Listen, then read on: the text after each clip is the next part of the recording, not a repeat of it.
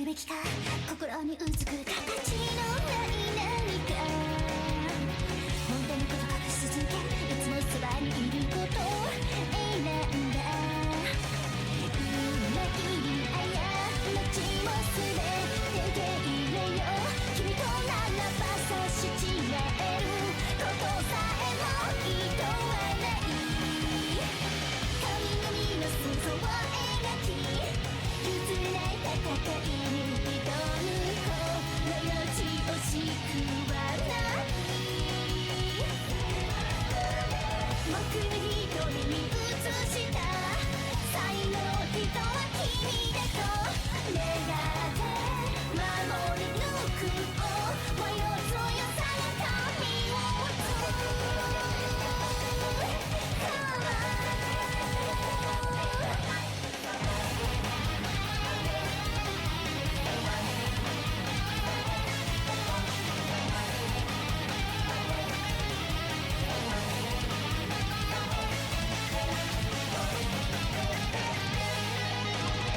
何を信じ抜くべきか答えにたどり着けないまま生きて静かにふりをし続けて無邪気な微笑みにうろたえる傷つきびきつけてね突き果てても君のためならば奈落の底からよみがえろう信号はまた繰り返す終わらないくら終わらせるこのセリフなどない君の瞳に映った最後の人は僕だと願って信じ抜く思いの強さが神を打つから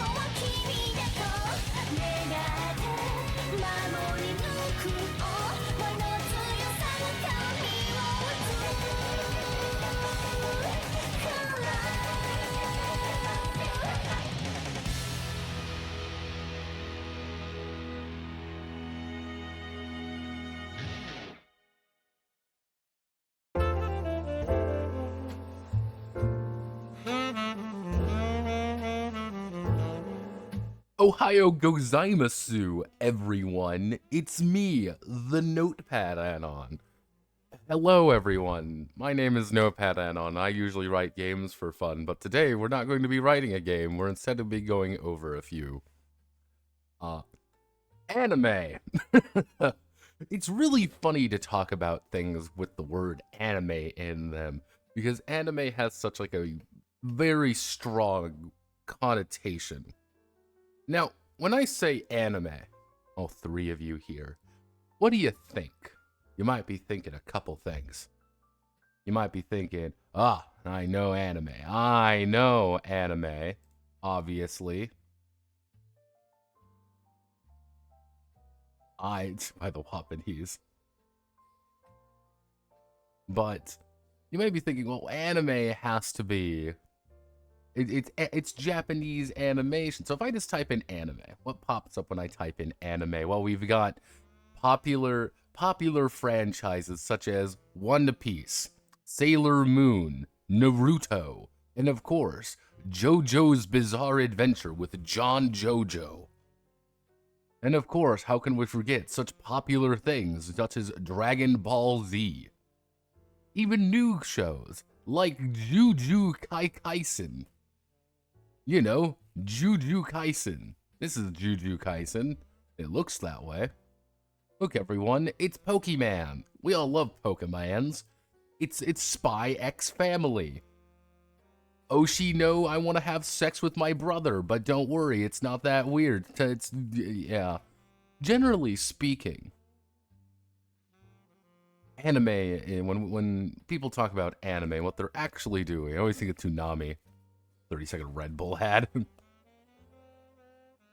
It's anime is all. If you want to really just break it down, all anime is Japanese animation. That is all that it is. However, there's a lot of different kinds of Japanime out there. Because you might be looking at it, you're like, oh, look, everyone, it's One Piece. One Piece is an extremely long-running show about a man who wants to become the Pirate King and his wacky adventures. Wacky adventures unfold. But it's kind of like saying, is this the same, would you consider One Piece the same genre as Monster? Which is about a doctor who possibly has to put down one of his patients who is insane after disgracing himself to save him. And all the subsequent issues. Well, obviously, these are not the same genre. Saying that is insane. That's crazy speak. However, this is where we come back. Do we consider Cloud Strife to be anime? He's got the look. He's the pretty boy. He's got the pretty boy. He's got the look. He's got the comically oversized sword. Is 10,000-year-old lolly vampires considered anime? Is that anime? Is that like the quintessential like cutoff point of anime? One of the things about anime is that there really isn't a genre of anime. It's kind of just a medium. It's kind of like saying, what's the genre of movie? Movies. Genre. Obviously, because the entirety of cinema is just one genre at its core. Or what's the genre of a book? Well, obviously, there has to be. All literature is the exact same, right? It's silly to think about it like that, and anime is no different. There is a very weird trend being like anime is all this exact same thing. And today we're going to be talking about something I like to refer to as Wanime. What happens if I type in Wanime? Facebook ads. Oh yeah, we're gaming. We're gonna open up. Let's do some shonen anime. Let me find some shonen anime. Some Kino there on the menu. Just so we all know what's going on. There we go. So pretty much the entire concept of Wanime. All it is Western anime. It's just a portmanteau. Very simply put, Wanime is kind of Western anime, and you can always find it. You can always look at it and say, yeah, that's kind of Wanime. We can probably I'm gonna sneeze here in 1 second.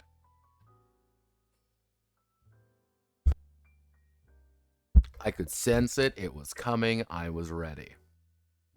Probably one of the most famous one is The Last Airbender. And you might be looking at this and being like, well, obviously this has to be anime. Even though it's very much not. This was made in the US. Animated in Korea, I believe. But it's like, okay, here is very clearly it's anime, right? There's superpowers, people are doing things. Everyone's a teenager, but like young adults.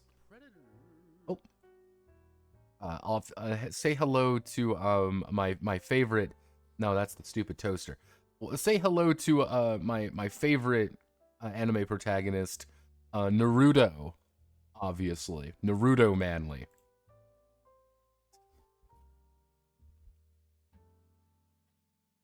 Great genre of all time. The anime genre? Yes. Yes, Naruto manly. This is the keynote that you all ask for. But you may be looking at it being like, well, Avatar The Last Airbender must obviously be anime. Right? Look at it. It's obviously anime. But we wouldn't say that because that would be silly.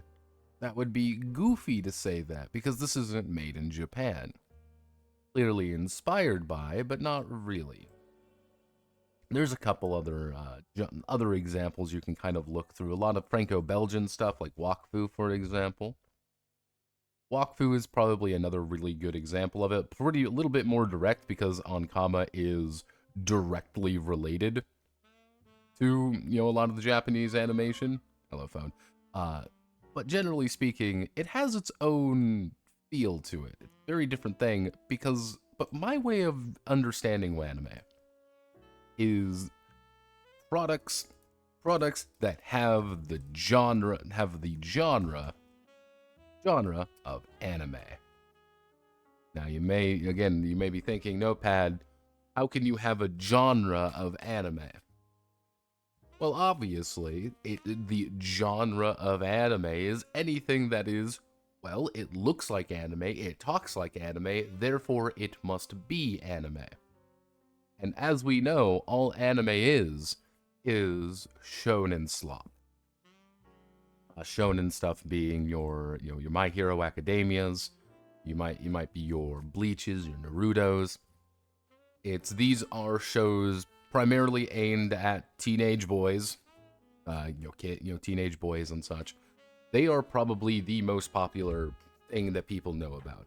My Hero Academia outsold the entirety of the Western comic book industry by itself. If you were to put all manga and all that stuff together, easily it dwarfs most Western comics by factors of 20. It is truly insane how big, these things are. And when people think of anime, they think of, well, let's see, 1,000-year-old, I'm gonna type in something I'm gonna regret. I'm gonna regret this, but I'm doing it for the meme. Now, we're gonna hit this button here and see what happens. Ah, yes, of course. As you can see, I'm gonna tactically move down here. 1,000-year-old anime, 1,000-year-old, vampire lollies. Obviously. Obviously this is anime, because this is what you have to... This is what it is. I'm scared to scroll down. Oh, it's magical girls. This is the quintessential anime. Anime.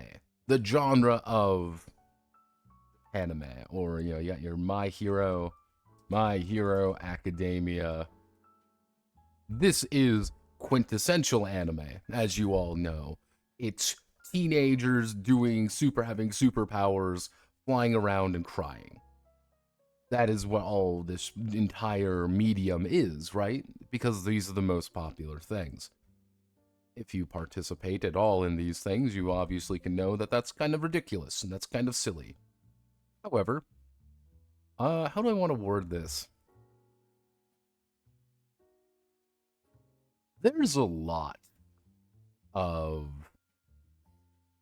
Wanime TRPGs. We gotta loop back all the way to tabletop role-playing games, of course. There's a lot of Wanime TRPGs.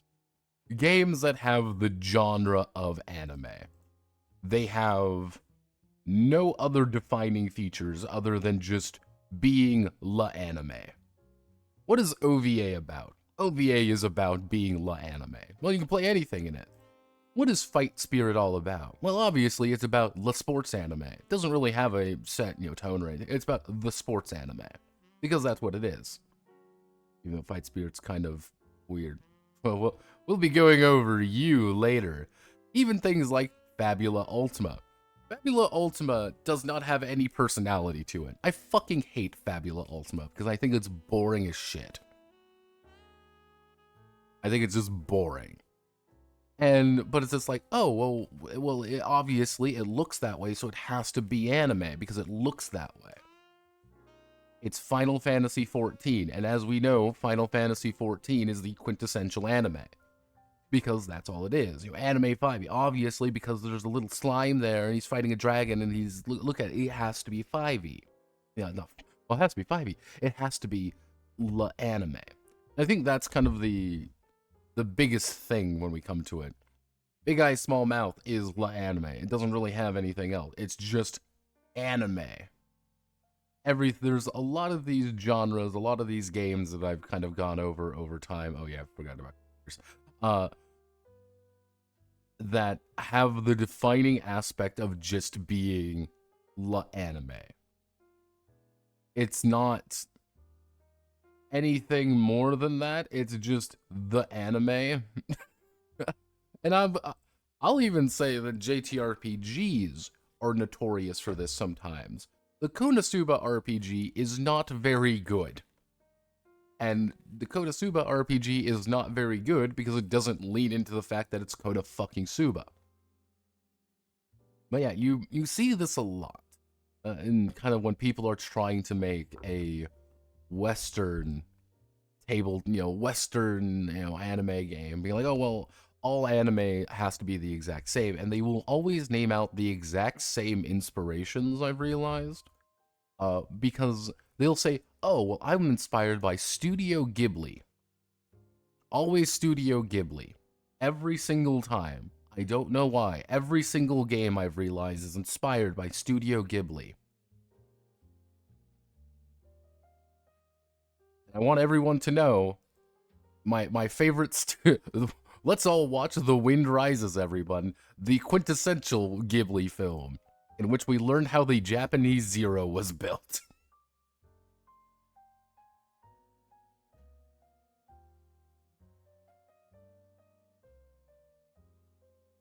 The 4 kids.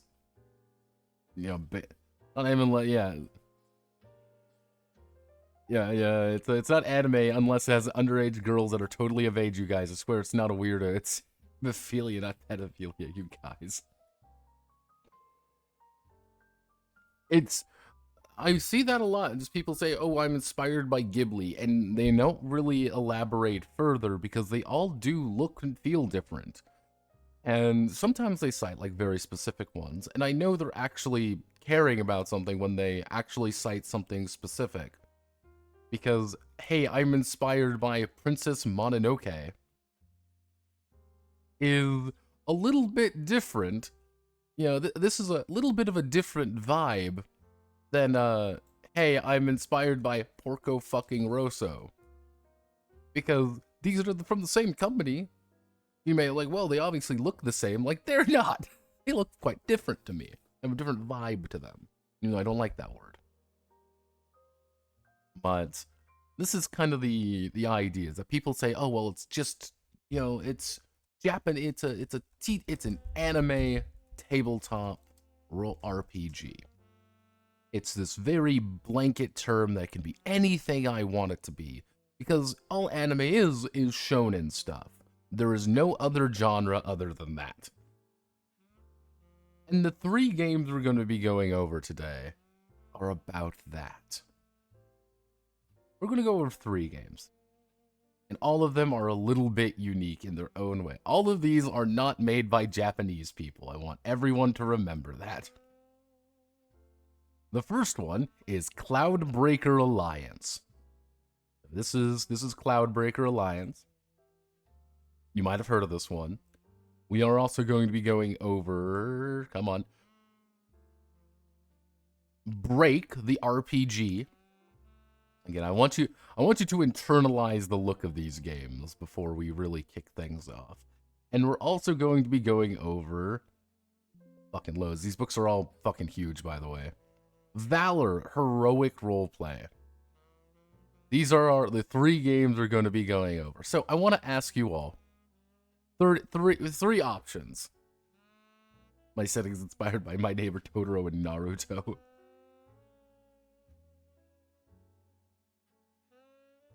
So, what are we looking for? We've got one for Cloudbreaker right off the bat. One for Cloudbreaker. Do we have any other requests? We've got, so again, this is what Cloudbreaker looks like. This is Break. This is Valor. What are we working for here? Do them in order that makes the most dramatic sense. Here's the thing. All of them, in any order, there's a different sense of drama that you can invoke from it. It is actually very fascinating. There's a very different vibe from each of them, because Valor is the oldest.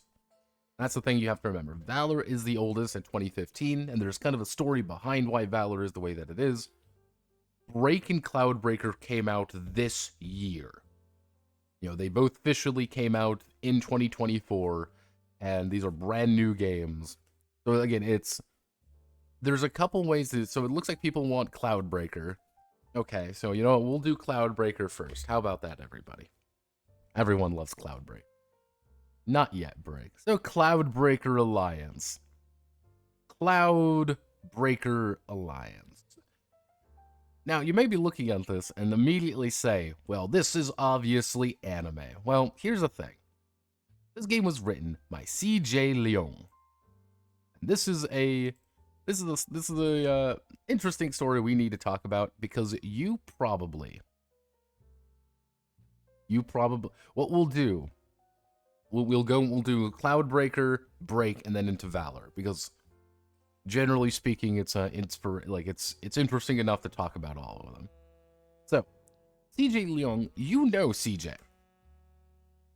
I can say you that you already know this man. It's this guy. CJ is he does a lot of Call of Cthulhu stuff. Now, you may be wondering, what do you mean by Call of Cthulhu? If you've ever seen these videos, the How to Play Call of Cthulhu 7th Edition, this is all him. This is everything about him. This is his actual YouTube channel of Don't Stop Thinking. And this is what he does, mostly, is that he does little RPG videos talking about games, and this was all the way about a year ago, so he was going to make his very own game right here. Cloudbreaker, Sun Tzu's The Art of War plus anime. Yes. Sun Tzu's The Art of War plus anime. And then you kind of see, he was talking about it. Yeah, NPC creation from, he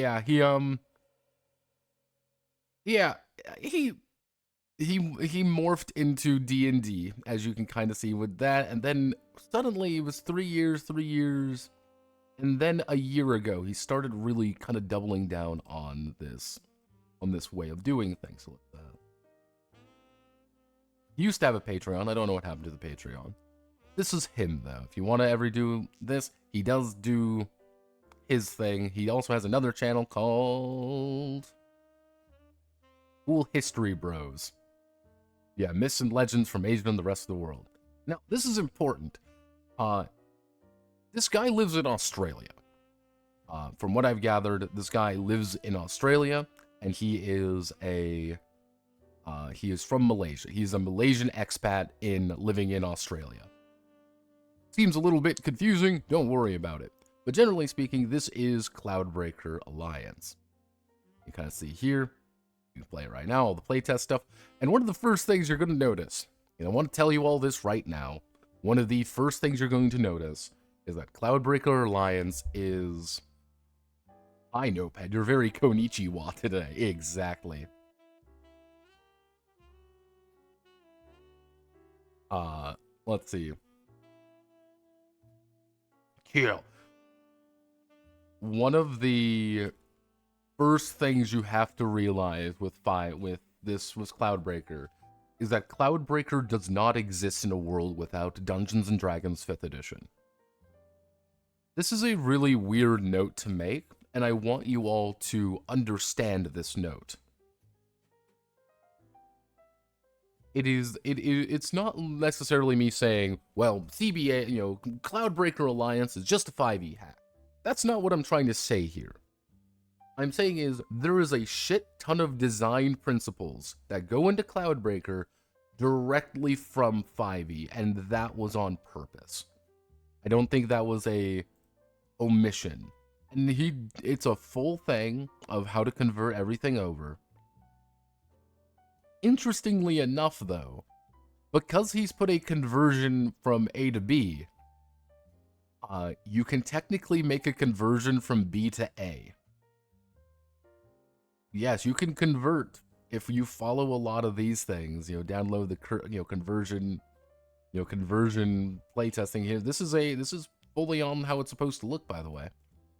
But the thing is, you can now make CBA things in 5e. This is what it does. It's very fascinating of how you can now backhack it to make it a 5th edition game. It's very interesting. It is genuinely interesting. Kind of in that horrifying, oh god, why can nothing go right kind of way. But Cloudbreaker probably is better known for the fact that it had a Kickstarter. We love Kickstarter. That's going to be kind of a theme you're going to see today, is all of these are Kickstarter babies. But this is Kickstarter right here. I don't want to see this go away. But it made, as you see, again, he is Australian. He's from Melbourne.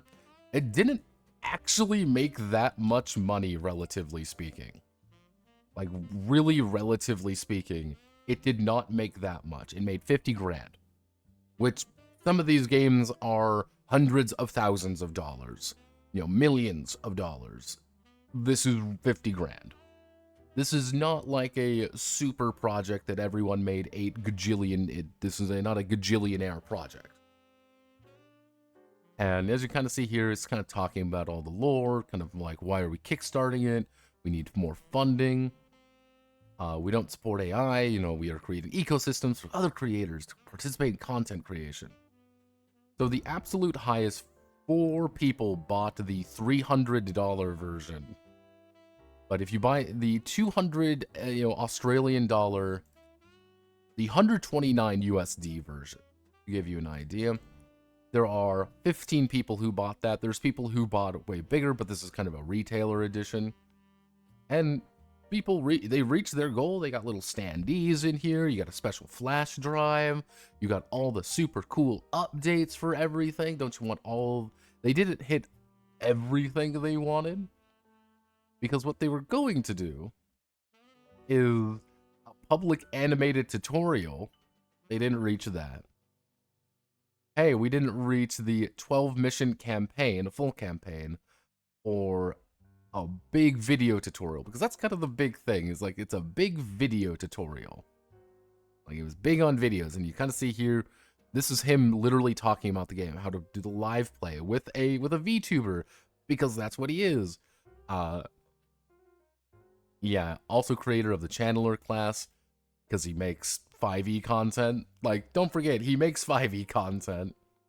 Yeah, he's known for the Channeler class, and Cloudbreaker has not broken 50 sales yet. Oh. But yeah, no, it has not broken 50 sales yet on TTRPG. Maybe it's just Kickstarter stuff, I don't know. But as you kind of see here, there's kind of a few different people kind of involved. And, like, alright, people seem to like the game. That's all you can really say.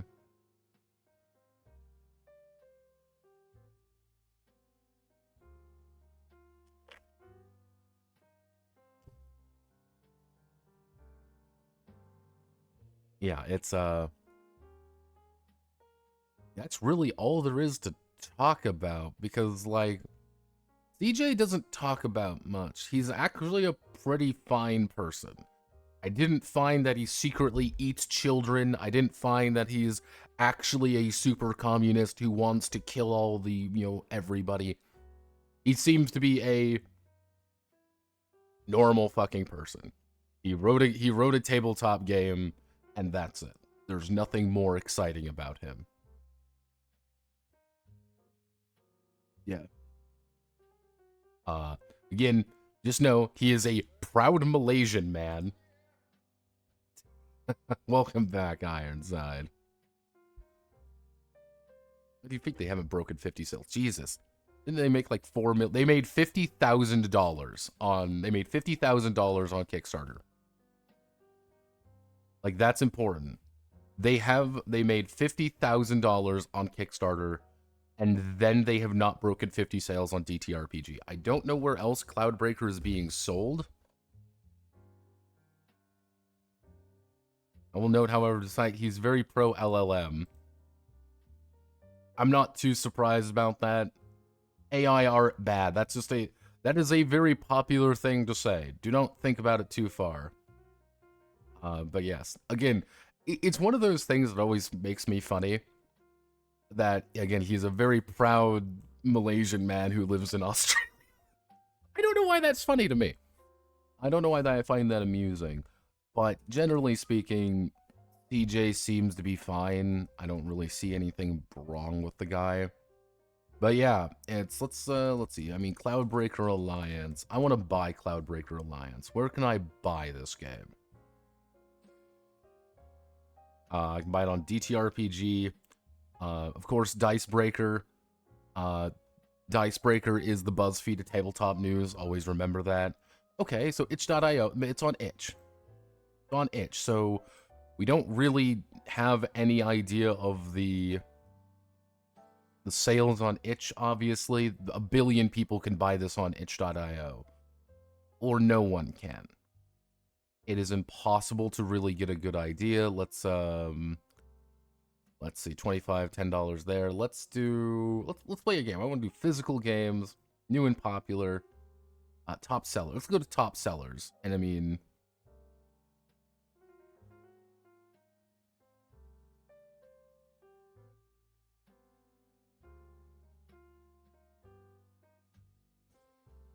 oh no, Kings. Okay, maybe it's not going to be here. Let's do most top. Uh-oh. Oh no, Kings. Yeah, let's do popular. What's popular things? I mean, it's got to be here, right? Right? I'm not bashing the game, saying like, "Oh, Cloudbreaker Alliance is bad," but it's very much. It's hard to kind of get a good idea about this game's sales because as of right now, it has not broken 50 sales on DTRPG. And that is a very weird thing to say, that, oh, I have not broken 50 sales? Yeah, his website's gone. But yeah, that's CJ. That's all you really need to know about CJ. Pretty normal guy, all things considering. But yeah, so this is. I haven't even said. Yeah, like I think one of the things about this. One of the things about this is you need to learn about the dev. The fact that the dev likes D&D. And that first line I say is that Cloudbreaker Alliance does not exist without D&D 5th edition. Because generally speaking, that's very true. We need someone to help us, though. And I've created a character across all of time and space to help us. I've created John Anime.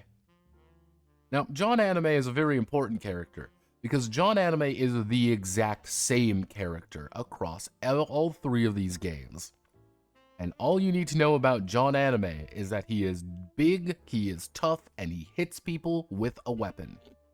He has no magic, he has no cool abilities, he is man with sword. Except in Valor, which he just punches people, because there's no weapons in Valor. But that's all you need to know. Here we have John Guts Anime, because he's a brute. And when we found out there was the Berserker class, we obviously needed to become John Guts. But yeah, that is... So if we go down here, they kind of talk about Sunahara as well when it comes to like the... Like, oh, cover art and stuff. This is really the only big piece of art. Like, you'll kind of start seeing things. But let's do a quick introduction. Here's our example players we will see throughout the book. I want you all to know, Mr. Jackson there in the corner. Mr. Jackson this is a table for misbegotten youths. That girl is in full gothic Lolita outfit, and that is a man who has given up. He is like, this is my life now. None of these children are going to make it out of the hood. We are, oh God, help us all. Look at that man. Look at this man. This is a man who has given up.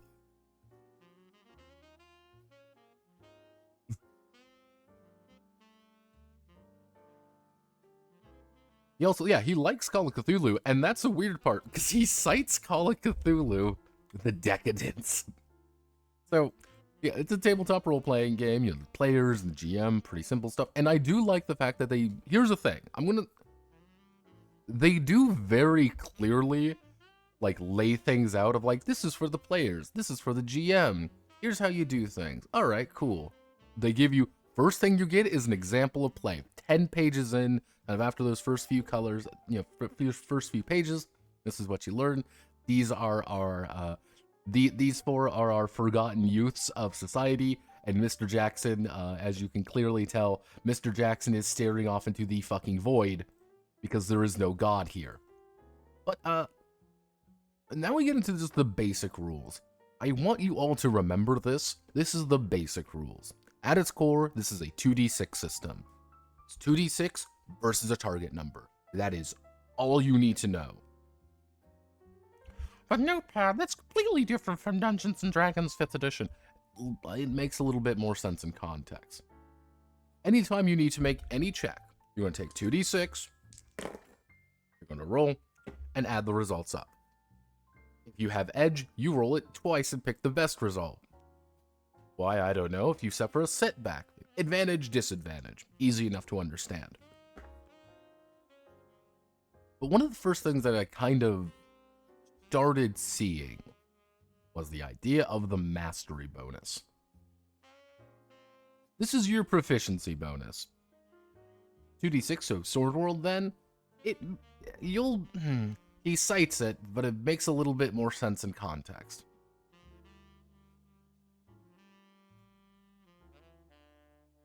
And it's so over. But as you can see, you have your mastery bonus, and your mastery bonus is applied to a lot of things. Many things are scaled to this mastery bonus. You know, combat rolls, I'm like, alright, so, and they give you always a little section summary. I'm okay with the section summary.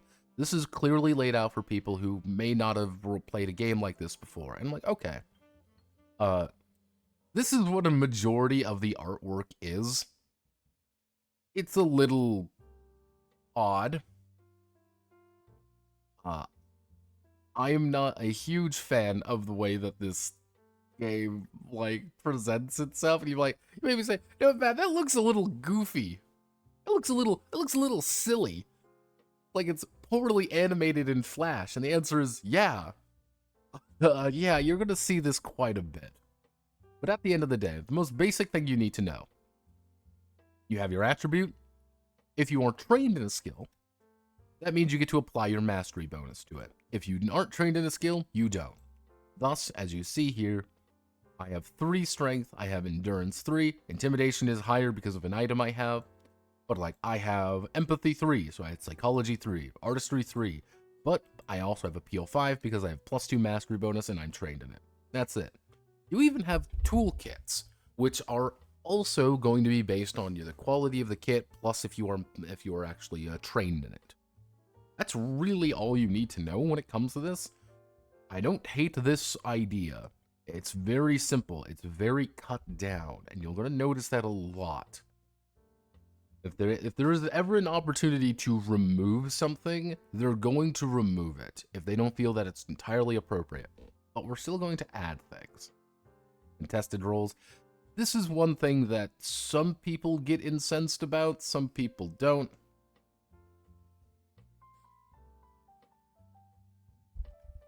Oh yeah, no. These are all taken from the video he did. Most of these images, and I don't know if I just have a bad version, I don't know if this is like I don't know, but yeah, all of this is taken from the original videos he did. Because if we do... And it's interesting enough to talk about it. Let me see if I can find the CloudBREAK.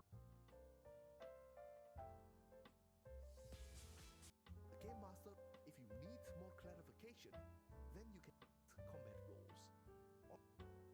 So, to kind of give you an idea, most of this is from his video. This is from Don't Stop Thinking, obviously. You kind of see the way it's animated, the way it looks. These are literally screenshots from the video. It's a little goofy when you first see it. And if you're it's one of those things, like, if you're looking at it from an eye like here, you're like, oh, like, this is a little odd. And the way he explains it, it's like, all right, you kind of see even down to things like this. Yeah, little things like that you notice in a game like this. And I saw it immediately. I was like, oh, this is from his video. So this is one of the weirder bits. Pretty much as you level up, things get easier or more difficult. Obviously, this is supposed to be like, well, this is hard for a level 9 character. This is hard for a level 5 character. It's not going to be as different. It's going to be a little bit different across the board. Generally speaking, the higher level you get, the more difficult things get. What does this actually mean? I don't know. This is going to be kind of a GM thing, being less like... Because you have to think about it like this. Your mastery is improving every time. By the time you hit level 9, your mastery bonus is going to be like +6. It's going to be +4, +6. It's going to be higher than the current one. And all of your abilities are also getting up. So it makes sense why this isn't here. Some people may not like it. Some people may. Generally speaking, double 6s crit, double 1s fail. You can always auto-succeed, always auto-fail. Very basic skills. None of the skills are, like, really insane. But I'm going to give you all a secret here. This is completely divorced from the rest of the game. They did the thing again, everyone. They did the thing where you have 2 characters and call it a single character. Your strength, agility, awareness, empathy, that doesn't play any part really in combat. It's a little weird. Except if you do a very specific set of actions. Like, being strong doesn't make you a better fighter. It just makes you a stronger person to solve issues. I don't know if I hate that or not. It kind of depends on your issue. Combat. How do we do combat? You roll 2d6 plus your mastery versus your problem. That's really it. Here's a bunch of combat rules and things like that. Don't worry about it. It's not too complicated. The best thing the only thing you really need to know is you roll 2d6 plus any of your bonuses versus their defense. And, oh. Sorry, you guys. Naruto Manly could not believe it.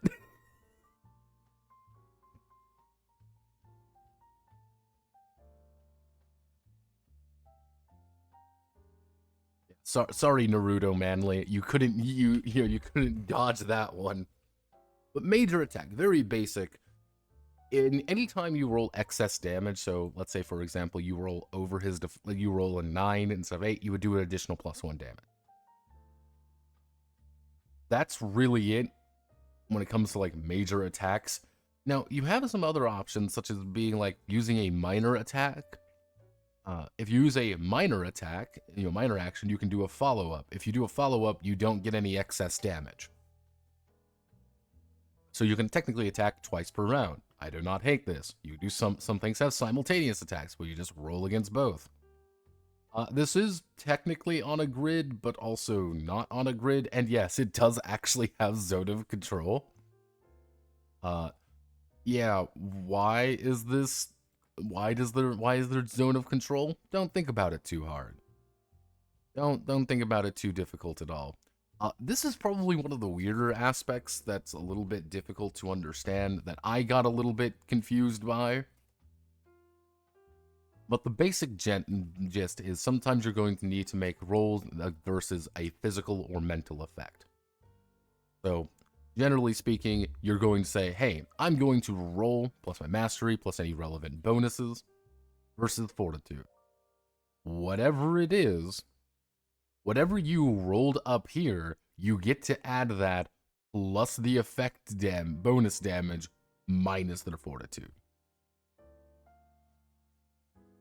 Effectively, if you beat their fortitude, you still do damage.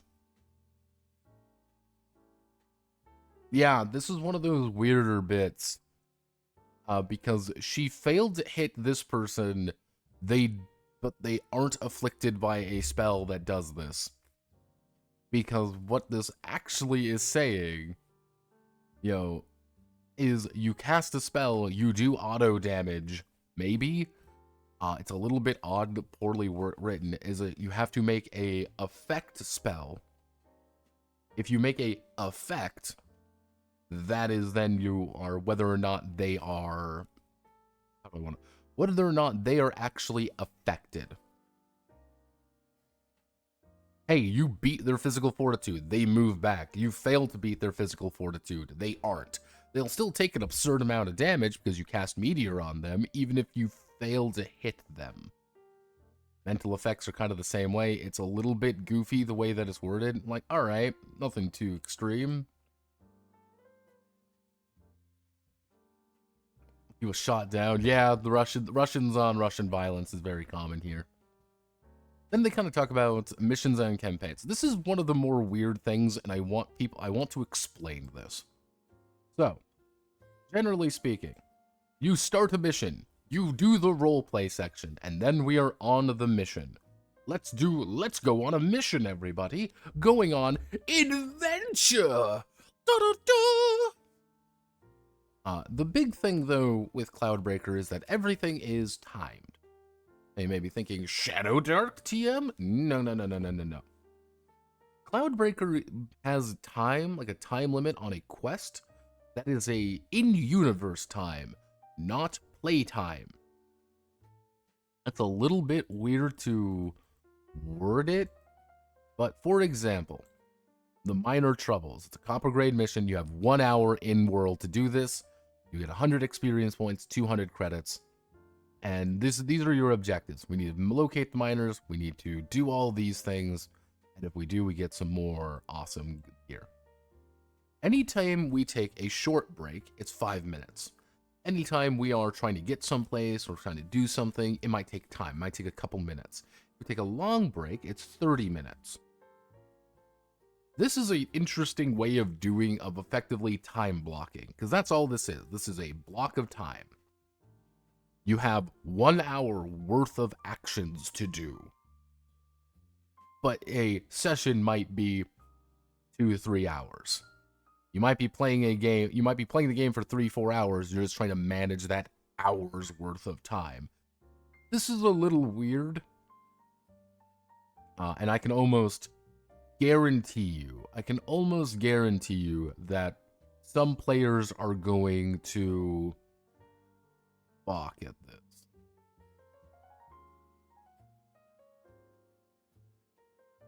Like some players are going to look at this and get real annoyed. Some people are going to say, nope, absolutely not. This is dumb. This doesn't make any sense. I'm not opposed to it, but I like JTRPGs, and I wouldn't call it an hour. This is one of those things, because you said, oh, it's an hour of in-game time, but not. It's a very strange thing. You kind of see long breaks, 30 minutes, may take time away when you swap items. Yeah, it's like, generally speaking, oh, you have 2 critical situations. These are actual encounters. You might be in a fight, you might have to do a special check to do something. That's really it. You fail an objective, technically, you can get revived. I have no fucking idea why they made a big deal about getting revived and how important and how annoying it is. It's actually kind of odd because you see this like, oh, well, next part of sent to complete the mission will retrieve their corpses. Because yes, you can die.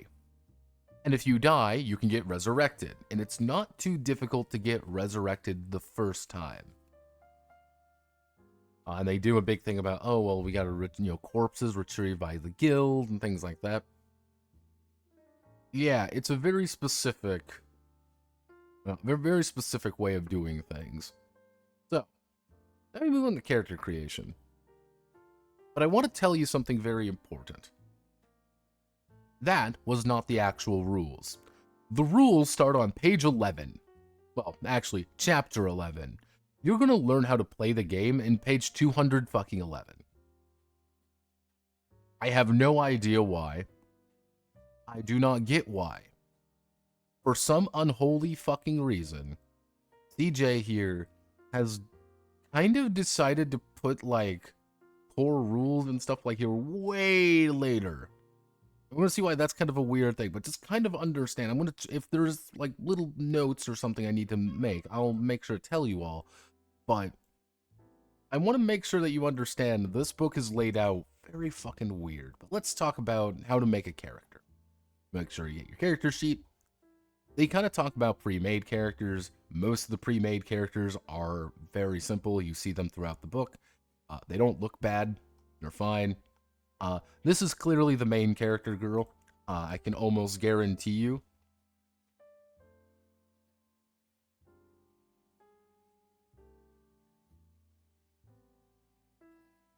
What are the first 100 pages about? It's about literally everything else. You get like a bunch of like how to make characters, but they don't explain why those characters work the way they do. That's the weird thing. Because if you notice, I didn't talk about spirit. But then you get things like, but then they also won't talk about how enemies function, and they'll talk about how the fucking intricate magic system works. They will talk about ranges before you realize ranges aren't real in this game. No, it's not Asuka, thank you very much. I can just tell you CJ has copious amounts of porn of this character. CJ has a folder called the Marla, Marla folder, and it's just terabytes of pornographic images of this elf. Getting railed by every single creature in existence. It is truly astounding. I can understand. Yeah, 5-minute break and a 30-minute break is effectively zero when viewed through the lens of this being an anime game. He made smut of his waifu. I can only assume she is throughout the entire book. She is actually an important character as well. I don't know. I would be amazed if he didn't. Because again, remember, you have to remember, Ethical, this is a 5e game. She has stats in the book. Yes, she's one of the pre-gens. She is one of the full pre-gens of the book. You can play her. And technically, you can even, you can play her, and I believe she is actually technically supposed to be like level 6. She's like one of the stronger characters, too. You will see her repeatedly throughout the book. Yeah, you have to remember, Ethical, this is still a 5e game, and you see all of these things. We won't learn about these until later. This is actually how you make characters, though. And this is like, oh, here's all the quirk lists and stuff. They don't tell you about how quirks function. Effectively, what you need to do when it comes to quirks is you need to add your 2 quirk points, and you'll get some more quirks later on. But as you can kind of see here, John Anime has got his 2 quirks. He put Adventurous too. He is an explorer and he has peak performance. They do things like this, where 3 times an adventure you can ask for the quickest route to a problem, or you can roll brute or sports skills with edge. It's like, oh, okay, these are just my quirks, and you'll realize this one is infinitely less useful because of how I built my character. Yeah, peak performance isn't really good. But like, yeah, you get 1 class rank under a basic discipline. This is a little bit weird the way it's worded. Effectively, here are the basic disciplines. If you choose a discipline, you get to choose one of the classes under it. That's effectively how it works. In theory, it's like kind of the brute. Berserker and Spartan kind of work the exact same. They're still brutes. However, Berserker, they do get different abilities. You can build a secondary class, and in theory, you could level up any class at any time. It's like, but why would you do that? Certain number of item slots, and then you start with 200 creds. We'll go over a quick rundown of the lore. Generally speaking, you get 7 points. 7 points distribute with 3. I kind of did like Superman. If you want to do like really average man, it'd be 2-2. It'd be a 2-2, 2-2-2-1. There aren't actually many ways to make. You don't actually have many spreads in this game when it comes to like your just raw attributes. You do 3-3-1-0, 2-2-2-1, and this is actually it. These are the 2 spreads that you can use. You can redistribute them in different places, but just how many points you get and how you should assign them. That's really it.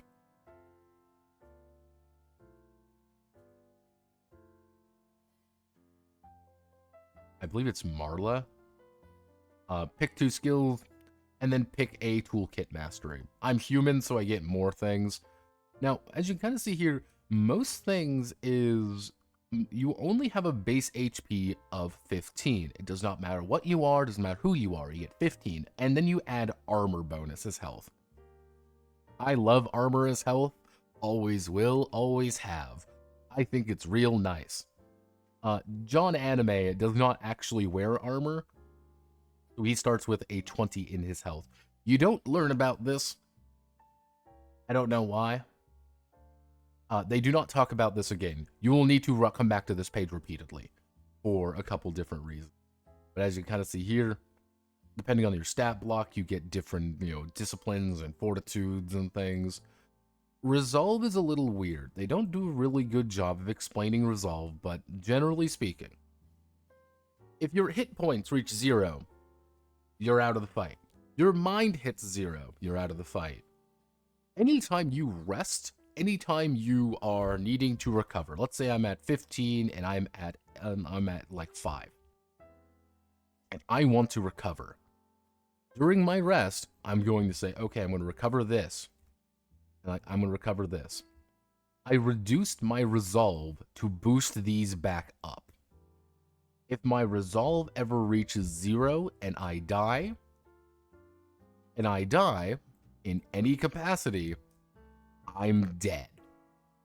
That is how you actually die. You get worn the fuck down. There are some things that actually reduce your total resolve, some things that target your resolve directly, but like if you're unconscious and get attacked, you reduce your resolve. I don't hate that system. I think it's pretty neat, actually. I think it's kind of neat. Some things give you attunement slot. This will make a lot more sense in the magic section, which we will have to fucking explain. But yeah, actions, attacks, and effects. Generally speaking, we go down to our actions. You start with 1 major action and 1 minor action. As you level up, you will actually get more minor actions. Turn speed, you have a set initiative based on your class. You have a base distance set by your class. You have access to combat master. These are your proficiencies in weapons. If you're using a weapon you don't have proficiency in, you can still use it. You just don't get any of the benefits. You just don't get any of your mastery benefits. Armor gives you health. If you don't have you don't get the health bonus. You can still wear it. You just don't get any of the bonuses. Here, finishing touches. Start at bond point 5. Bonds are things you have with players, but fond memories is you have with everything. Yeah. So, leveling up. Anytime you level up, you increase the rank of your class. Anytime you do that, awesome. That's pretty much it. Every time when you level up, you can change your attributes, change your quirks around, change any masteries. Easy.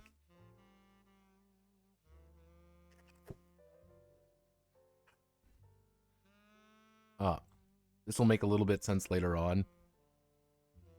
But this is how you actually level up. So, for example, I am going to level up from level 2. I want to level up from level 1 to level 2. I increase my HP, I increase my MP, I increase my resolve. I still have the same here. Everything else remains the same. Spirit tokens. We never talked about spirit tokens yet. Don't think about it. It's like you get a very gradual increase until the end. Where you see here, 3 mastery bonus, more attributes, more quirks, more things, more things. That's kind of the... You don't do like a monumental increase in power in this game, I realize. It's not like level 1, let's kill a slime, level 20, let's kill God. It's like level 1, let's kill a slime, level 20, let's kill King Slime.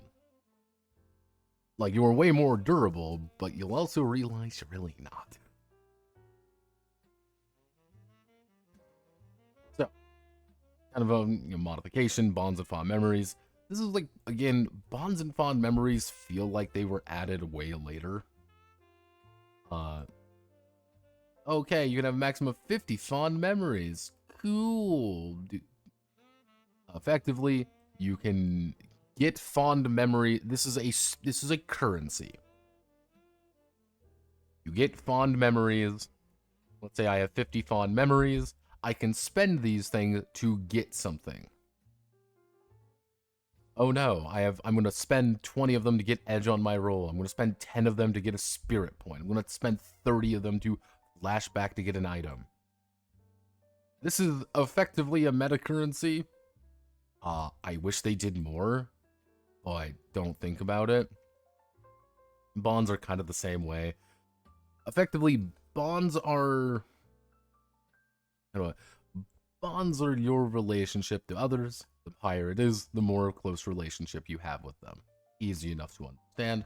Weirdly enough, you can also downgrade yourself. Yeah. You may be thinking, Notepad, what do you mean? I'm silver grade. I am a level 6 character. I don't get any experience for going on copper grade quests. What I can do, however, is downgrade myself to level 4 and get experience again. And you think, Notepad, that sounds retarded. And the answer is, yeah, a little bit. I don't know what's going to happen. Now we get lore. Now, mind you, that's not character creation. That is important, my friends.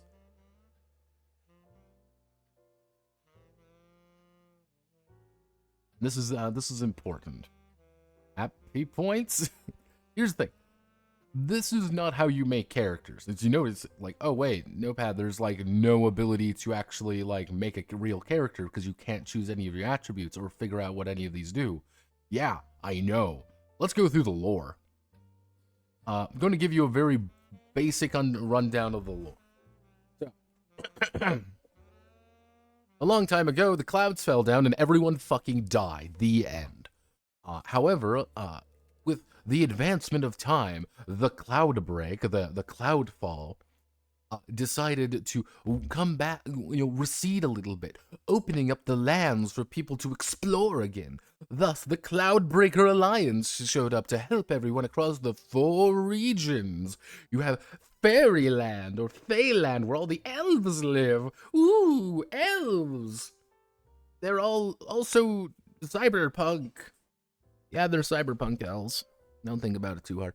It's like, yeah, they're super magic. Then you got Ilum, and Ilum's like, oh, cool, I'm like super powered because I gotta fight the undead using the power of Angel from Blue Archive. Fuck no. Sanctum has Blue Archive angels. Ilum has Taoist monks, I think. Ulrich is the Wild West. Ta-da! If I'm being a little reductive, yeah. You kind of get flashbanged with lore a little bit here. Really all you need to know is Ilum is run by companies.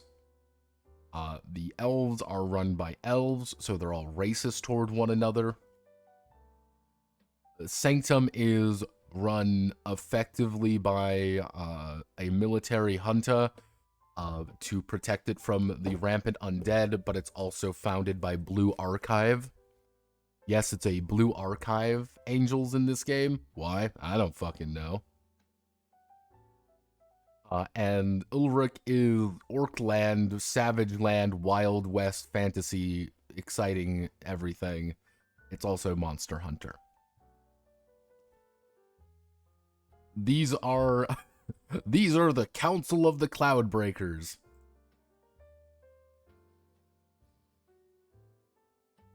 As these are the Council of the Cloudbreakers.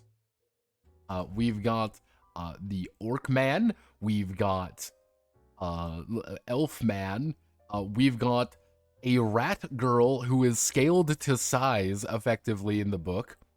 Yes, she is a rat person you can grab with your hand and say, pat, pat, pat. Like, a rat's fine too. And fucking Black Souls that shit. And the church. And if you notice, yes, they do have Blue Archive halos. I have no idea why. They just do. Again, these are kind of the sample characters. This is how they function. Again, this is what I mean, like, she's an important character. She's in every single image, almost. All you really need to know about, like, the lore is kind of funky. Here's the thing about the lore that kind of throws me off.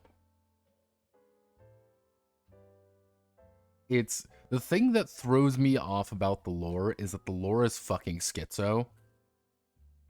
But not like, oh, fun schizo, more like, oh, we're really, really detailed lore that, like, yeah, it's kind of like Guilty Gear. It's funny you mentioned Guilty Gear. There's a little bit of that in this game. Just a little bit. Even though, again, I think I skipped it. Let me find the influences.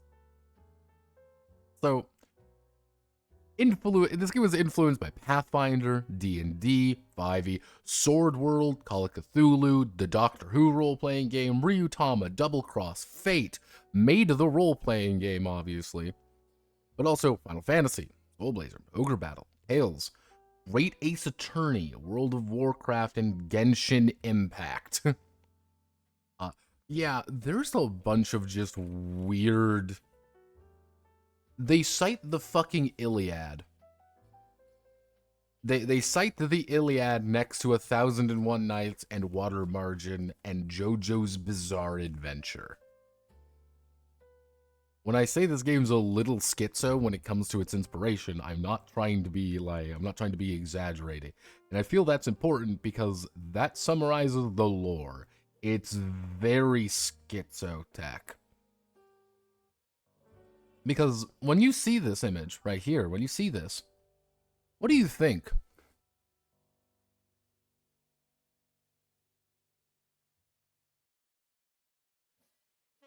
When you see this, what tech level are you thinking here? When I say tech level, when I go down to the store, what do you think I can buy?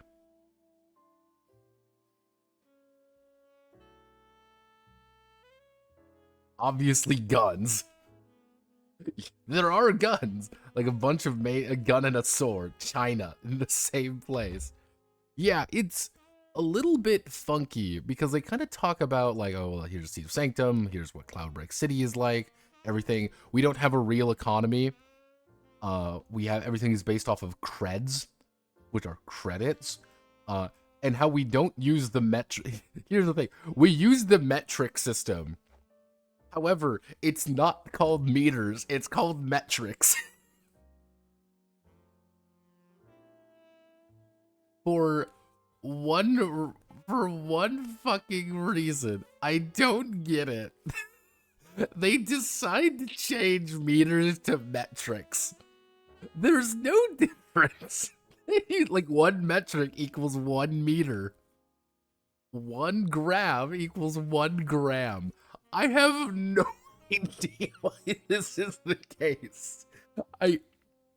This is just one of those things where you sit down, you're like, what the fuck are you talking about?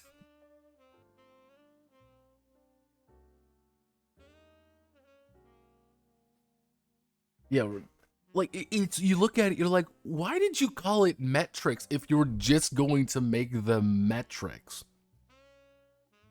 Like it's like, but why? Like, using that in, like, Final Fantasy, I'm like, okay, you kind of appeal to different groups. You know, you're using different, you know, you got Asian audiences, you got Western audiences. Let's call it something different so we can change values, but keep everything the same. Like, yeah, it's a malm. Fuck you, it's a malm. It's different. Yeah, that's why I'm like, yeah, even down to things like, you have technically 12 months, but they're 5-day weeks of thumb day, point day, middle day, spare day, and small day. This is the autism that we can get to. Like, this is the kind of autism that I have to deal with sometimes. Do these play into anything? No, and they shouldn't. Kind of the Cloudbreaker Academy. Everyone also has a tablet. Yeah, all the Cloudbreakers have a magical fucking iPad that is in-universe iPad. And I want you to look at this image right here, because what you're supposed to do is that if you do an analyze check, you hand them the book. That's what you do. You hand them the book.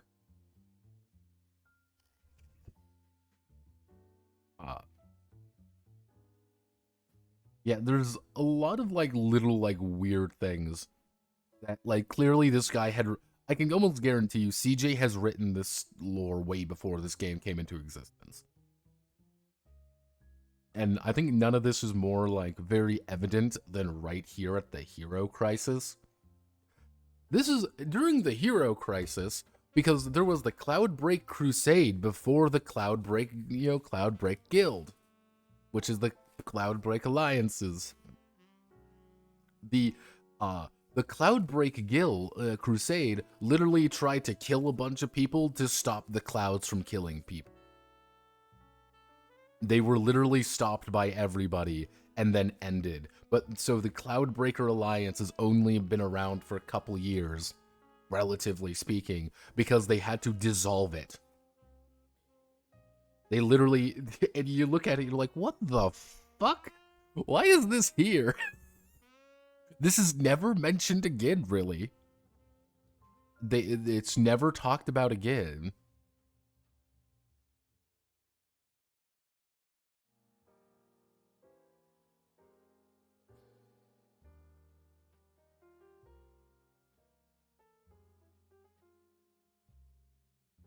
Oh, you can't put metric in fantasy setting without it being weird.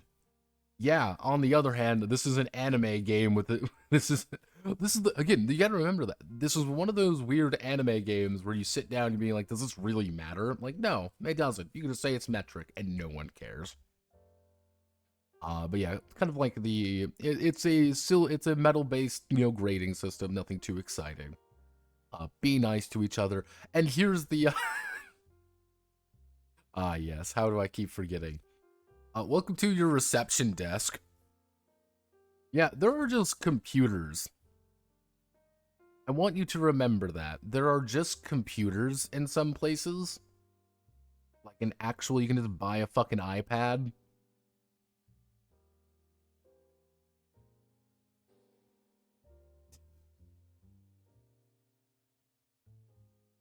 Yeah, this is what I mean by, like, this game is a little bit schizocore because Cloudbreak is supposed to be this is a low effort zone for roleplay. You don't need to conform to a specific historical time frame.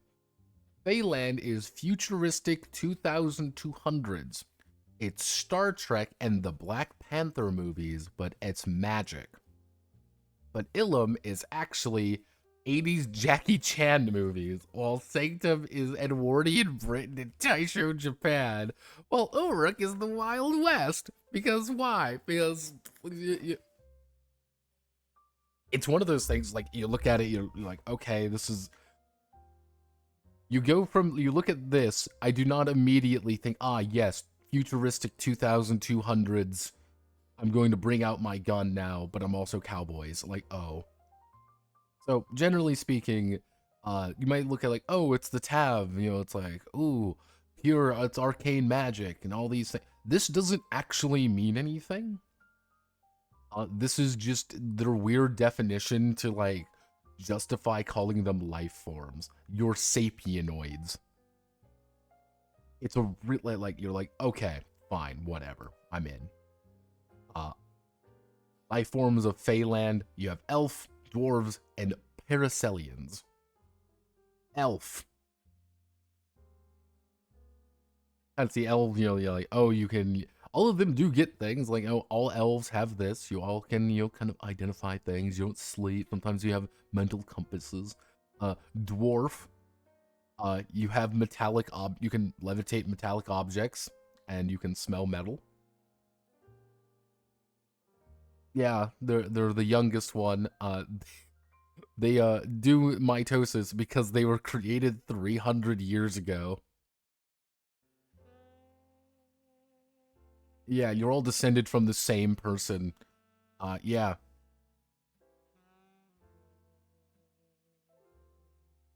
Yeah, of course we have the life forms of Ilum. We have, you know, cat people, or kind of literally anything. Hey, you want to have you want to have echolocation, you want to be camouflaged, you want to have a pouch, you can talk to animals. You're a fucking plant person, I'm going to plant something in there.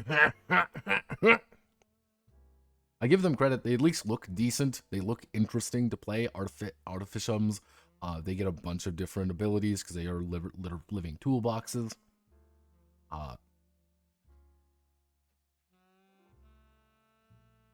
Yeah, these are Oni. Oh yeah. Yeah, the Asura, and this is what I mean. These are angels. They're just blue arc. Yeah, I want you to remember, Big Oni Cock, broke a blue archive girl to make the current species. Just remember that. This is something we gotta make sure people know.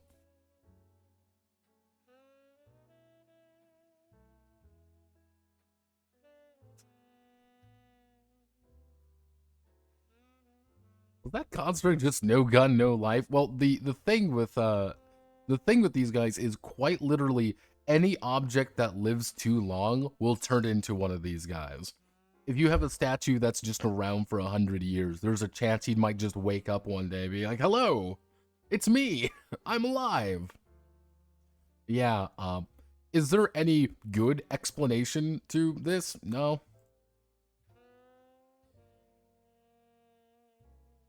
Well, again, this is important. They have been interbred. They keep saying, like, the Asura, the Angels, and the Oni have been interbreeding with each other so long. They're effectively the same species. They are effectively the exact same. And then the, of course, of Ulruk, we've got Orc. Very soft orc, unfortunately. Tariq Orkseed would be losing his fucking mind at this.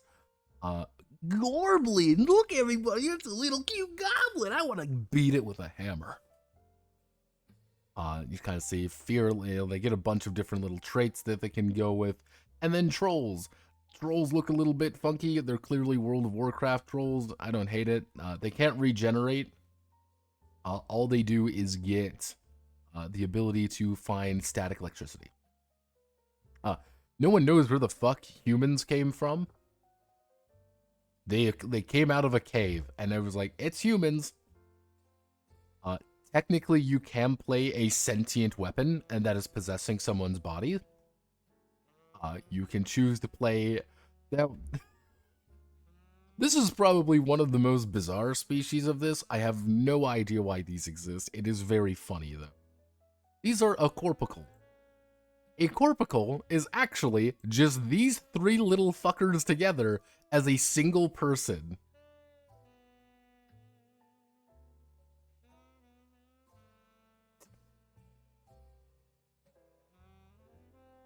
Yeah. Yeah,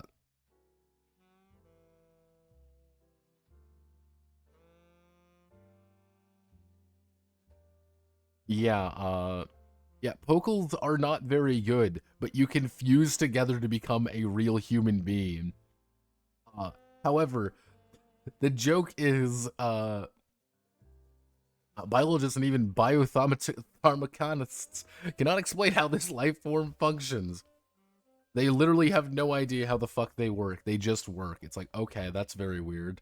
And then you have dragon casts who feel like they should be put somewhere else, but they're just the guys from Fire Emblem. That's all they are. Ta-da!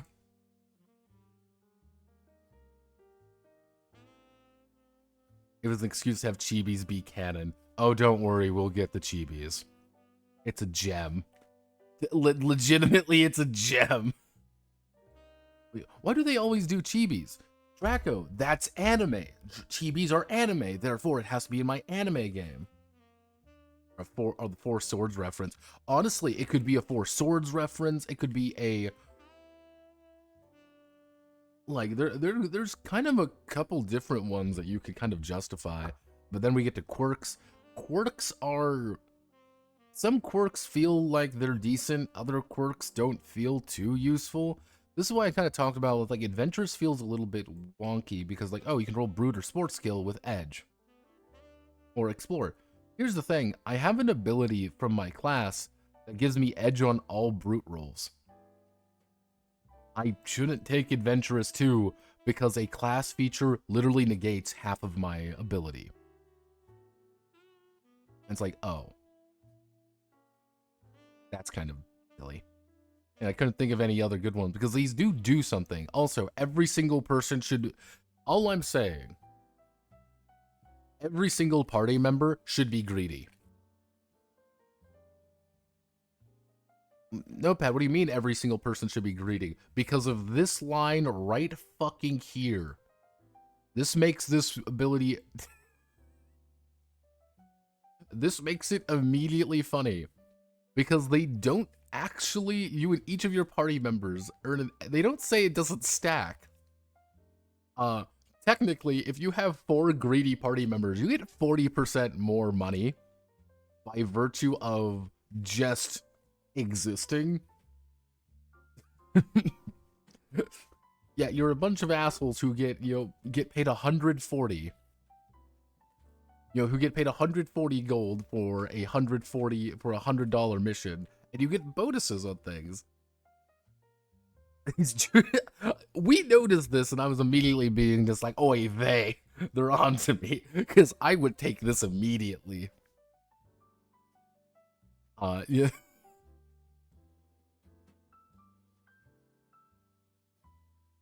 Yeah, intuitive, haughty kind. Like some of these, like they do give you things. It's kind of what, yeah, it is very much a, like, this is kind of odd. Ooh, excuse me.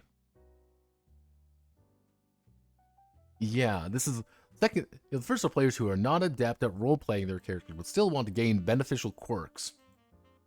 Okay. The second are players who want to role-play an isekai character. Yeah, they give you the 3 isekai options. You can choose to just say, once per session, just immediately succeed. Or you can say, nah, I'm going to manipulate one of the dice rolled. And you can change the value on any face number, or even remove it for that roll. Yeah, you can cheat fate. Generally speaking, cheating fate is better than cheating at life. Imaginary friends literally just give you imaginary friends. Yeah, you can literally have a full group of imaginary friends to follow you around, so you can farm bond points off of them.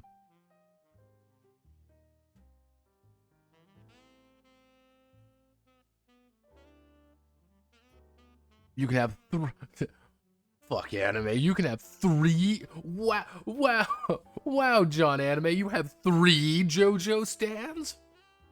Because like the weird thing with these, Because, again, you get a bond point. This is important. You get a bond point with every single person who went on the adventure with you, including your imaginary friends. If you have 3 imaginary friends, you get +3 bond points, which is +3 fucking things at this end of every session. At the end of every adventure. You're literally just farming points with these guys. That's all they do. They just farm you points.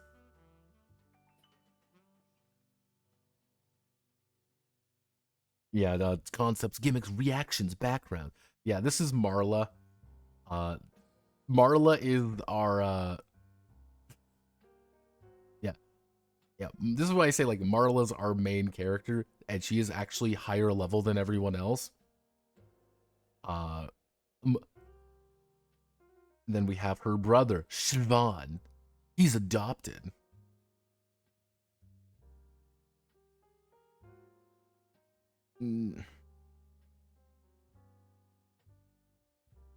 Oh, God.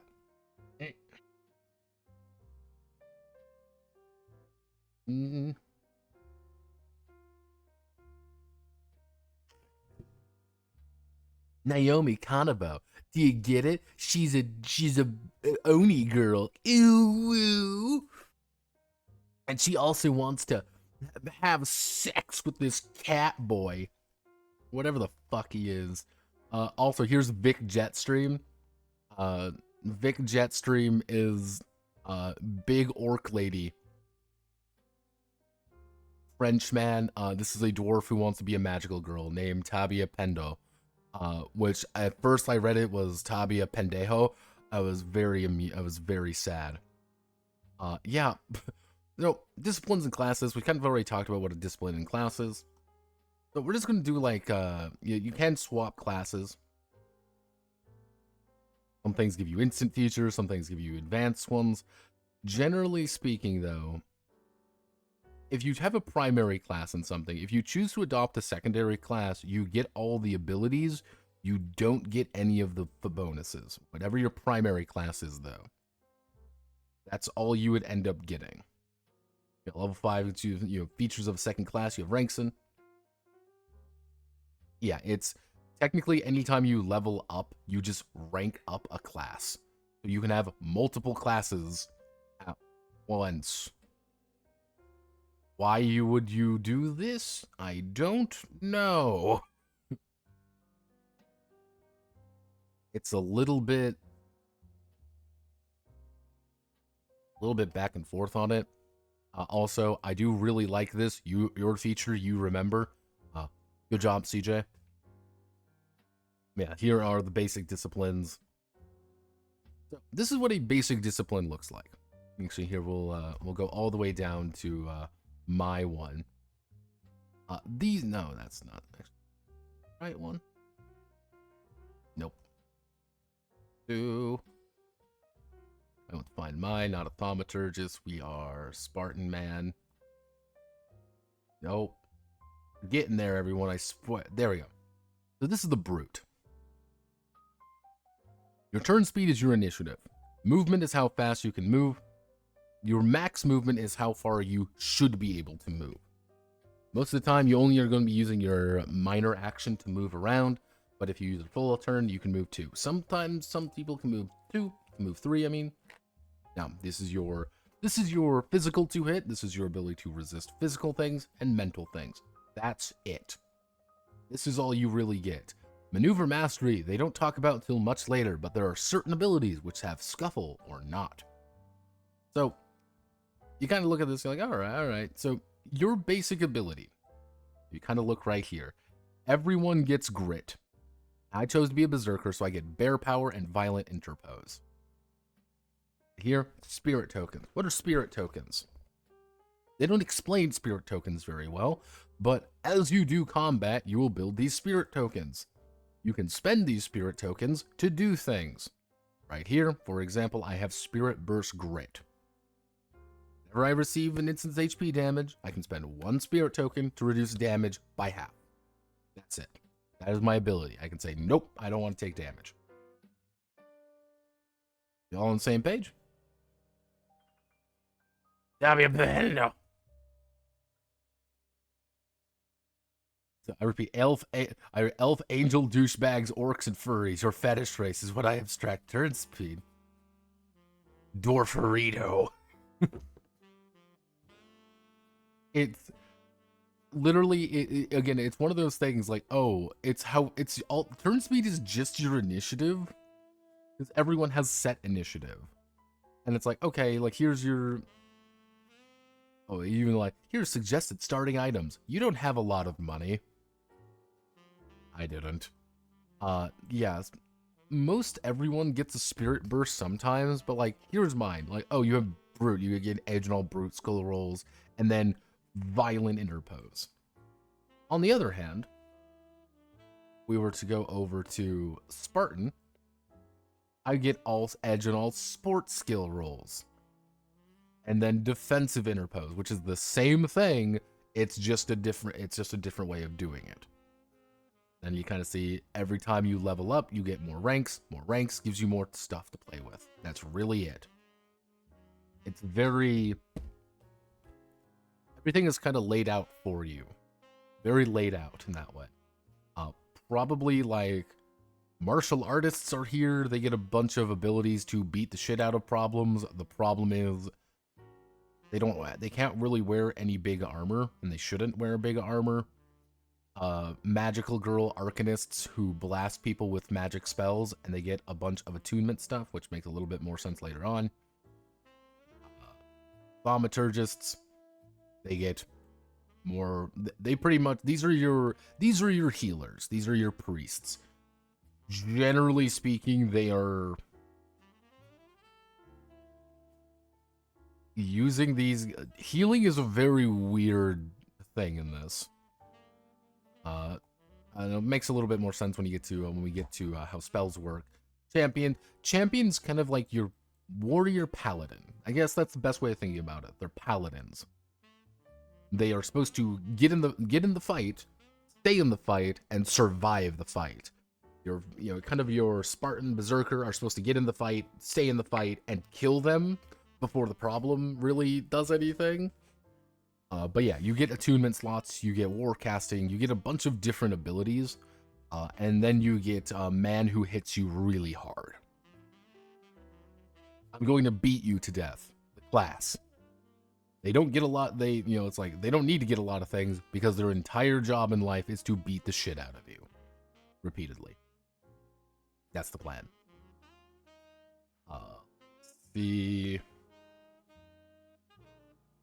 Tricksters, they're kind of like, again, they're rogue bards, effectively. You can kind of build them in different ways. As you kind of see here. Like, oh boy, you can find things easier. You can dual wield better. You want to dual wield, you're going to take dual wielding with these guys. Hey, you can spend items to get things. Cool. You did it.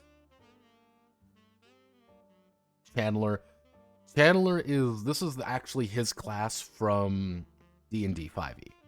This is actually all that it does. It allows you to play a JoJo character. So if you want to play a JoJo character, you totally can. And yes, in case you're wondering, you do get commanding in Eidolon. And you do it to beat the shit out of the problem. That is your job, and that is all you do. There's quite a bit of that, and then these are your advanced classes. If you hit level 4 in any of the appropriate classes, so for example, the weapon master, you must be rank 4 soldier or rank 4 martial artist, you can then you can technically get this advanced discipline. Now remember, you can only have 2 classes at a time though. So if I become a berserker level 5, a berserker level 6, and then I want to say, well, I want to become a weapon master, because obviously I think that would be appropriate, I am unable to. I would need to take 4 levels in becoming a soldier, then I would have the privilege of taking that. You may say, that's kind of silly, and the answer is a little bit, so you kind of have to plan ahead a little. Effectively, these guys just hit like a freight train. These are kind of more of a, these are more of a perfect encapsulation of a specific way to play the character. There is when one of you said there was a scope thing in this game, and the answer is yes. This is a scope thing.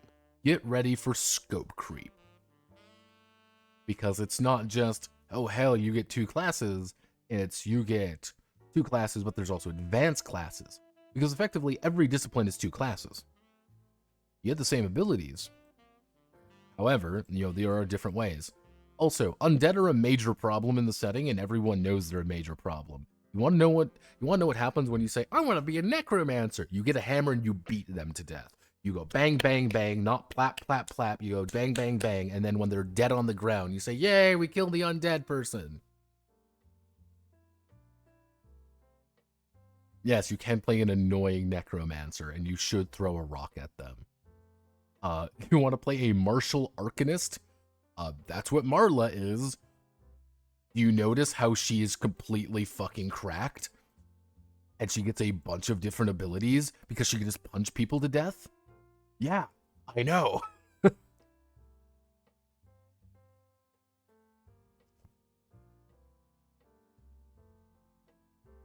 I'm kind of zooming through things. It's, there's a reason.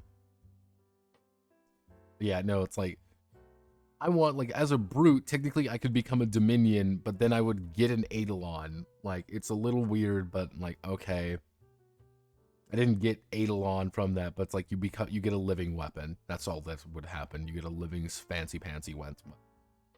Or you can become, I can become a ninja. Or assassin. Yeah, do you want to get a assassin? Or do you want to get ninjutsu? We already shot our fucking ninja. I can't wait for the supplement that gives me 200 master classes. Real. Yeah, effectively. I think that's kind of the point, is that you're like, oh well, I'm gonna get like 800, like here's a bunch of things we can expand upon. And as you can kind of see here, like effectively the martial artist and the trickster will be moving first. They will be doing actions first. There are some classes which do feel a little bit more some classes feel a little bit more important than others. And then we kind of go into, hey, this is what traveling speed looks like. This is what this looks like. Hey, we should talk about here. This is how skills work again. Mind you, this is chapter 8. I want you to remember that. We don't know the core rules yet, but let's learn about skills now. Is there any indication that this is where it should be? No, it's not. But yeah, no, it's generally speaking, most of the skills are pretty easy to understand as long as you have that basic idea of how things work. I like the idea of toolkits. Effectively, all a toolkit is like you have this vague toolbox that you can do things with. If you have a vague toolbox, you know how to make it work with. It's like, oh, you have a climbing kit. What's in the climbing kit? All of these things. Then we go down to some things have 0 item slots. You don't get that much money. Let me see if I can find. So yeah, this is kind of like what a basic character might look like item-wise. If I go down to John Anime, these are my items. I have a great sword, I have a navigation kit, I have some healing powder, and I am a trash punk. Yes, I have a trash punk attire, because attire does do something. Attire is important, and in case you're wondering, yes, there's a bunch of shit here to look at. You are... Yes, pump action guns are important. Oh, hey, you want to give you a martial manual? Hey, you want to have medications and all these different item tags? Oh boy. Because all damage is really set damage. You don't really roll for damage at all, which is a little odd. I have a great sword here, obviously. Sharp weapon does 8. Effectively, all great weapons do the exact same thing. It says either whether are you sharp or are you blunt. Halberds only have pole arms. It's little things like that. Weapons aren't too diverse. You're supposed to make your own kind of thing. Including my favorite of shield, combat shield, big shield. In case you want to be an awful human being, you can technically play a meme two-hand build. Don't do that. I will personally kill you with a hammer. There's Animu. Alright, Anna, give it to me straight. Is there anything in this game that makes it worth playing over 5e?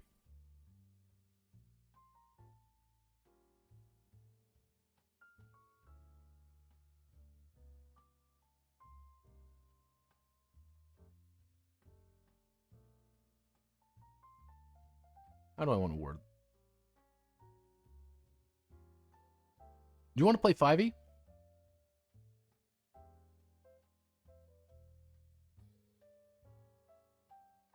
This is an important question. I want you to answer this. Do you want to play 5e? Do you want to play Dungeons & Dragons 5th edition? Because if you say, I want to play Dungeons & Dragons 5th edition, then no, there's nothing worth it here. Because it's very similar. If you're like, I don't want to play D&D 5e, but my group wants to, and wants to not play anything else because they're scared of anything else. This is a good way. This is a good way to wean people off of it. It's kind of like, hey, I want to wean you off your deafening crack addiction. So what I'm going to instead do is give you Coca-Cola laced with cocaine. It's going to wean you off of it eventually, but I still need to give you what you need to actually, not go cold turkey. This is a radical, it's a departure, but it's familiar. However, again, this game does not exist in a world without 5e. And if you've played 5e, you're going to understand how this game functions most of the time. I'm kind of going a little bit slow through these things because I kind of need to. Because there are things I like. I like HP, but I like HP armor. I enjoy this. I've always have enjoyed it. I like it how the fact that, armor doesn't feel entirely, it feels like armor does feel useful in its own way. And it's like, oh, okay, you can buy all these different items and stuff. It's like, oh, well, you have all the Mechanarium stuff. Oh, you get a bunch of special items. You can just buy a revolver. Revolvers are pretty cheap, relatively speaking. You want to buy a fucking gun? Yeah, you can buy a gun. It's going to be a little bit before you can, but you can. It's like, oh, you want to buy a spirit arm? You want to buy some special stuff? You can do it. But then you get things like, oh, here's all the attire. Yes, this is the attire of the game. You can spend 100 or 300 and get skill bonuses for wearing it. You can wear it under your armor. Also, there's motorcycles. Yeah, weirdly enough, they don't want you to buy a horse. You cannot buy a horse in this game. However, for $2,000, you can buy a dirt bike. Yes, technically you can buy your own battle camper. For 18,000 credits, or you kill a guy who owns a battle camper, you can take the battle camper, and that's your new mobile base. Get inside the camper. It's like, alright, get inside my camper. And of the rare items, I'm like, oh wow, look at all these cool rare items. Remember, we haven't learned the actual game yet.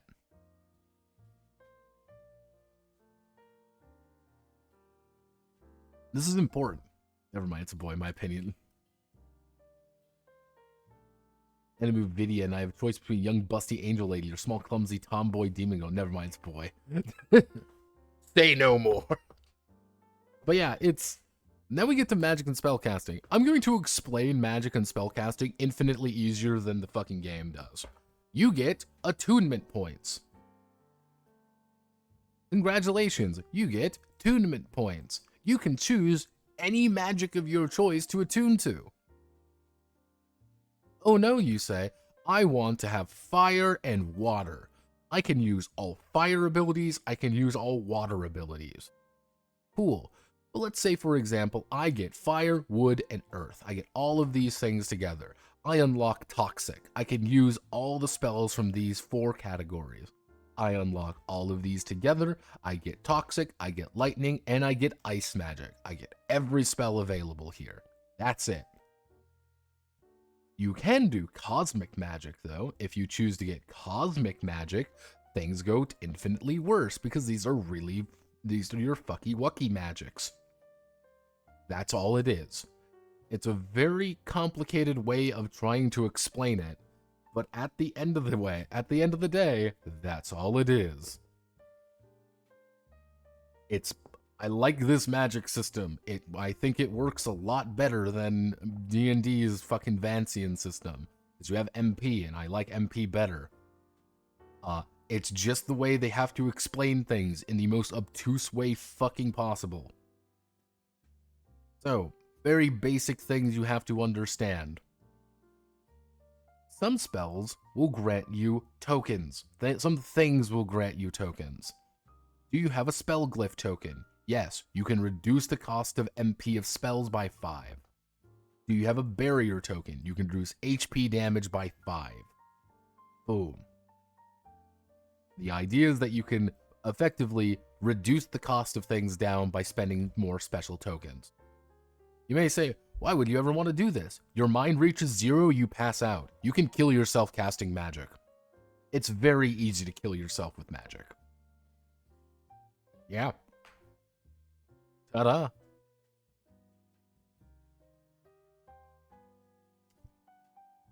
I'm going to explain Destiny Revival and Destiny's End to be as specific as possible. If you roll above your Destiny endpoints, you can get revived. It's very easy to revive people. The problem is, the more things happen to you, the bigger your Destiny end builds. Once you hit 12 Destiny end, once you hit 12 points, you die 3 times, or you build up points up to that point, you retire. Because your Destiny has come to an end. You have a very specific way to end. Generally speaking, though, my thing is, here's how I would do the Destiny endpoints. Generally speaking, this is your bargaining chips. The higher your Destiny end, the more the more your end goal is approaching. You damn well know it. Things are going to end at a certain point. And the entire idea is you want to kind of keep pushing it. You want to keep pushing it until you can't anymore, because you know things are going to go catastrophically wrong. You revive.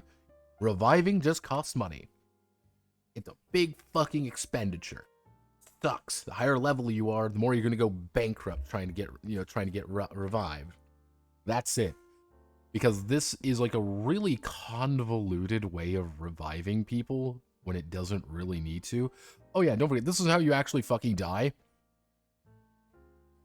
Oh yeah, no, why is it randomly in the middle here? Fuck you, that's why.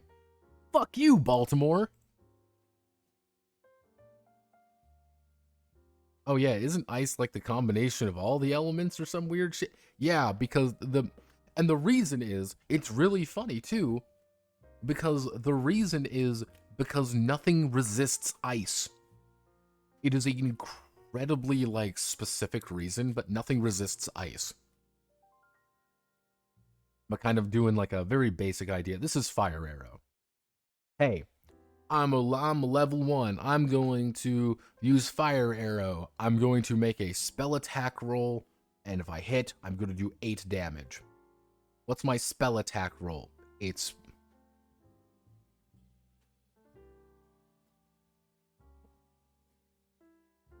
like everything else is just going to be in my attack roll. I'm just going to roll 2d6 plus my mastery bonus, deal damage. That's it. That's all you need to think about. Do 8 HP damage. Easy to understand. It costs 4 MP. If you're lucky, you can cast these a few times. You might just burn out though. And that's why it's kind of odd anytime you... there aren't many... there are 3 fire spells. There are 3 water spells. There are 3 wood spells. This is the idea of, healing wounds is kind of weird because MP, it costs MP. It costs 1 of your HPs to recover someone else's HP naturally. And in combat, you're generally not going to be able to do this. On the other hand, you also want a weird situation because you get your spell glyphs right off the bat to enter really weird, easy combats to heal people. Because you don't have to spend it. Yeah, this is kind of the idea, boulder bat. Generally speaking, the higher level you are, the higher spells you can cast. Most are pretty simple to understand. Really, the only odd ones are when you start getting into the combined spells. Yeah, if I have water and fire, I can choose to cast fog. I can cast burning crown, fire blast. This is if you want a quintessential fireball, it's fire blast. That's it. Choose zone spells range to make a physical spell effect roll against all targets. Damage as a result of the roll +8. So yeah, you can just say, oh, I'm going to roll 2d6 plus this, and then everyone explodes inside of it. Hee hee hoo hoo, I am a fucking sociopath. Meteor does a gajillion damage. Yeah, like some of these are pretty simple to understand. Toxic spells. This is the idea of like form ice. Yeah, Earl Ice that can house 10 people, an ice hut. Hey, you can do Blizzard and just blow people up because it's ice. Yeah, cosmic spells are the fancy pantsy ones. That's where you get like really dumb things. Where was the one? Astral Window, Astral Leap. Yes, Portal. Technically you can order McDonald's in this game.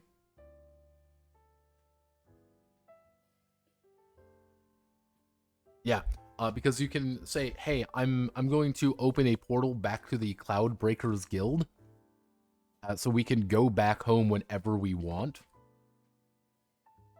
To any portal station we know about. So you can just port home.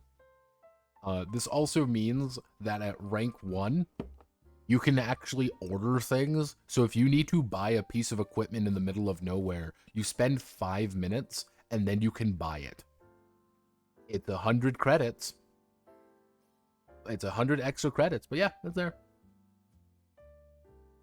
Yeah, you can do it. You can also use it to do the Goblin Slayer thing and blast someone with pressurized water or throw magma on someone. A level 9 character can be an asshole to people and just fly above everyone and being like, I'm going to open a portal to hell. It's incredibly simple to just ruin people's lives in this game. Also, here's the revive spell.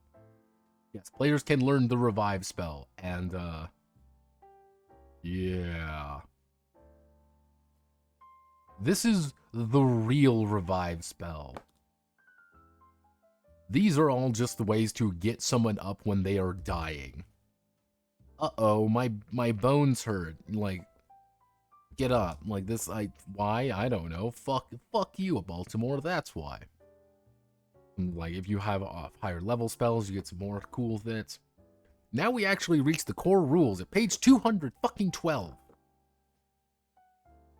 Yes, page 212. We actually learned how to play the fucking game. Which is to say, combat. Everyone has set initiative. The big thing, though, is the idea of morale tokens. Every enemy is going to contribute morale tokens. If you kill an enemy, you do certain actions to enemies. If you do things, these morale tokens go away. If you reduce all morale tokens, all the monsters run away. That's the Sun Tzu part. Because remember, this is a game inspired by Sun Tzu. What do? You run away. Sometimes they may burn these tokens to empower themselves, which is always the worst option for you, unless you want the fight to go by quicker. Some enemies can be neutralized perfectly with a minor action. Yes, you can just make a roll and beat them. If they're faltering, you should just neutralize them immediately, because it's not a difficult roll. That's it.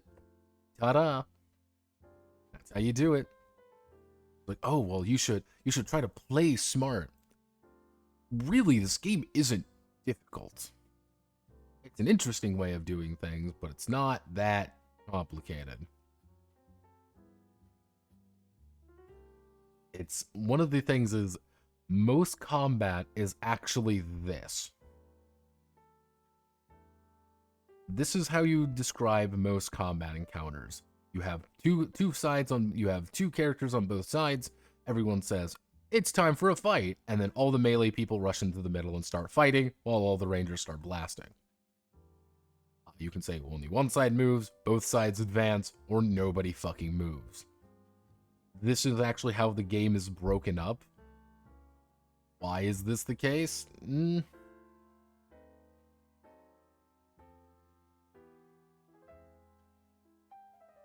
One.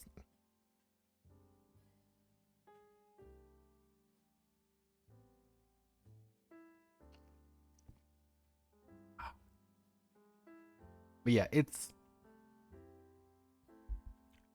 yeah, I don't know if I like this grid, like this kind of like hybrid grid combat or not grid combat, but it exists. Yeah, like that, see, you can cast it, actions by level. It's not a complicated game by any real notion. It's not complicated. You're always building fucking spirit tokens because you need spirit tokens to do things. Do we finally get an explanation of how spirit tokens work? Yes, they've explained it to it repeatedly. On page 220 we learn how spirit tokens actually work. You just get them by doing things. You just get more spirit tokens, and if you spend 3 of them, you increase damage by 2 points. Yeah, it's affected by damage multipliers, though. You could retry rolls, or you can evade. Yeah. That's it. Or you can use them for your personal ability. Yeah, they feel a little... One thing about this game is that there is a lot of bars to manage. So I want you to remember, you're managing your spirit tokens. These are little tokens that you have to manage. You're managing your resolve HP, you're managing your HP, you're managing your mind point HP, you have to manage what your how many barriers you have, you have to manage how many spell glyphs you have. Don't forget to manage all of your fucking spells, make sure all of that's working correctly. No, don't make sure to manage your bond memories, make sure to manage your bond, make sure to manage this, make sure you manage all these other fucking tokens you have. There's a lot of little things in this game where it's just like little bars go up and down. I think you could probably make spirit tokens a little bit easier. Because the idea is morale. Morale converts into spirit, but morale tokens can also be used by the GM to do other things, but there's also a completely different thing. For guess what? There's a completely different way of doing things, which are danger tokens. Where are danger tokens explained? I'm glad you asked. Not here. Let's talk about unit size and fucking maneuvers for some reason. Yeah, generally speaking, like, oh, here's units, here's how sizes work, but also here's how maneuvers work. You choose to make a maneuver for a major action. Do you have mastery in it? If you do, cool, you get to roll with a bonus. That's it. Various conditions you can have happen. Generally speaking, like, don't die. The secret to huge success in life is don't die. Yeah, when the resolve is reduced to 0, this is what long break you can convert to resolve a lot easier. Full rest, 8 hours, that's all. Generally speaking, very few things do resolve damage unless your ass is down. You can choose to be knocked out at any time and stop being targeted by things. I don't hate the system. It's not very lethal. That's one thing to note. It is not lethal. Like, you are doing things, you are purposefully spending time. Here she is again. You are purposely spending time to get your shit rocked in, if that makes sense. Here's monster stats, because these are important, and all of them have different roles, all of them have different stats. Let's explain how this works again. Now, mind you, we explained how these worked already. This is the exact same shit, pretty much. Why? I don't know. Because you can. Effectively, the more monsters you show up, the more morale there is. However, most enemies, like independent units, don't get affected by morale, and it's easy to break morale. If the GM is playing smart, fights are gonna drag on a little bit. If the GM wants to make fights go by faster, he's gonna burn morale tokens to do things. Technically, there are things to generate morale. They shouldn't do that. It's the idea of morale boosts, like, oh, some of them are weird. Like, oh, I just, I don't want to die. I don't feel like dying. Spend tokens to just not die. Ignore neutralization. Nah, I don't want it. I don't want my enemy to go away. Oh, they're asking to retry. Oh, I'm going to invigorate. I want to get danger tokens. You're like, where the fuck are danger tokens? Well, they're here now. Generally speaking, any enemy can become a captain unit, any enemy can become a boss unit. All danger tokens do is that they give you bonus damage. Hey, I want to make an attack. It become an auto crit. Hey, all damage the monster deals this turn is double. Doesn't matter what it is. One attack, it becomes 3 attacks. Because the entire idea, boss ranked monsters get to act multiple times per round. Ah, shit. Horde units kind of like flow around the battlefield a lot differently. There's effectively a CR system. CR is a little weird. I'll be the first one to say it. CR is weird because Tenra's Karma, not necessarily like Tenra's Karma, because Spirit does not roll over between combats, or Spirit doesn't do anything out of combat. Spirit is only applied to combat encounters, and it dissipates at the zero and when it ends. So you're kind of always encouraged to burn your spirit almost as soon as you get it. Like, there's no reason for you not to spend it. Again, it's a little bar that goes up and down. Honestly, honestly, if there was the thing of like any spirit you have left over is applied directly to your like fucking resolve, or you can use it to heal or whatever at the end of a combat, that'd be fine. I think the value of it would increase significantly and no one would ever spend it, but you get the idea. But, so let's say, for example, we have 4 level 1 characters. We would have a combat rating of 800, because it's 200 per character. And what we need to do is find within to get a danger rating by this amount. Now, if it's 100%, if we do 800 versus 800, it would be normal. If it's 1600, it's 1600 versus our 800, we would be very hard.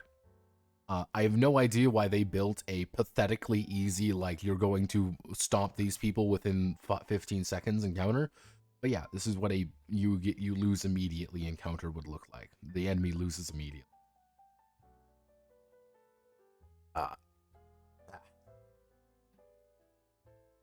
Yeah, there are some enemies. There just aren't actually many enemies. Yeah, there aren't like a ton of enemies to play with at low rank. Yeah, so let me see if I can find like a good. Also, here's an Earth Titan. Here's a legendary Super Earth Titan that can kill you in one hit, and his danger rating is 87,000. So, what does the ghost do? Well, if you're fighting a ghost, he targets your MP. You have to do MP damage versus him. However, if he's faltering, you can use Intimidate to make him run away. Yep, that's what it is. Most of these kind of play the exact... And you may be wondering, like, Notepad, these look like D&D stat blocks, and the answer is yes, because they are D&D stat blocks. That's really what they are. Some of them look fine, some of them look a little boring, like razor shells at the end of the day. Like, razor shells do one thing. They do this. You're supposed to kind of go through them pretty quickly. But it's like, okay. To give you an idea, a level 1 character is at average difficulty with 4 of these things. Should you fight a level 1, should you fight, as level 1 against these people? No, you shouldn't. You will die. you're going to die because he will do 8 damage apiece and you're going to get fucking nay-nayed. Yeah, some of these monsters look completely ridiculous and others of them are like normal. Yeah, they all have weird, stupid nicknames that I'm like, yep, that's funny, alright, hee hee hoo hoo, I'm laughing. Zoom through the rest of these fucking monsters. Yeah, I'm just like, let's zoom through the rest of these monsters because there's a lot of them. It's just a giant bestiary. Yes, in case you are wondering, all of these characters are statted out to fight. The little rat girl right here, little rat girl is danger rating 15,775.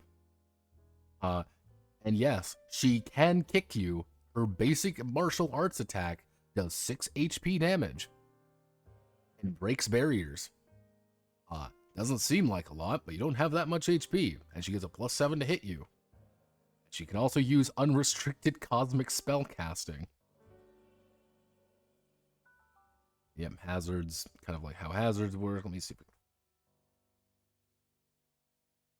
kind of like adventures and things like that. They kind of set things up for adventures. How to neutralize things, what's going on. Mind you, this is important. This is literally the rat girl.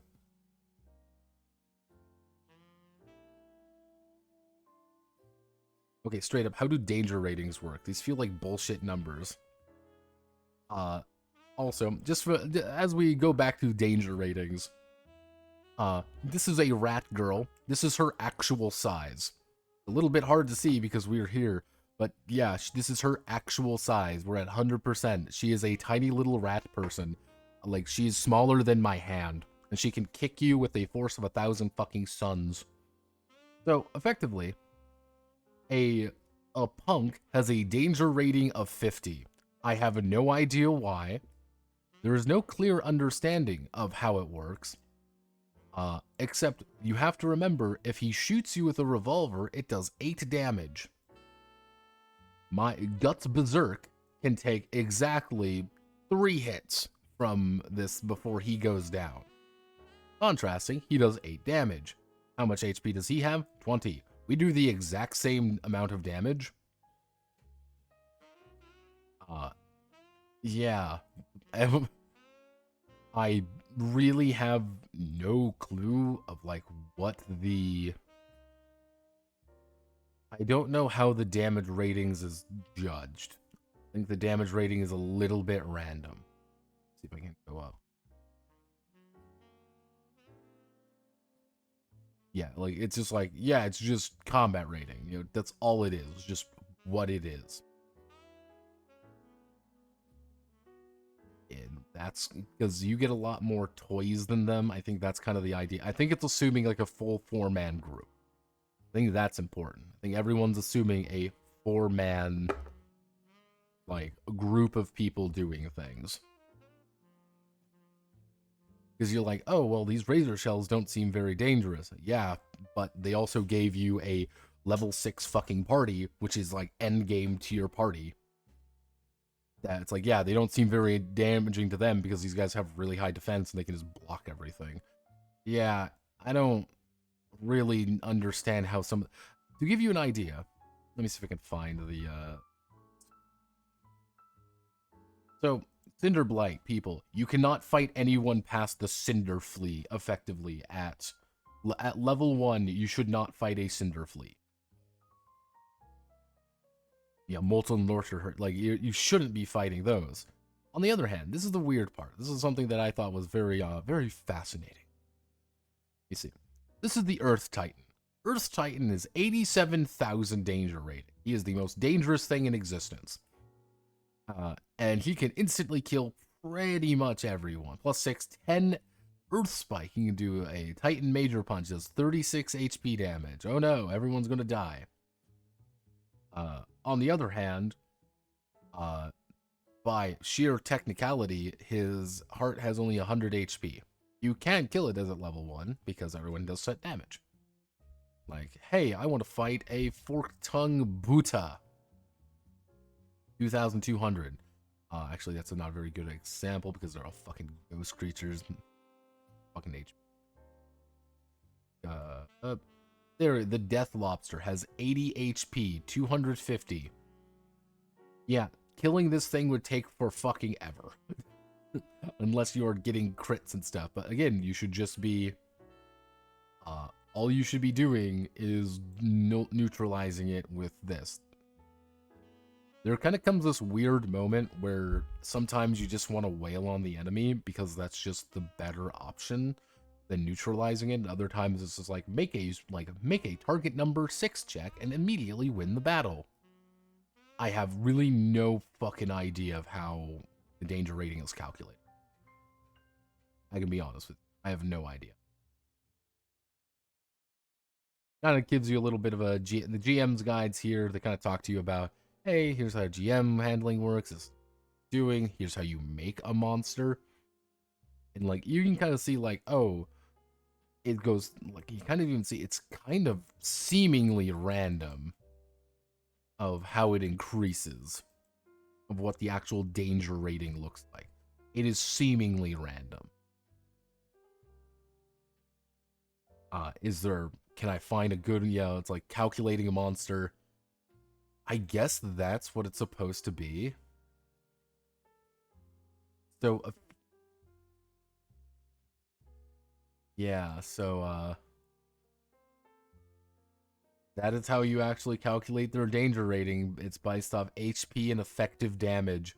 This is the effective damage rating.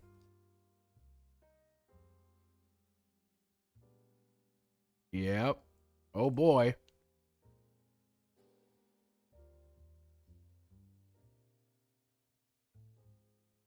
Math seems fucked. Math doesn't seem quite fucked. Math seems really autistic.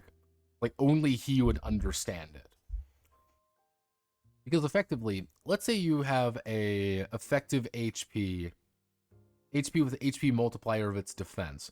Let's say, for example, let's say you have 80 HP. 80 HP, and we have a defense of, well, we'll say in a defense of 10. So we need to do 80 times 1.83. So let's plug this. Let's plug this in, everybody. Let's determine this the danger rating of this creature.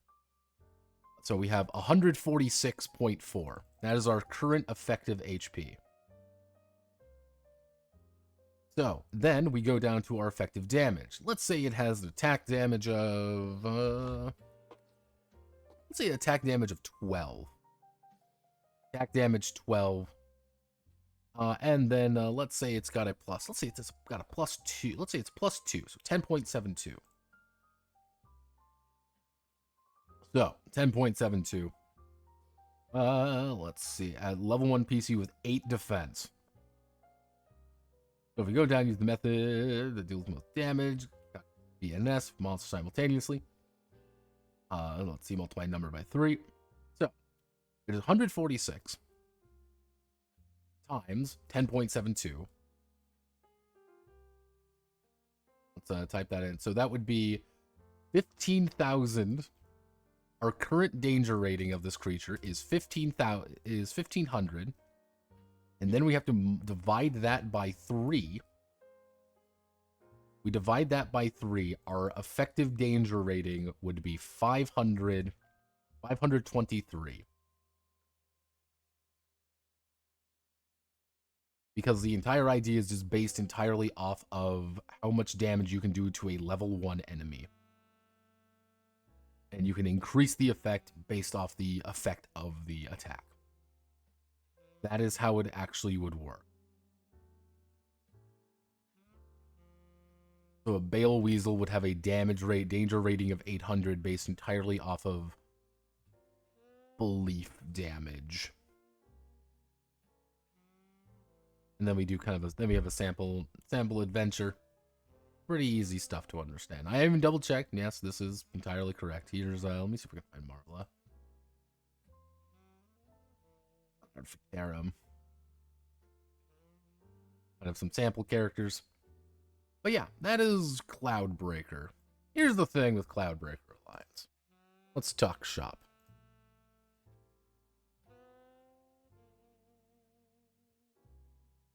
Oh boy, we're at 4 significant figures. Here's the thing. I want to ask a very important question. Do you like 5e? If the answer is I like 5e, I love 5e. Dungeons and Dragons 5th edition is the only role-playing game in existence, and that is the only game I want to play. Then you can use Cloudbreaker Alliance and backhack every single part of this game into a D&D 5e stat block and play it. Yeah, you totally can, because they actually provided the ways to do that. Because of that conversion chart. You can totally just decide to take all of Cloudbreaker Alliance and just make it into something else. On the other hand, do you want an anime game? Do you want a Japanime game? Is this anime? I don't know. I legitimately do not know. Because it talks anime. It looks anime. But then you look at it, but you realize it's not doing anime. Here's short and long rests. Here is characters having to manage a bunch of bars. Here's a bunch of little things. Like, oh boy, this, like, oh, I can't put my finger on it. Like, is this game bad? No, I don't think this game is bad. I think it's perfectly fine. However, what I want you all to do, all of you here right now, I want you to go 1 year from now.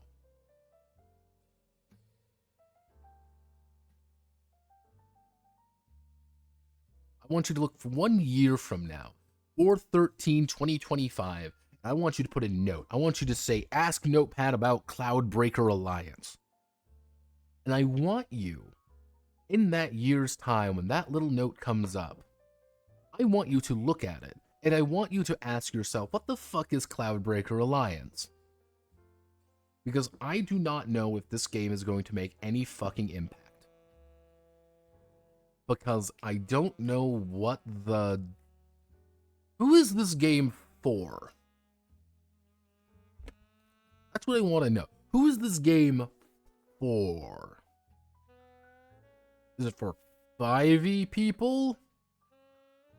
Because there's enough different with this that trying to get someone from point A to point B is going to be more complicated than something else.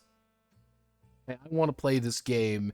People are going to look at it, well, it's 2d6, there's this weird morale system, there's a bunch of stuff going on, I don't get it, I want to play 5e. Can we just convert it to 5e? Okay. For people who don't know that Sword World exists, admittedly, a lot of people don't. And you're like, oh, well, it's for people who want Sword World. We want Western Sword World. Sword World, for all its things, is actually incredibly simple. It's not a very complicated game. And it's also very rigid. It knows what it wants to do, and it does its thing.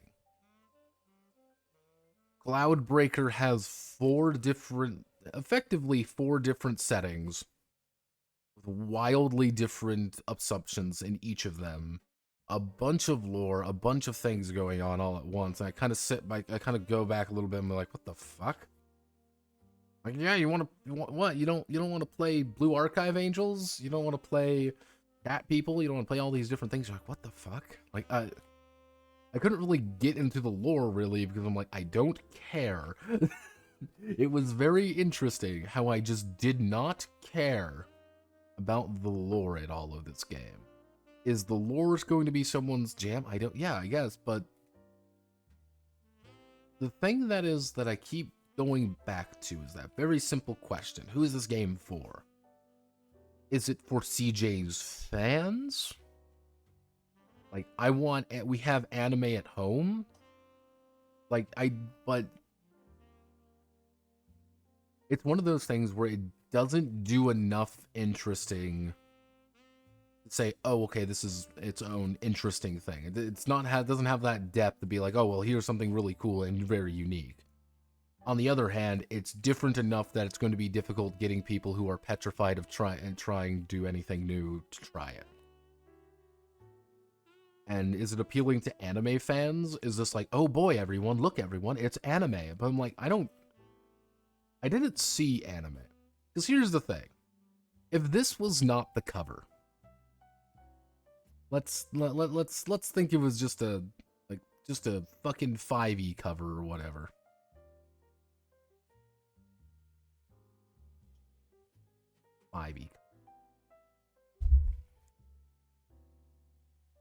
Like, if it looked like this, if it was, you know, something like this, would there be any difference?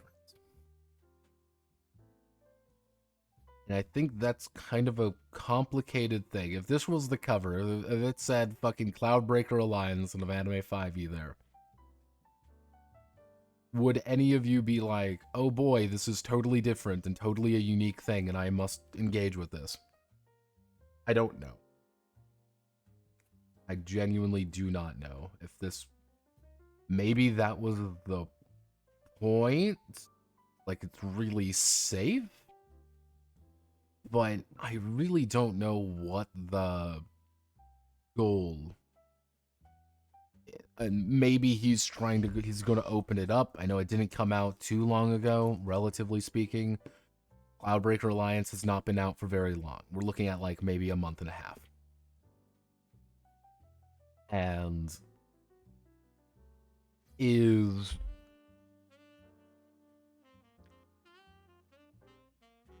there something that I'm missing?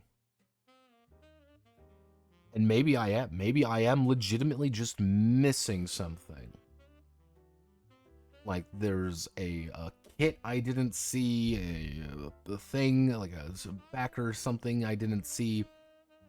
What's the goal here? What is this game actually trying to be? Because right now, this is what this game is. I can tell you, this is what the game is. It is going to be it's going to be a game that someone's going to bring up.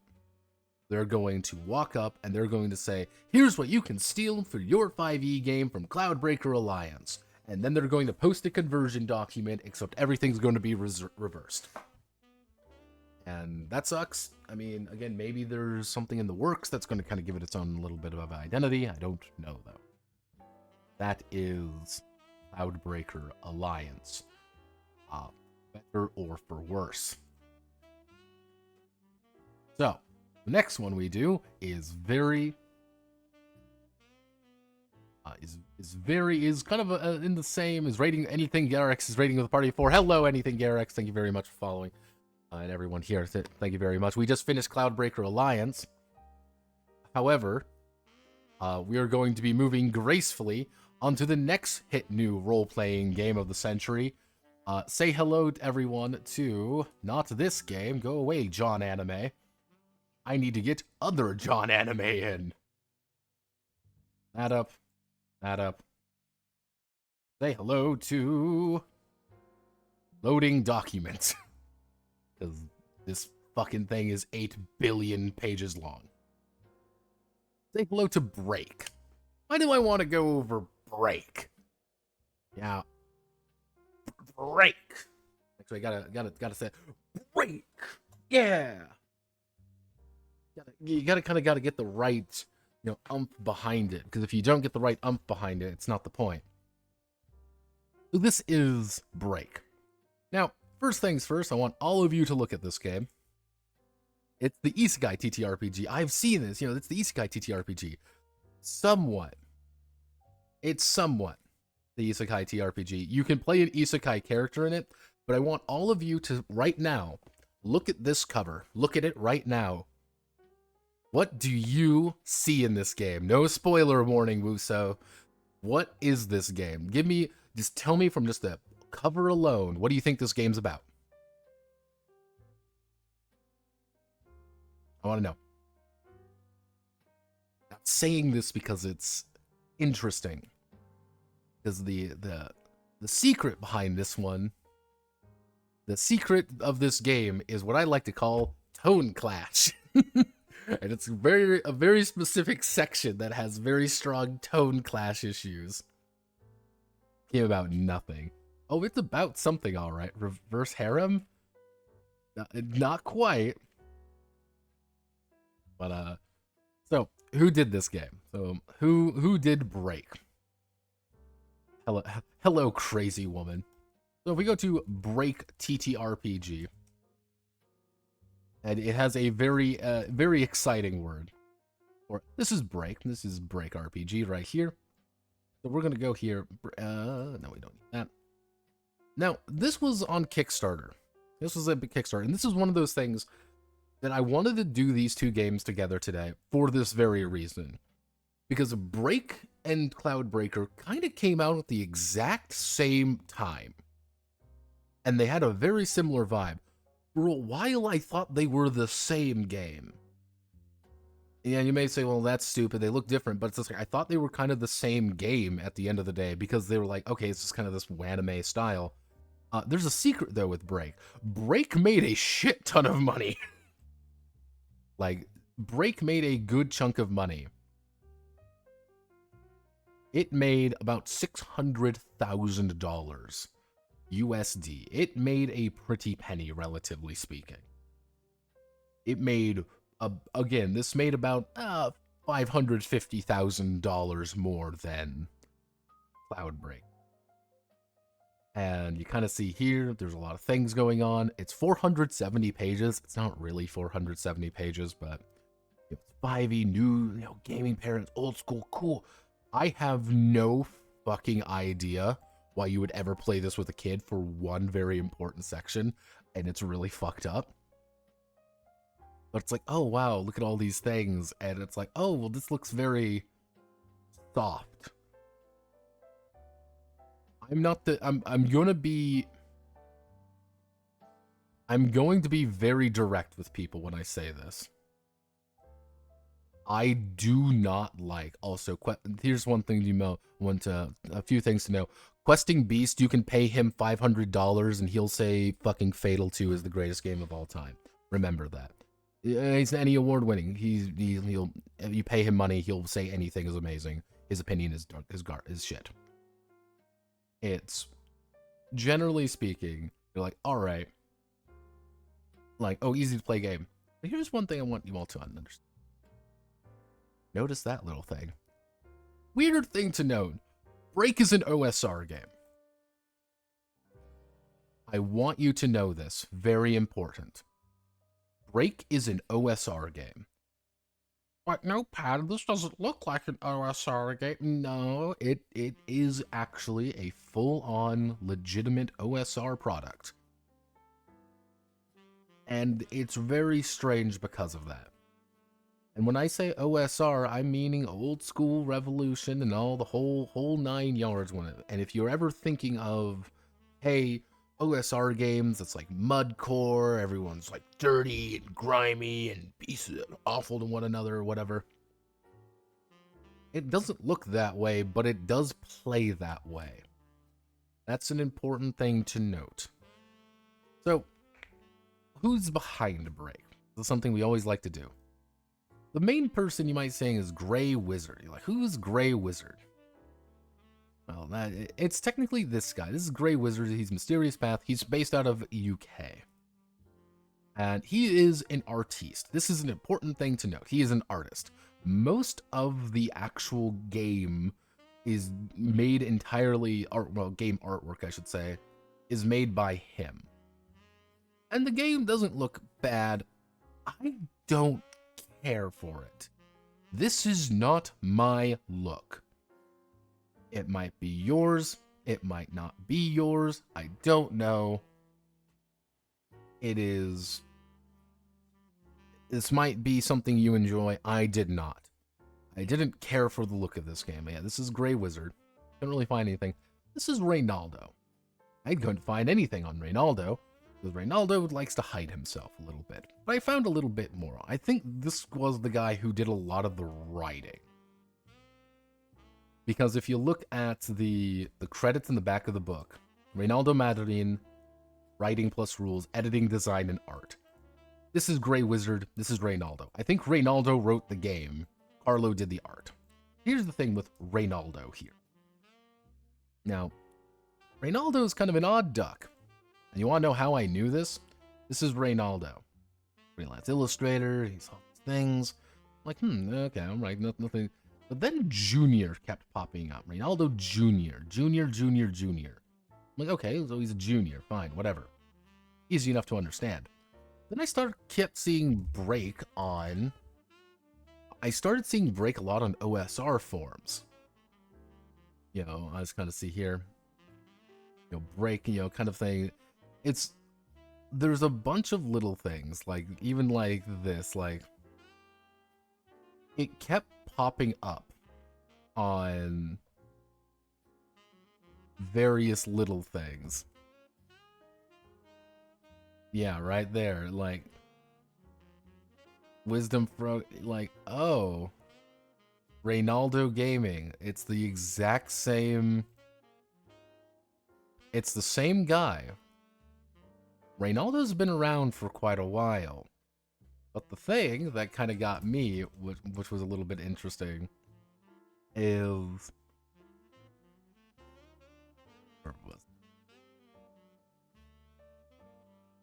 Where are you? Yeah, technically, also, fun fact, Reynaldo Mandarin has a direct connection with Zach Smith.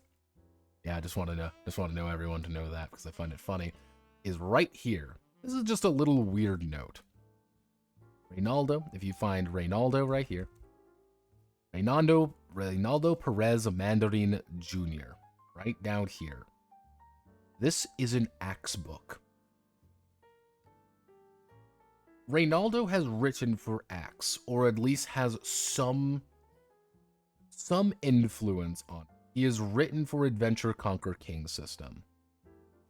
I don't know if it's just he backed it or what's kind of, but you kind of see here, you know, 2 Sod Adventures and things like that.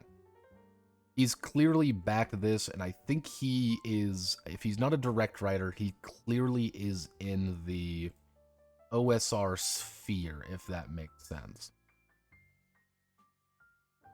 I don't know where he is on it. It says like Jelly Bean, like this wasn't him. I couldn't really find anything more. This guy's kind of a weird character, but he's very much in the OSR sphere somewhere. Break has been in development for at least 5 years. Most likely about 7 or 8. This game has been around for a while, because you can find kind of the earliest mention of Break. We scroll all the way down. We're scrolling all the way down here, because this guy posts on Twitter a lot. This is the earliest mention of Break.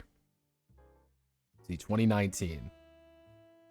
I see a lot of the artwork didn't change. Guys, 2019 all the way. It's been a while. So this game has been probably in development for 6, 7 years, maybe. I don't know. Couldn't I find anything else about Reynaldo that was weird? No. I don't know if he's from the UK or anything. I don't really know. Obviously, that's not a fucking... Reynaldo Mandarin Jr. is not exactly a Anglo name, so I don't think he... I think he might be from Latin America, or he might be from the US. I don't know. He might be Spanish. I don't really know. I couldn't find anything there. Grey Wizard, he definitely lives in the UK. I believe I found him as well. Let me open up. It was... This might be Carlo. I don't know if this is him, though. This is kind of the weird thing. I don't know if this is him. It might be him. It might not be him. The name is the exact same. It would make sense. The location adds up. Director adds up. You kind of see interactive experiences, advantage through design, diligent, capable designer. It would add up if it was him. Let's just say that. It would add up if this guy was him. Is it him, though? Don't know. That's kind of the issue. I don't really know. This might be him. This may not be him. It's a little... This might be the person. It's hard to give a good idea of who these people are or where they are. Let's actually take a look at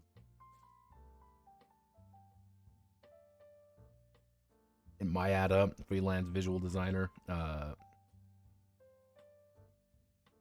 He would be Italian then.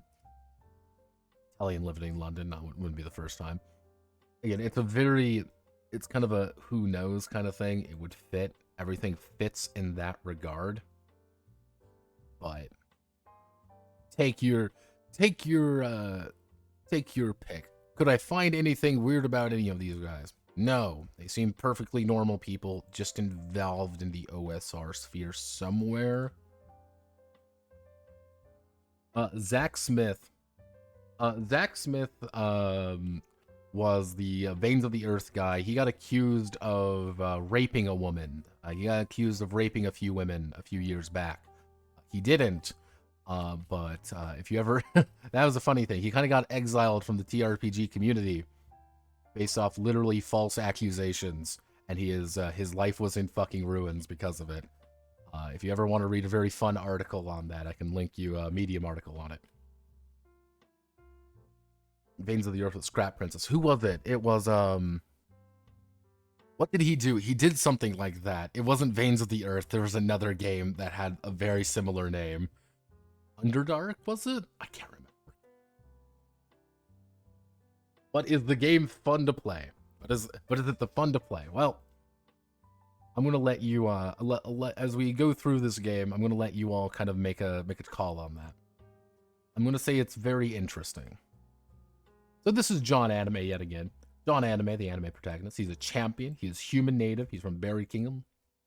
All of these different things. And you may be looking at these stats being like, those seem pretty low. Wow, Notepad, what is this game? At its absolute most basic understanding, this is a 1d20 game. Yes, this is a d20 role-playing game. If you ever want to know, the weird thing is apparently you can, if you don't have a d20, you can literally open up the page to any page and you can get to the d20 die over here if you want it. Why? Don't think about it. Are you a grognard? Yeah, everything is scenario, not story-based. Mood rolls, everything does set damage. You have 2 damages. You do 1 damage or you do 2 damage. Nothing more, nothing less. Except if you use a bomb. Yep, generally speaking, so let's go. First thing we open up with is character creation. Character creation takes for is actually very fucking long. Kind of give you an idea. Character creation goes to page 206. It's not really 206 because they cover things like, for some reason they cover like all the gear, which there's a lot of gear. They cover all the that's just something you kind of gotta know. It's something very little. But you may be saying like, oh wow, okay, these look pretty cool. Like, we need to select our class, our species, and our homeland. That's really it. Then we have to choose our quirks, obvious. We have a little helpful GM man here. We got a little helpful like rolling first. Oh boy, you can roll most everything completely random. There's a lot of things you can randomly roll in this game. These are our classes.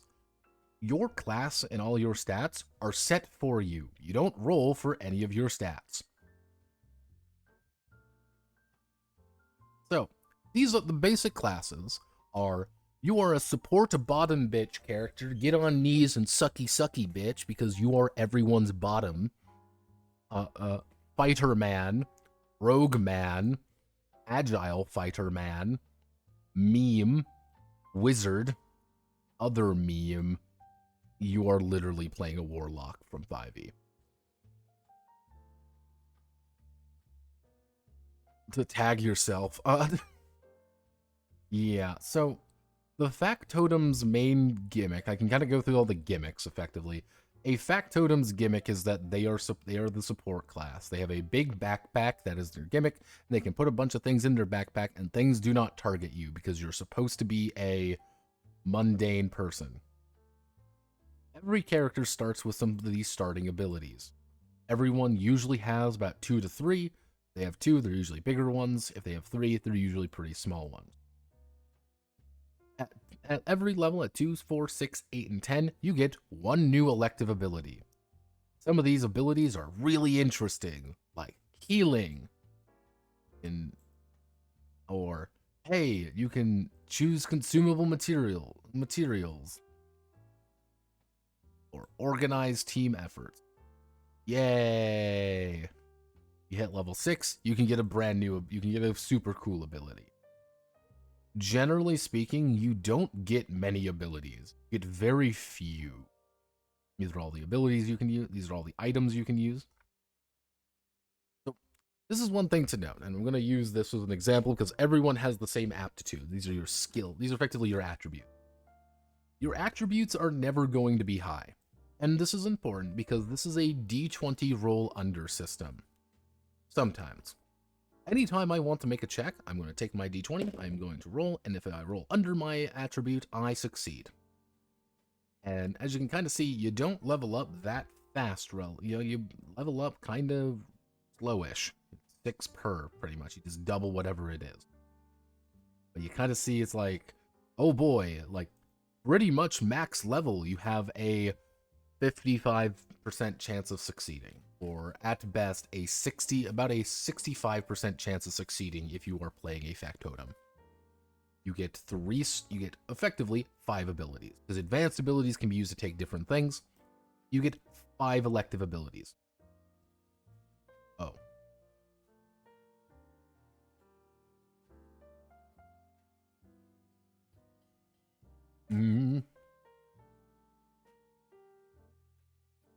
Also curious, you use dual page view when you look at these books. Good look at what the proper page open.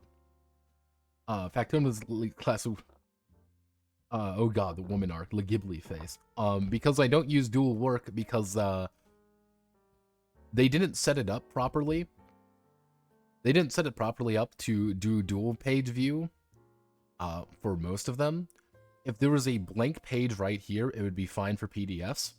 But this is not how the game is supposed to look. Fun fact. As you can kind of tell. If you had this in as a physical book and you opened it up, it would work fine. I get this every now and again. This is literally why, because this is a PDF for a book. This is a book that's supposed to be printed. That is why we're doing that. Yeah.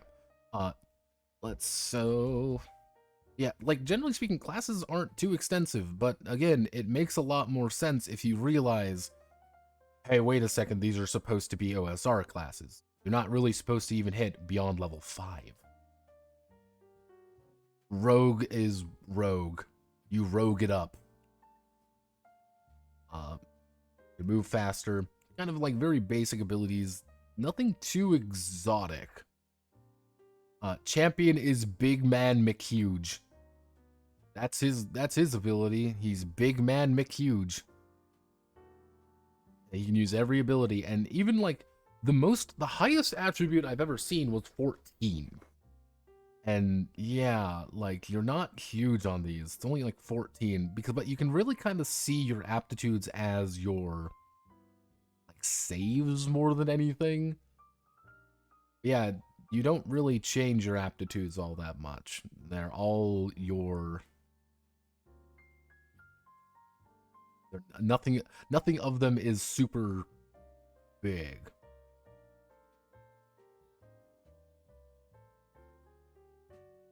You can skip dual page? What do you mean? Let's see. I want to find...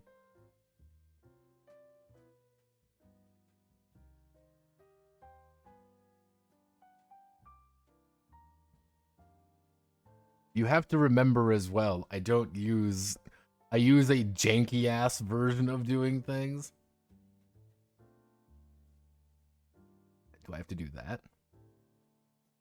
Aha! I didn't know I could do that. I'm learning something new. But yeah, we're still probably going to do this because this is easier for me to zoom in on.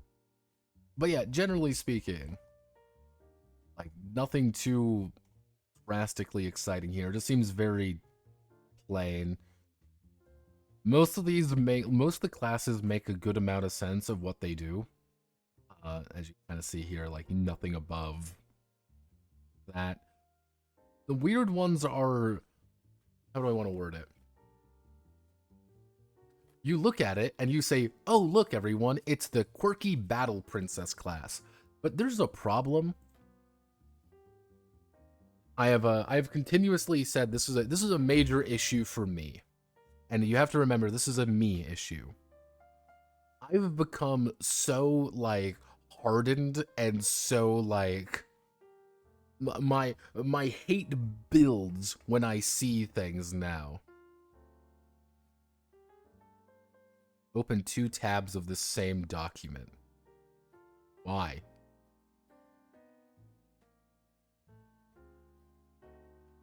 Ooh. Ow. Ow. Ow. But, like, even, like, if you kind of look at here, you know, this is kind of the look here. But the weird thing is, I've become so inured to artwork and, like, funny things that when I first saw a Battle Princess, I'm like, what's the gimmick? Because Battle Princess is a gimmick class. The entire idea is that you are effectively a paladin of love and friendship. You are a paladin class. That's what you play as. You play as a paladin. Is there anything more advanced than that? No. The reason why is because there's no healing in the game, really. So they turned kind of they merged a cleric and a warrior together into, they kind of put the paladin in 2 camps. You have supporty paladin, which is the battle princess, and you have danger paladin, which is the murder princess. That's all the names are. You could call this paladin and it would be the exact same thing. The gimmick really for them is the Heart's Blade. You pretty much always have a magical weapon on you, and you have to choose a weapon type, and you choose a magic material, and that's it. The higher rank you get more abilities. At higher rank, you can transform into a secondary weapon. Yes, you can turn your awesome, cool sword of justice into a gun. The more you level it up, the more you level up, the more you get your ability stuff to do things. You get your shield of love, you can shield people, and all these beautiful things. Very basic standard ability. Rank 2 or higher.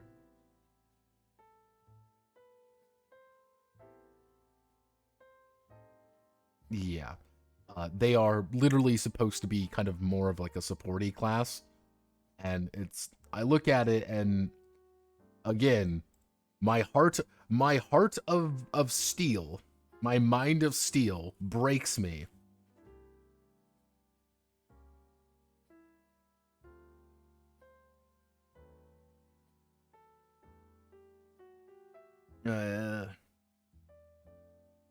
It's not even necessarily that being like, yeah, they're half-assing it. No, it's still there. Everything's there.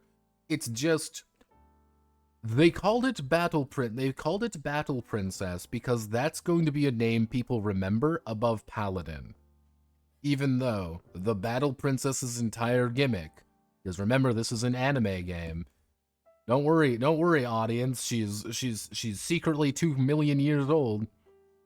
Because you're gonna remember Battle Princess above Paladin. Even though that is effectively what it is. It's not even necessarily a gimmick, it's just we've decided to rename things to make it more anime. Do I hate this? Do I not hate this? Depends on your way you view things. I am, again, a nerd to this. I do not care anymore. Hey, you can choose a companion. You want to have a funny cat? You want to have a, yeah, you want to have a mount for your cat? Yeah, cool. You get a 14 in your aura ability at level 10. You're not very good at most things. And this is Murder Princess. You're just a paladin again. It's a different variation of the paladin. You get a different way of doing things. That's really all that it is. Yeah, sometimes you get like abilities that let you get like crafting disciplines and things. You never get a lot of abilities. I wish you got more abilities. I wish you were able to explore these classes more, because it's not like they're bad, they're just really boring. Oh yeah. Okay, so we're gonna talk about, okay, I need to talk about something. Okay. Magic. Magic is magic. Magic goes when people explode. Cool. Easy enough to understand. You get some cool new magic spells and all that stuff. There's a lot of effects in this game. There's a lot of effects. We're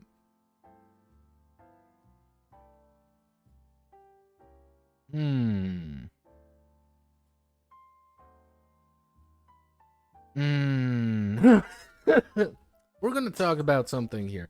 There's some things in this book where you look at it, you're like, wait, is that a fetish?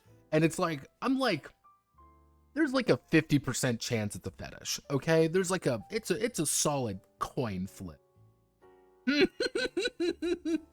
there is a solid coin flip for some of these things, being like, is this a, are you, why are you reaching? Why are you reaching under your pants, Grey Wizard? I see that. Is the cheat, or is it a chest or an ass? I don't know. I guess it's supposed to be their chest because you kind of see the legs here. Yeah, literally, it's like fucking Oompa Loompa shit. Like, what the fuck? Yeah, and mind you, the condition is called ballooned. It's not like, oh, you become overburdened. It's called ballooned. It's the Dobson RPG.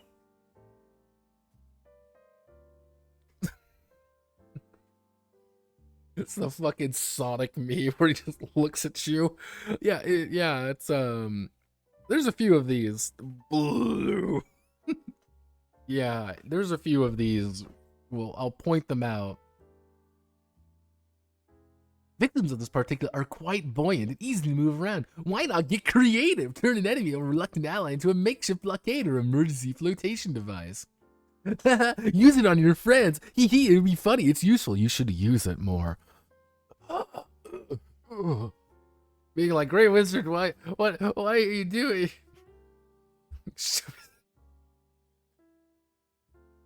Yeah, don't think about it. Yeah, drawing on its maze-like ability, now you leave a glowing crumb tail onto the tavern toilet with your sigil. Yeah, effectively, they don't talk about this till later, but anytime you use abilities, you're gaining these allegiance points.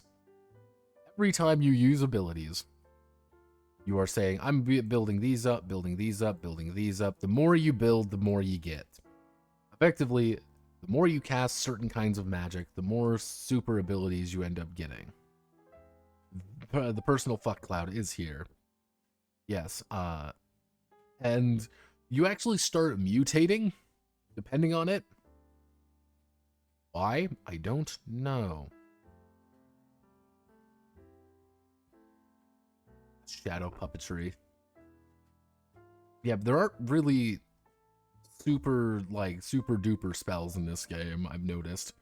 This is the heretic. Do not do this. It's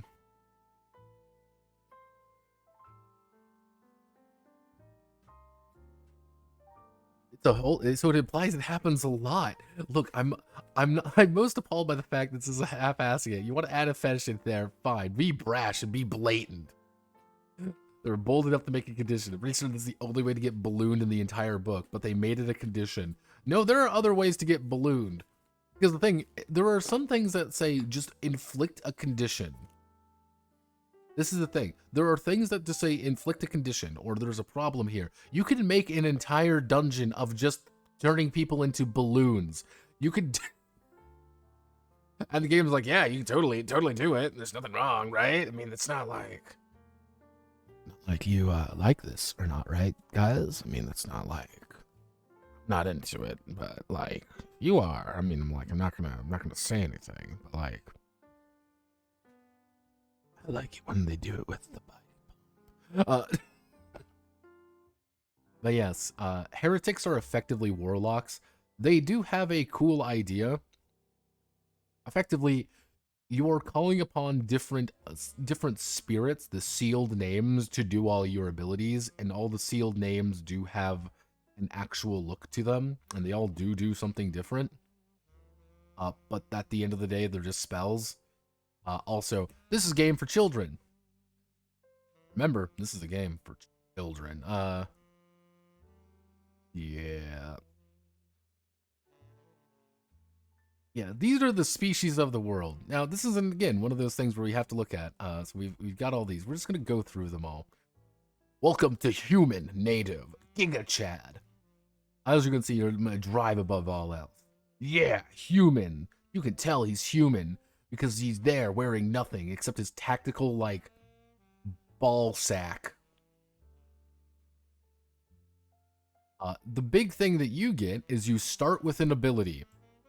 Yep, you start with Prodigy, which allows you to take an elective ability from your class standard ability list.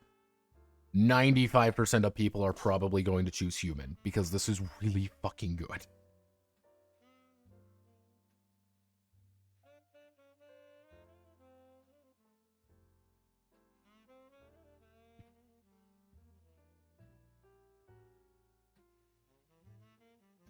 This underwear was... Okay, I'm pretty sure there's only one way to become balloon.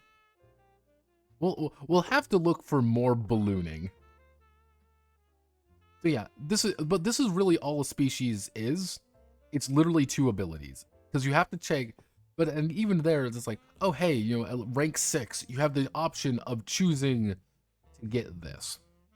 You sub out one of your class abilities to get one of these. You don't get this at level 6. I fucking wish we... Honestly, I would just say give us the maturative ability. Because then we have the Dimensional Stray. You get Isekai. And my favorite group of Isekai, you have Fat Man, if you also pay attention slightly. They're the exact same character. Child, Grandma, David Bowie, the Roadhouse, Ginger, Man Who Is Done With This Shit, Lady, Salary Man. Yeah, it's like, oh, well, here's all these things. You get this, you get a +1 bonus to aptitude. Yeah, that's really it. You also get the exact same ability as humans do. You just get supernatural will. Now we get to the other weird race. Welcome to Cheebs.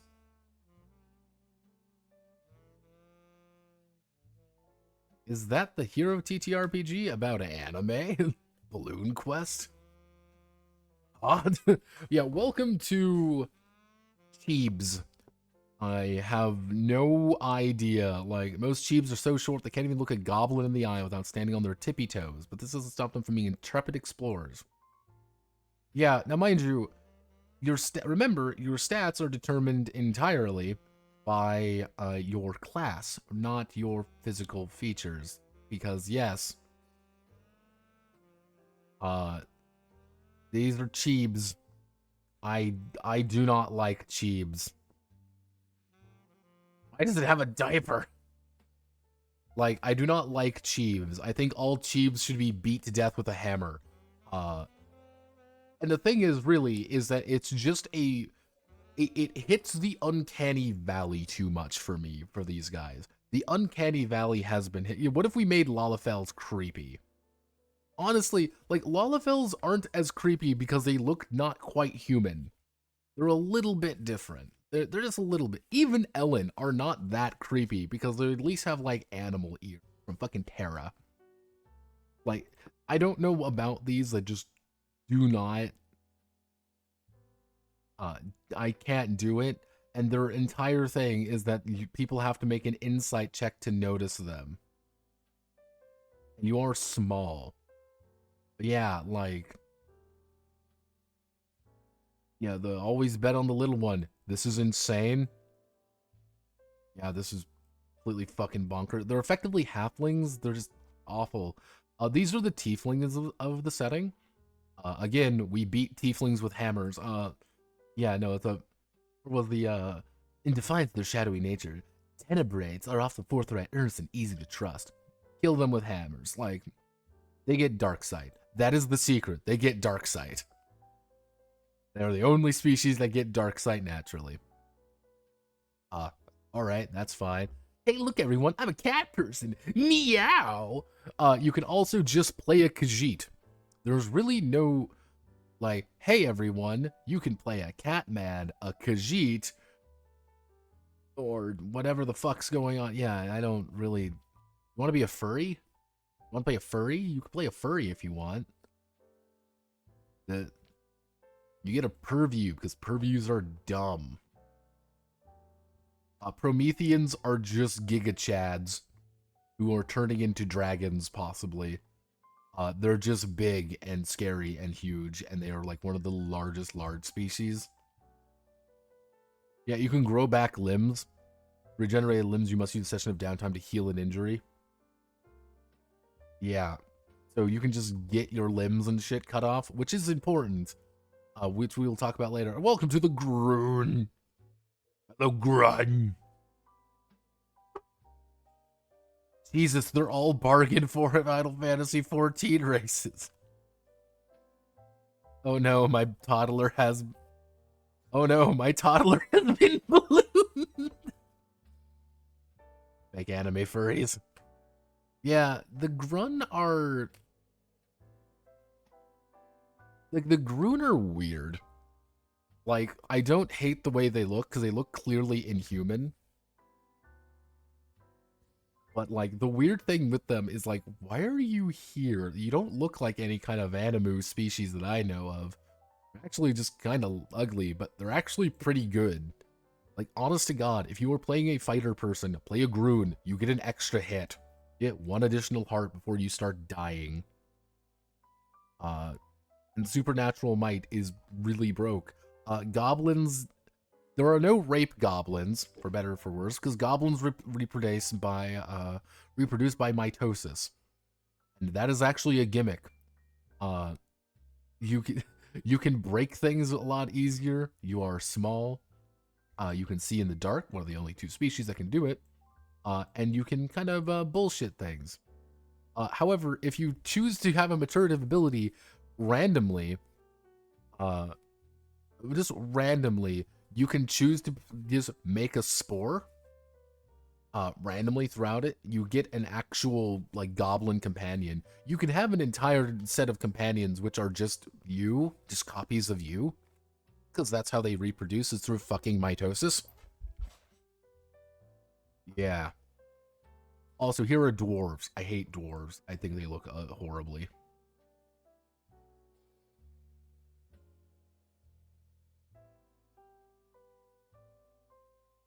No. Oh god. Yeah, yeah, Grun were trying, like, we want to be like Gorons. But I'm like, the one thing about this that I kind of realized, looking at dwarves really kind of hit it, I'm like, okay, I know what my issue is. The issue is that they're too detailed. I'm gonna tell it's easy to explain with the Grun. So look at the Grun. If you notice, every little bit of muscle here is defined. Every little piece of muscle. It's a little thing. But then you look at even things like over here, you can see just the little muscle contours and all of the... You may say, well, you know, what does that mean? You know, why is it too defined? It's because you see just too much. Those old Legend of Zelda designs worked as well as they did because they weren't really that detailed, all things considering. But then you look at a dwarf here, and then you start seeing things more, and you see, like, all just little things, and it's like, oh, it's too detailed and it looks too inhuman, and you want to throw a rock at it.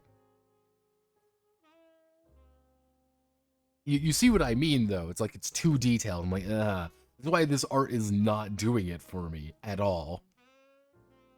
And, like, the idea of, like, like dwarves are made of rocks and stuff. That's not bad. I'm alright with that.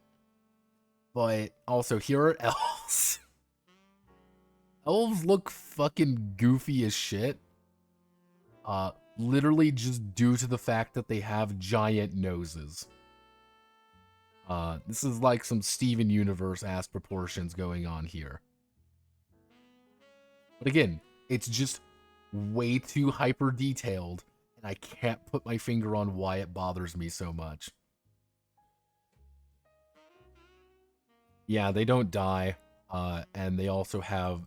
They can literally just choose to be immune to an ailment. Luckily, an elf can choose to simply not be ballooned if they do not want to be ballooned.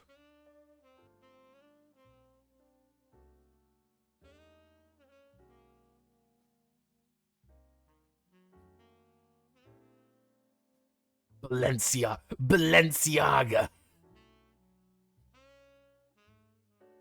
Yeah, I'm like, alright, that's fine. Then we have biomechanoids. Biomechanoids are weird. The one thing with biomechanoids that are frustrating to deal with is that there's a lot of things which have to work around them. And you're gonna get, it's little things you'll pick up by reading the book, but it's like, oh, here's all this that applies to everything else, but if you were playing a biomechanoid, here is a completely different thing about them, and it's not like they add much to the setting. It's like, yeah, they just exist. Like, here's something you have to understand. Like, I know why they're in, but... Aegis, Elite of Battle Angel. Yeah, it's, some of their names, like, Kithreven, 3rd, 10 out of 10, Mark 5. Yeah, they're trying too hard. Yeah, that's... You kind of see the idea. Like, there's a lot of things are not built with them in mind. They are built around them. An all-mechanoid party would be funny, but that's not what this game is. You can choose to make your own species. It's not too complicated to make your own. This is also one of those really terribly worded ones that doesn't make quite a lot of sense how it's done. You might get supernatural abilities. These are not specific to anyone. You just might get a supernatural ability, and if you get a supernatural ability, you get all of these bonuses. It's kind of weird. I don't much care for the way that it's worded and done. But that's just kind of how things are. If we kind of look down here to all the humans and such, this is the rough size of everyone. Prometheans are like 7.5 feet. Like, they're like 8 feet fucking tall. Like, they're fucking huge. Little fucking cheebs. Again, hammers. Hammers make it end. Homeland history. There's a couple different homelands, and you kind of see, they kind of talk about each of them. And every single homeland has actually a number of backgrounds that you should roll on, and you should get your starting gear with. They all have a little bit. I will say this game does have a lot of art, and it all maintains consistency. I think that's a very important thing. Everything about the game is consistent. Like, there's never once where I'm like, this looks like it's by a completely different artist. Like, no. And maybe that's the reason why it took 7 years to make.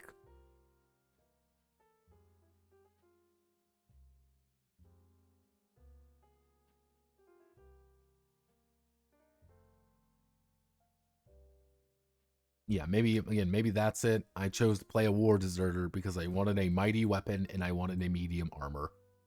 That's it. You can also play M. Bison if you want. You can play a homeless person. You can play a neat. All of these things. You can play a Chad blue collar man. You can choose to have a military law enforcement and just bring a fucking gun. Or you just be rich. You know, being rich.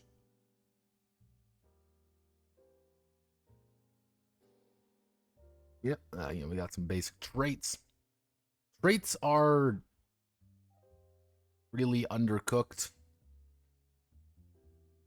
for like what they should be. It's kind of a... Effectively, all you do is you're going to roll 3 times.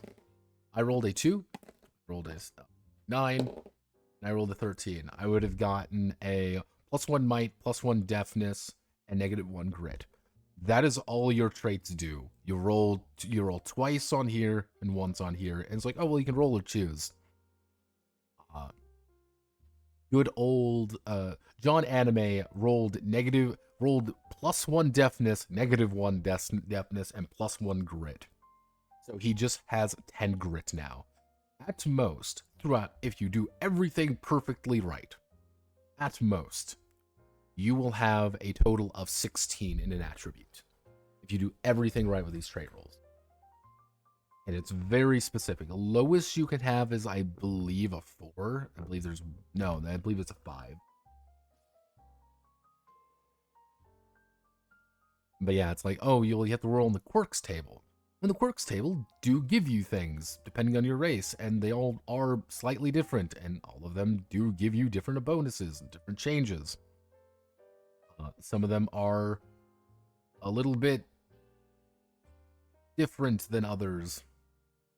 Some of them are like, you're just fat. Yes, remember everyone, being fat is...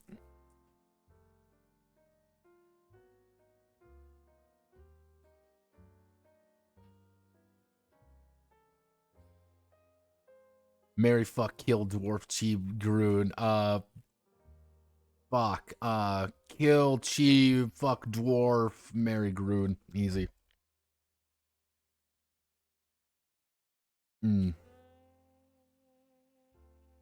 Let's see. Batman's probably being rich is a superpower. Being a fat ass is actually pretty damn good. If you want to be a warrior, you want to play a big heavy armor motherfucker, you play a fat fuck.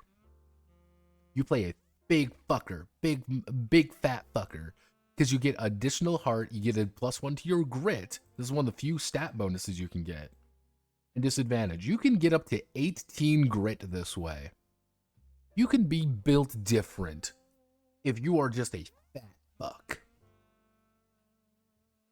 And, your speed rating is reduced by a single step. You can never fall below slow. So wear the heaviest armor possible while being 500 pounds, and you will be able to win every fight. Especially if you're Groon already, you have 5 hearts. You would be insanely tough. I'm just adorable. I'm edgelord. I can eat a lot. I'm waifish. It's a very specific term.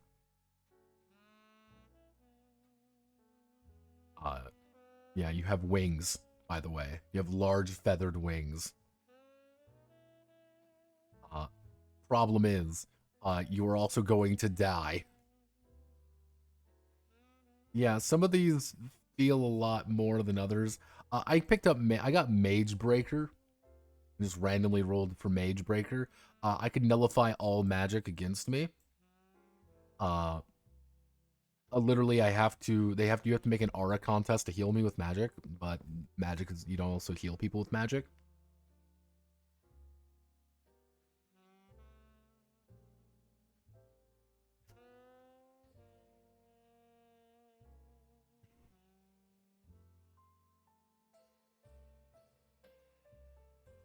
Yeah, a lot of just stuff with this game.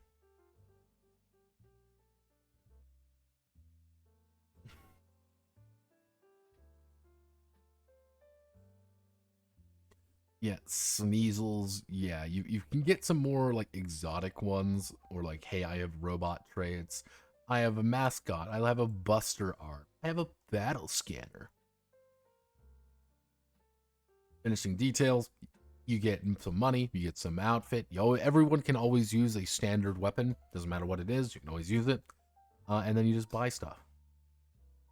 And then we go shopping. Generally speaking, there are 3 currencies. There are stones, coins, and gems. Coins are your main one of doing things. Stones are for everything else.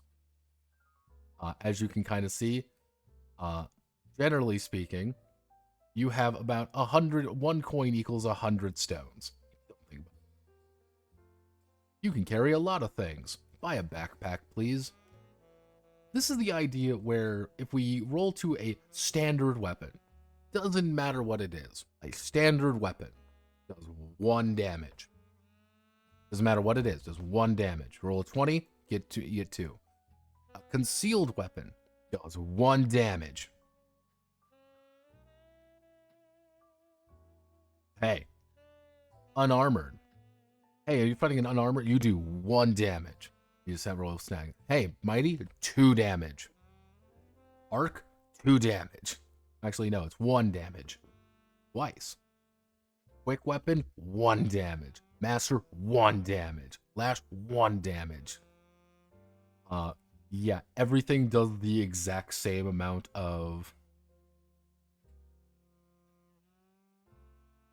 I mean, there's merit to that. Gladiators are fat, not...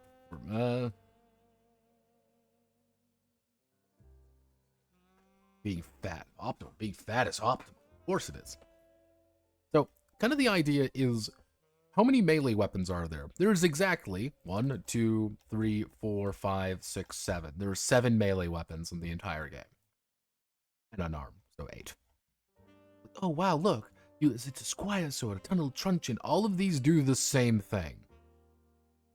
They all do technically the exact, like, all mighty weapons are nothing more than they do 2 damage. Oh man, the Dragon Buster looks like it does a lot more different things than the Pride Axe. No, they do the exact same thing. Some people are going to get annoyed by that. Some people aren't going to get annoyed by that. I was a little bit like, eh. Or you can just bring a gun. Bring another gun. Hey, you want to...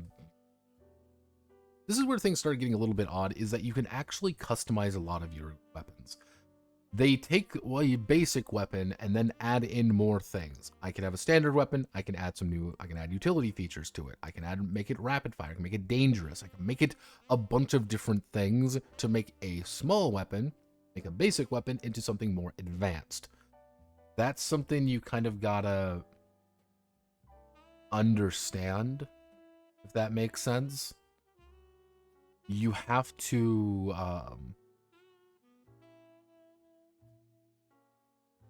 they have a few amount of real things. You're just supposed to expand on it. It's a multiplier rather than having a lot of something. It's just a multiplier to a small amount. But I can almost guarantee you players are going to gravitate toward they're getting their single weapon that they like, and that's just going to be it. They will never change their weapon because there's no reason to.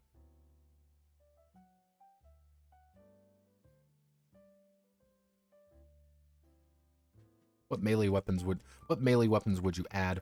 That's kind of the thing. It's like that was the thing that I'm like, they all look the same, they all act the same. I kind of pause, I'm like, there's nothing else you can really add. That's the thing. There's nothing else you can add, because that's everything. They just added that multiplier.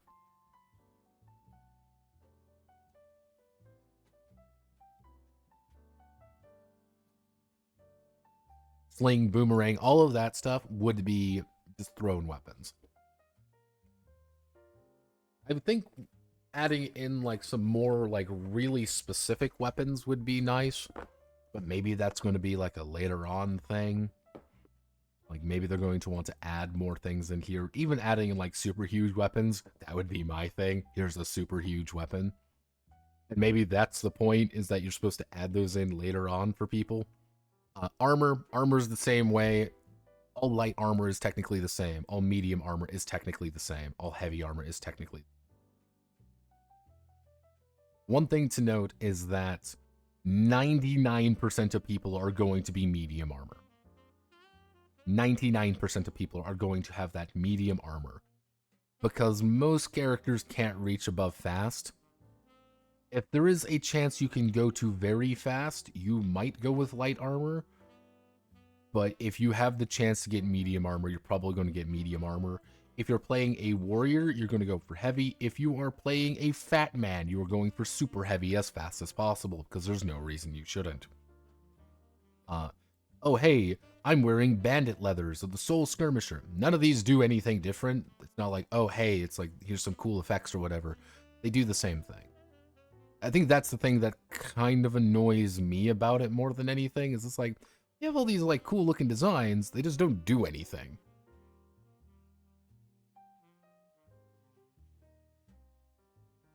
Like I think that's the part that's like, oh, like that's kind of like, I would wish that the trophy mail felt like it did something different than the Holy Knight regalia, but it's the exact same. But again, this is me, but again, here's custom armor abilities. We're taking very little things and adding more to it. All we're doing, that's the plan. Shields are kind of the same way. Again, shields feel a little bit... Shields are weird, because the entire idea of shields is to give you a flat bonus, which you should get that flat bonus. Outfits are worn under. You do get actual big bonuses for wearing them. Most of them are very basic stuff, like artisan outfits, extreme weather outfits, or patterned outfit. Wearable accessories. Someone will have to buy a map. Someone will buy this. You say, but I don't want to buy this. And the answer is, you are, though. Like, you're going to buy this. You're like, haha, hee. Yeah, like you're going to, someone's need to buy this or hopefully get it in their items because the compass is, you need this for the entire section of traveling, or the GM's going to give it to you. That would be probably the likely outcome, is that the GM hands it to you. Yeah, illumination, torches, lanterns, the Lumi slime. Specialist kits that let you do things. Again, you're going to get a specialist kit, and it's probably going to be something useful. Needed replenishment. Most likely the physician's kit is amazing. The dungeon's kits is useful. Gadgeteers, you should really only use the Gadgeteers kit if you have a Biomecharoid. Yeah. Oh.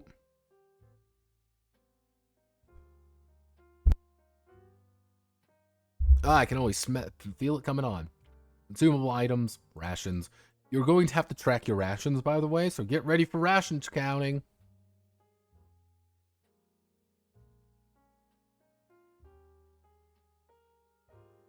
Yeah, there is ration counting in this game a little bit. Again, but remember, this is an OSR game. It's something that you have to know, I have to know, we all have to agree with, that this is an OSR game, not an anime game. Which makes a lot more sense. So, also, this is the funniest thing in the entire way. This is the bomb. The bomb breaks the game. So, set it slow to set off and indiscriminate. These powerful explosives are best kept for strategic demolition. Takes an action to set and will detonate at the end of the next round. Effectively, it takes two rounds for it to activate. Affect everything, structures, individuals up to one battlefield area away from the point of detonation. Bombs do 8 hertz of damage to any objects, blowing a man-sized chunk out of a wall. Now, this is an interesting thing to understand. This is a very fascinating situation. When it says 8 hearts of damage, this is 8 hearts of damage, and the largest creature, the most powerful enemies in the game, have 7 hearts. Yes, a bomb can kill probably some of the most powerful creatures in the entire game because of how the damage functions. Because remember, everyone, the most powerful weapon we have is heavy ordnance. Yeah, just random shit that you managed to get. There's some like, oh well, here's some fancy items and stuff. You want to play you can just bring a fucking gun with you.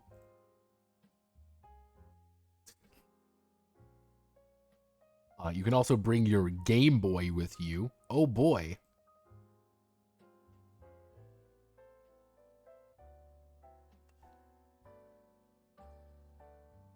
Bringing companions with you. Companion rules are pretty standard stuff.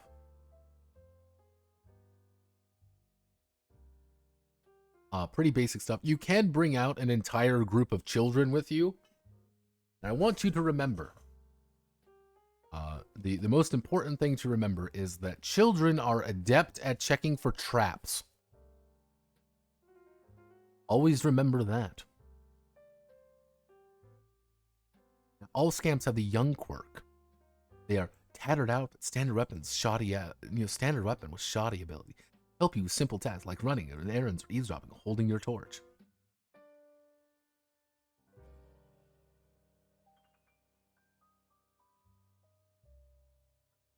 See, again, you need 10 stones a day. It's very cheap to get a horde of children and then send them into the dungeon because they're gonna walk forward, and if they hit a trap, who cares? You can get more. All I'm saying is our canaries are very valuable. They're child-sized canaries, and yeah, yes, kind of special abilities, some guides, some coustrels.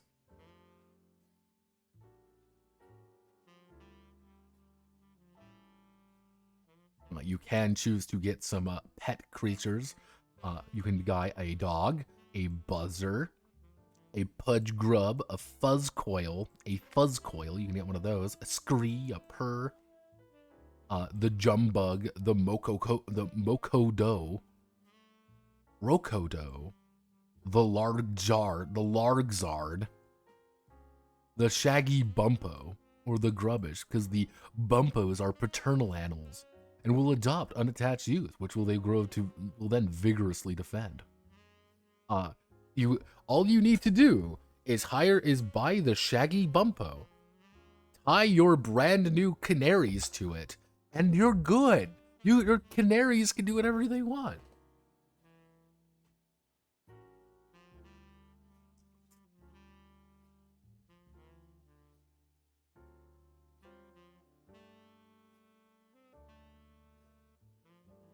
We are literally sociopaths. Get in there, Chief. Yeah, now, this is the Shaggy Bumpo. I think people would be more fanatically loyal to the Shaggy Bumpo than they would to be the random child characters. The Largzard, the Grubbish. Again, the Grubbish seems like it speaks to you in your dreams and wants you to kill people. I'm like, no, I'm good. But of course, we've got some vehicles. You can get a little bike, you can get a little fucking skimmers, Cloudbreakers. Yeah. You want to buy a house? Want to buy services? How do we get our character rank? Again, the higher your rank, the more cool abilities you end up getting, the more things you end up. You go to rank 10. Remember, your rank gives you have 10 ranks and you get fucking nothing. Generally speaking, though, earning XP is 1 hour of play is 1 XP. That is kind of important. You do get some achievement XP. That's kind of the basic idea, or effort for each hour actually playing. You do a 3-hour session, you get 3 XP. You get an XP for doing things. Yeah, you did it. Good job. You do good things. You get an XP. Hey, you accomplish a goal. You get XP. Hey, you get XP. Generally speaking, you're going to be getting XP pretty consistently. And I don't hate this. It's just very focused. And they want you to... They know you're going to stop playing about level 10, about level 5. The game is really built for level 5.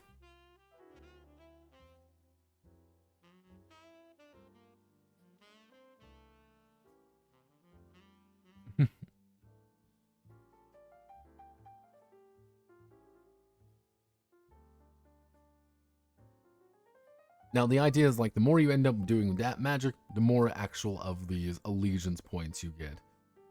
If you have a lot of allegiance points, you're going to start getting these, and some of them are like, oh, hey, unsettlingly symmetrical. You get a halo. You get serpent eyes. You luminescent tattoos. If you get dark gifts, your horrible things start happening. You get mutation tables. Because if you want to know why they do this, very simply, they want you to make more of these tables later on. They want you to, in about Probably by the end of the year, they want you to have 200 options that you can roll on, because why wouldn't you? Cheap, you can sell it for $1.99 on their website or whatever. Now we actually get to learn how to play the game. Page 210 again. Roll d20. Roll under your attribute. That's really it. Kind of the idea is it's like, oh, well, we acknowledge the start of a new day. Because the sun got blown up, there isn't really daylight and darkness anymore. It's permanently day whenever you need it to be day, and it's dark when you need it to be dark. That's all you need to know. Generally speaking, all you need to do, I need to make a check for my might. I rolled a 4, I succeed. I need to make a deafness check. I rolled a 7, I succeed. I need to make a grit check. I rolled 15, I fail. That's it. If you're ever in a competition with someone, you're trying to get as close as possible. You're trying to get a higher roll than them, but lower than your attribute. They roll a 1. If they have a 15, they roll a 1, and you have a 3, and you roll a 2. Congratulations, you have succeeded. You've beat them.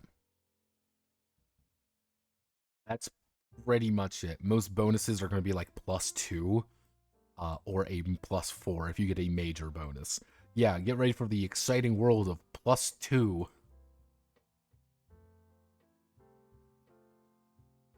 Edges and snags. You know exactly what an edge and snag is. I don't even need to tell you. You know already. Generally speaking, they kind of make like, oh, here's a bunch of focused rules. At the end of the day, make a check roll under your attribute. Make a check roll under your attribute. Make a check roll under your attribute. Make a check roll under your attribute. Roll over. Roll and check under your attribute. Choose. Yeah, this is pretty simple stuff. Nothing too exciting here. You already kind of know how this should work. Nothing is really exciting about this. It's pretty simple to understand. Anytime you need to do something, you just roll. If you match your aptitude, you auto succeed. That's your special success. You got a 5% chance to get a critical success no matter what. If you roll a 20 on an aptitude, you fuck up. Journeys are a little bit more, I wouldn't say nuanced, but effectively, you choose a route. You may want to assign a scout, and then you choose how you want to do something. So, what does this actually mean? So, I want to move from port to town. It takes 1 day. You don't need to do this. It takes 1 day. We need to eat something. Oh no, town from the village. It takes 3 days. So it's 3 days worth of travel. We're going to have to make a check on 1, 2, 3. We have to make a check on those 2 days. Oh no, we're going to need to make a check to get through it. Oh, this is 4 days. 1, 2, 3, 4. That's 4 different encounters, and we're going to need to make checks to get through it. That's really... Ooh.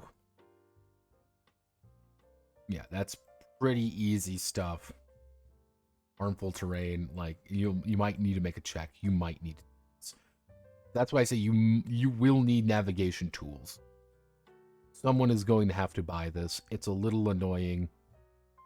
Fine though. What do you need to do? Make an insight check. That's it. Make an insight check. Anytime you were to fail these checks, anytime you need to fail doing anything, you roll on this. Rolled an 18. We go full circle. We make no progress on the map. We only get half as there, and we only get half as far as we need to in the few days. Hey, we made a wrong turn. We have to make an encounter team because we are in a completely wrong area now.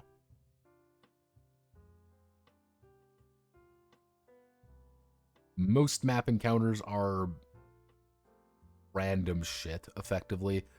There is one at the back of the book.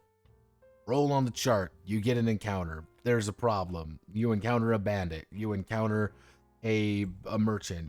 The piddles want to fucking kill you or whatever. Doesn't matter. You just roll. Camping. You can do camp stuff. You can make hunting and foraging rolls to get rations. You need rations to eat things. Or you can still kind of make a move. Exploring follows the same principle. Hello, welcome to the Bone Zone. if exploring follows the rough same principle, where if we scroll down here, we start at the Duskward Gate, we move to the Bailey. What's in the Bailey? What's in the Town Hall? We go bump, bump, bump. We can choose to move cautiously.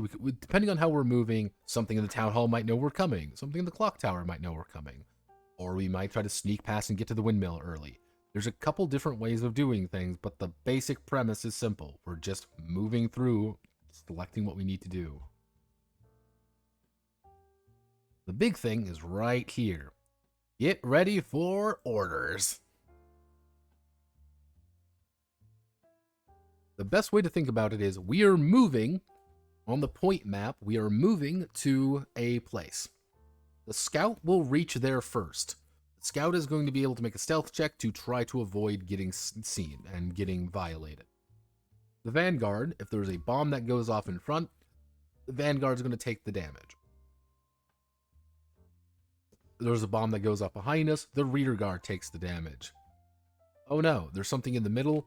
The observer is the one kind of examining things more closely. Let's see, all of these do kind of the same thing. Rear guard takes an action to get to the vanguard. The observer takes an action to get to the vanguard. Scout, it takes all of these guys an action to get to the scout. Same principle, but as long as you are... Yeah, you kind of see it. You have the ability to get wherever you need to. It's the big thing though is in the observer position, you're allowed to be a little bit more acute about your immediate surroundings.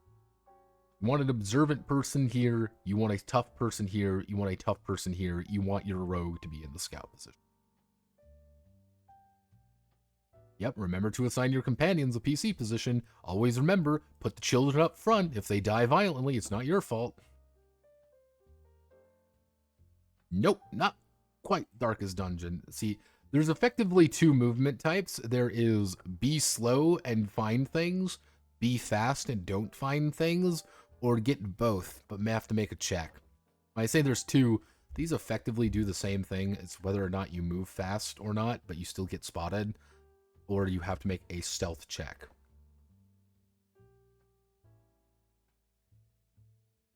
Yeah.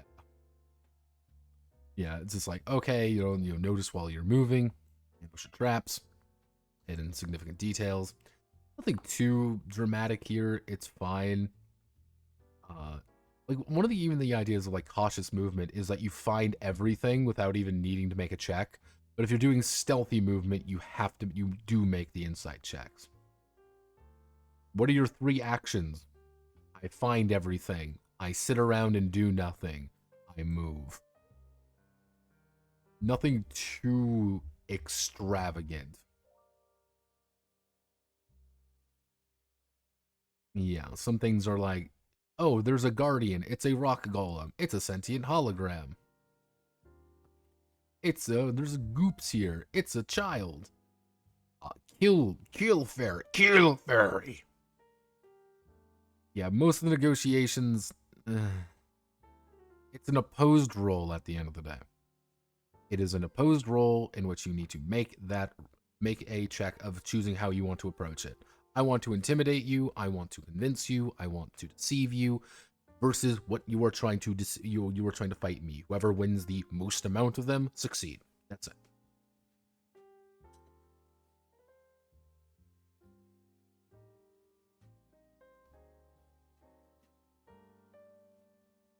And now we reach the actual main thing. Getting ready for a fight. Yeah, fighting. Yeah. Roll against their defense. The weird thing about the defense is right here. Your base defense is 10, and if you wear medium armor, it's 14. D20 plus 2, beat 14.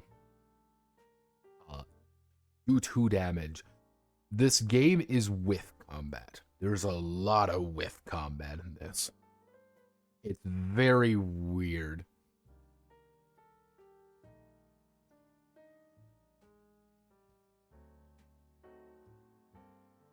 Worst chaperone ever. But the loot, besides, who's gonna miss them? Their parents? Heck, I did them a favor. If they don't, I... Don't worry, children, this dungeon's completely safe. But, yeah, get ready for whiff combat. Because whiff combat effectively means you are going to miss over half of your attacks most of the time. And, like, even as a, like, perfect warrior, you know, you kind of see here, with a full +3, because he is a, you know, he's a champion, he's got a weapon ability, he's got exactly the weapon he wants. Actually, no, he would only have a +2 because he's not a master weapon. So you get a +2 to hit right off the bat, for me anyway, to do 2 damage. If it's above 10, you know, it's effectively 12 or lower, it's a 50-50. If it's 14, that goes down. The odds in this game favor missing. And that's kind of odd. Because you'll kind of see, like, okay, your hearts this is purely how much health you have, how many hits you can sustain. Not, you don't take 2d6 damage, you don't take 1d4 plus 24 damage or whatever. You take 1 damage, or you take 2 damage.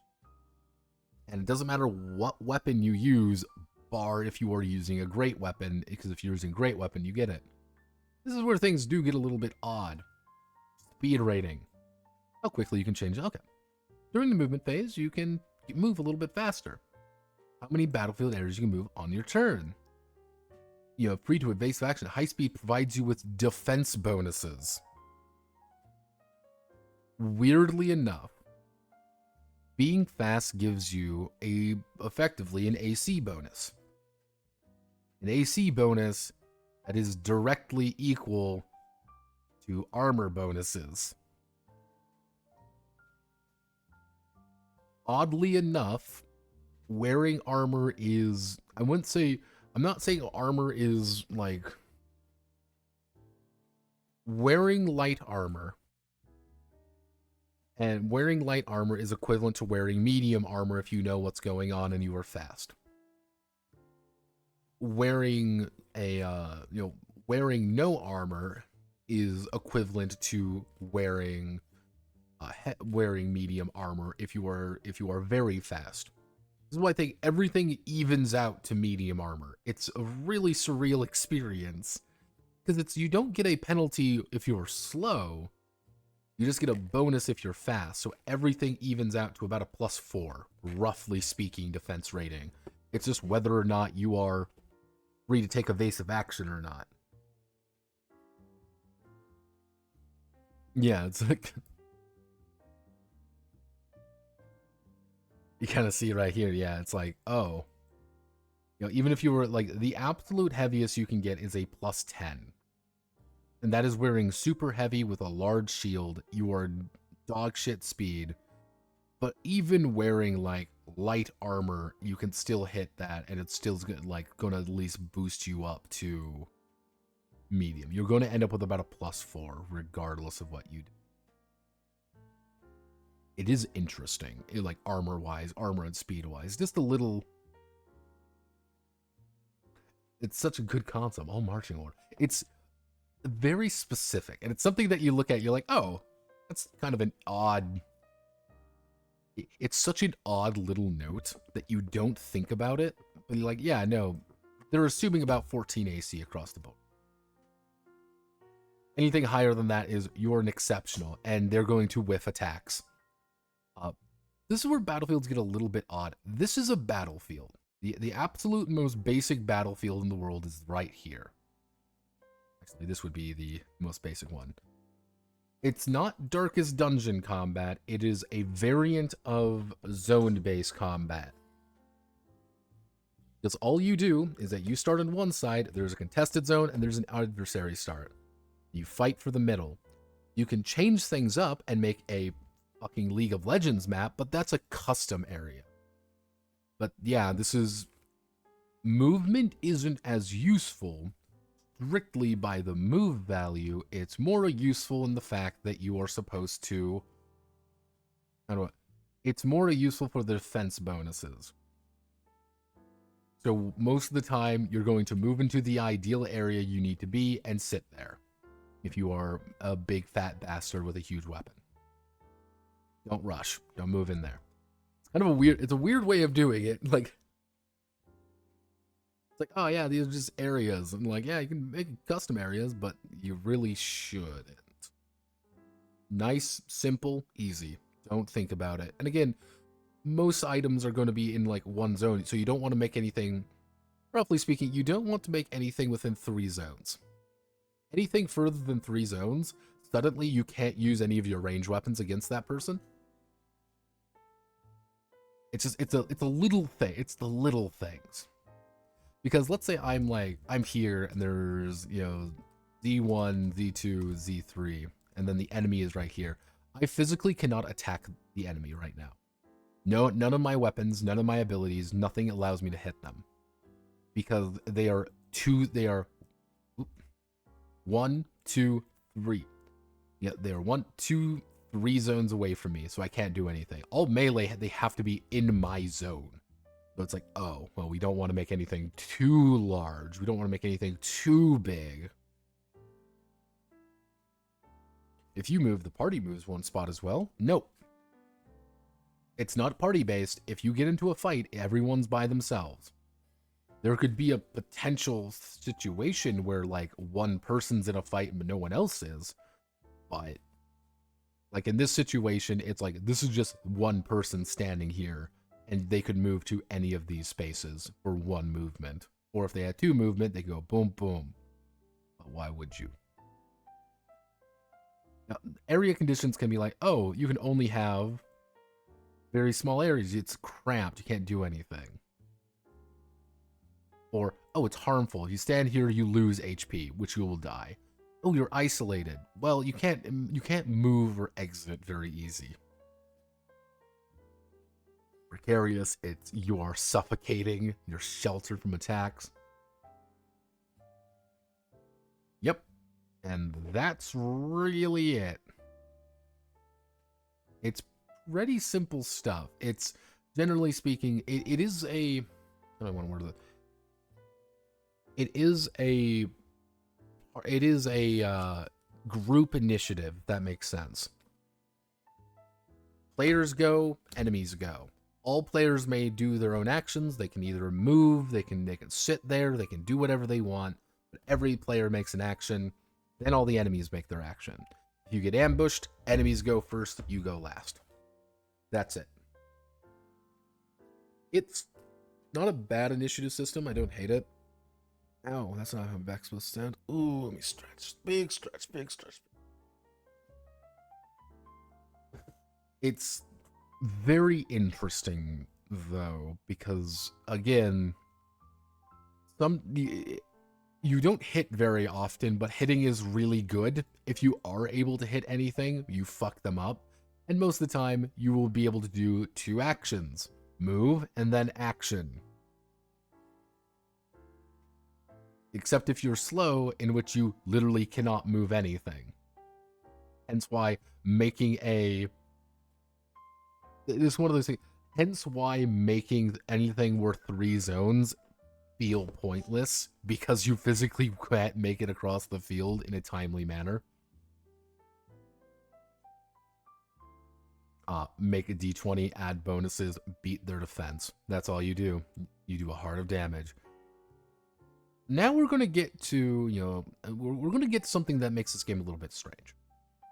So attacking stunts, stunts are just things you can do. Combat tricks, kind of the same idea. Make a check, beat check, do thing. Easy. Oh, you want to assist someone? Well, you're saying, I don't want to. I want to open up their defense. We'll work together. We're trying to open them up. If we succeed, you know, then we make a standard attack. If we succeed, but if we, you know, if I win, my ally gets a +2 to it. If I fail, you know, it's like cool. Target the same foe or an ally. Increase a major bonus.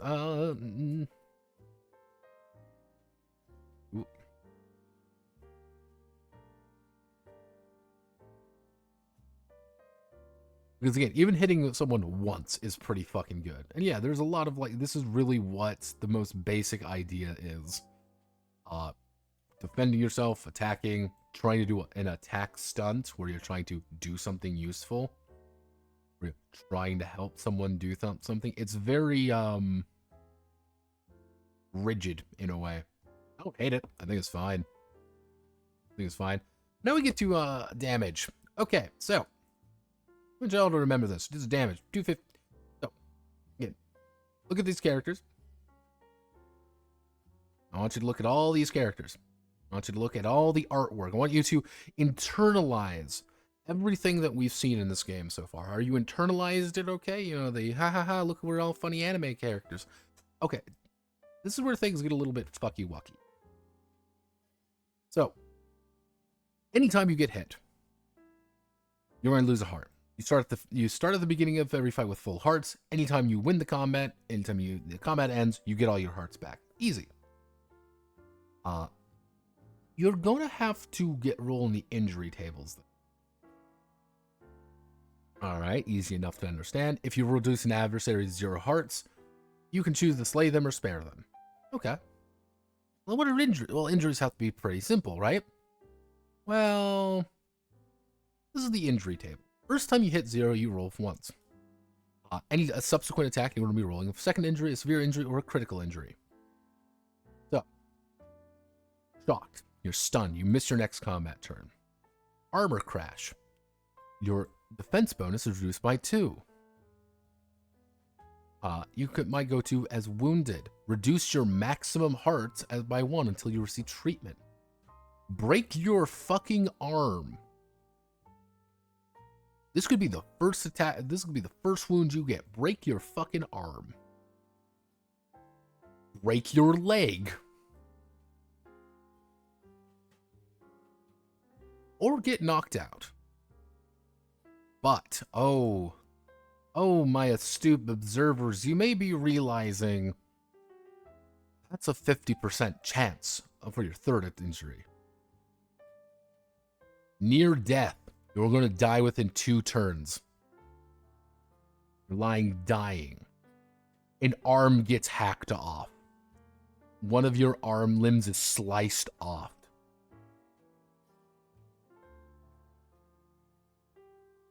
You're mutilated.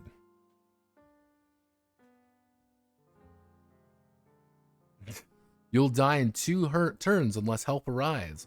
First stage will prevent your death, but a -1 to an aptitude of your choice related to the wound.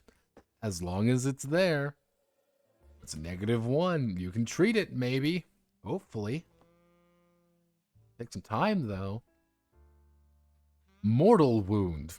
You received a fatal blow and will die. No treatment can save you. One last action, make it count. It's an unnatural resurrection. You are instantaneously killed. Without theatrics. You're dead. A fatal blow leaves little that is recognizable.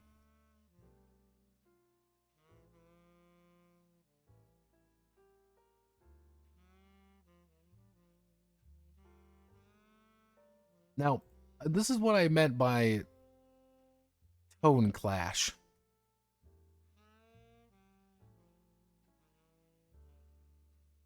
This is the idea. I want you to, again, remember little orphan Annie that you're sending in there is not getting hit. No, she's getting her limbs hacked off. Look at that little, see the little blue woman up front? Ah, man. Sucks that she got her leg tore off. Sucks the big green guy in the back there is permanently mutilated. Very odd that little isekai man there doesn't have, can no longer use his arm.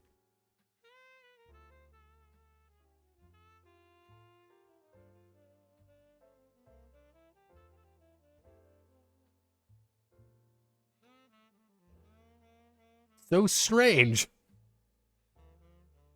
How mysterious. How blazingly strange that there's a chance that one of these creatures gets eviscerated.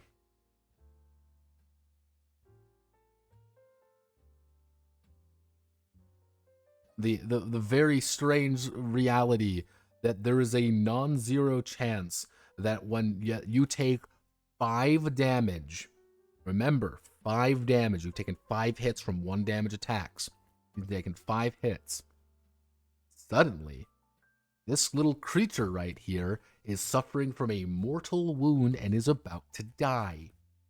Take 6 hits, possibly even less. This thing could be ripped in half, bisected down top to bottom. I want you, that it's such a bizarre fucking thing.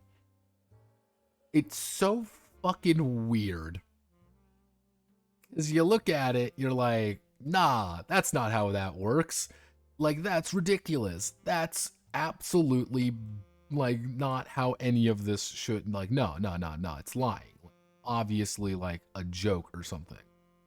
There has to be there's the catch situation. But no, that's actually canon. Like, that's the actual way the game is meant to be played. And that's so fucking weird to me. It is so bizarre.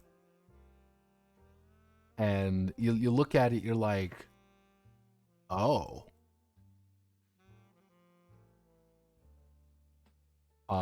We've currently hit the fact that you can die violently after about 5, 6 attacks possibly. All of those little cute anime grills that you saw, they can get their limbs hacked off, they can die violently. Yeah, it's one of those like, oh, this is probably like the weirdest tonal whiplash of the game. However, there's something I want to point out here that I find to be very fascinating, if anything. This is the dev blog. This is where a majority of the stuff. This is where I'm talking about it. This is the cartoon slapstick injury table. Anytime you get reduced to 0 hearts, they can roll in the slapstick injury table. Now, if they finish the gag, they get their health back. You get bonked on the other hand, and you slump to the ground, small cherub versions of the party's least cute member. If someone grabs you by the collar and shouts "snap out of it" and throttles you for a bit, you have a giant hole in you all of a sudden.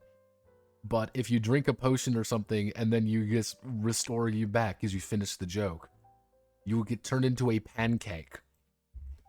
If someone subjects you to the balloon status ailment, yes, you fragmented. You shatter like glass or sliced into ribbons. Someone has to glue you together to finish the gag, and you restore yourself to 2 HP. It's really surreal. That's kind of like a gag. I'd be like, that fits a lot better, arguably, for like the look of the game. Like, you can get rid of all of the injuries pretty easily by just doing a downtime activity, but like a prolonged engagement, you're fucked. Especially when there's no way to actually reverse death. This isn't like Cloudbreaker where there's a revival spell. You're just fucked. Like, yeah, kind of talk about Sundering, Colossal Combat. Colossal Combat kind of does the same thing. If you notice, everything has like 5. Kill the thing that you need to break. Horrible perils, things going wrong. You're on fire. You're impacting. You're blinded. Here's the balloon status effect, everybody. This body swells to inconvenient proportions. This embarrassing ailment is most often caused by spiteful hexes or malicious magic. This embarrassing ailment. Isn't it embarrassing?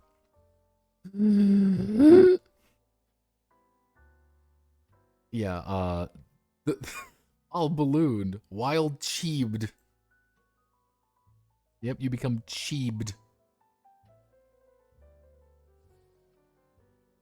Disoriented, you're fatigued. A bunch of... Yeah, you can also get turned into a... You can You get jellified. You want to get turned into a jellified? Yeah, I don't know. I don't know about that one, Chief.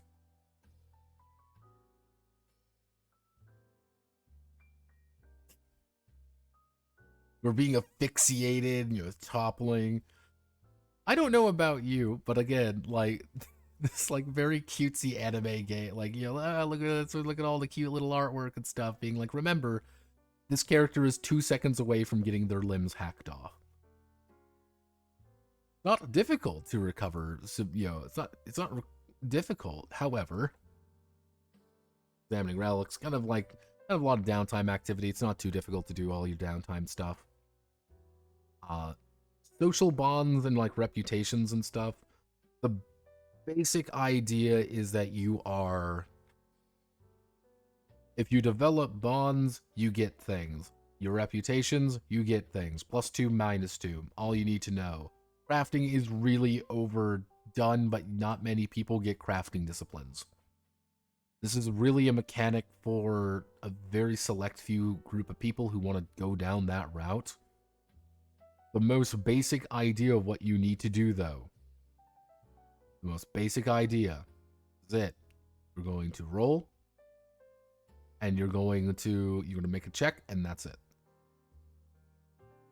Most of the time, as long as you have the materials, you can do it. If you don't have the materials, you can't do it. And they kind of measure everything by like, how much backspace does it have? You need 2 slots worth of it. You need 1 slot worth. But it's like, oh, okay. That's pretty much it. Hey, you want to add an element gem? Oh boy.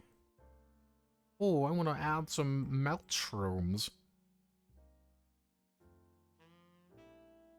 Things can go wrong, obviously. Very simple. Lore is bullshit. Don't think about it too hard. Lore is a justification for things to happen, and it's a lot of charts to... There's a lot more than Cloudbreak, I feel. But...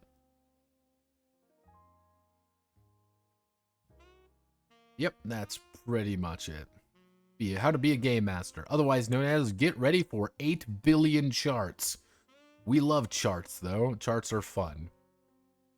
Just charts. What's people doing? Pretty easy stuff if you're GMing a game like this.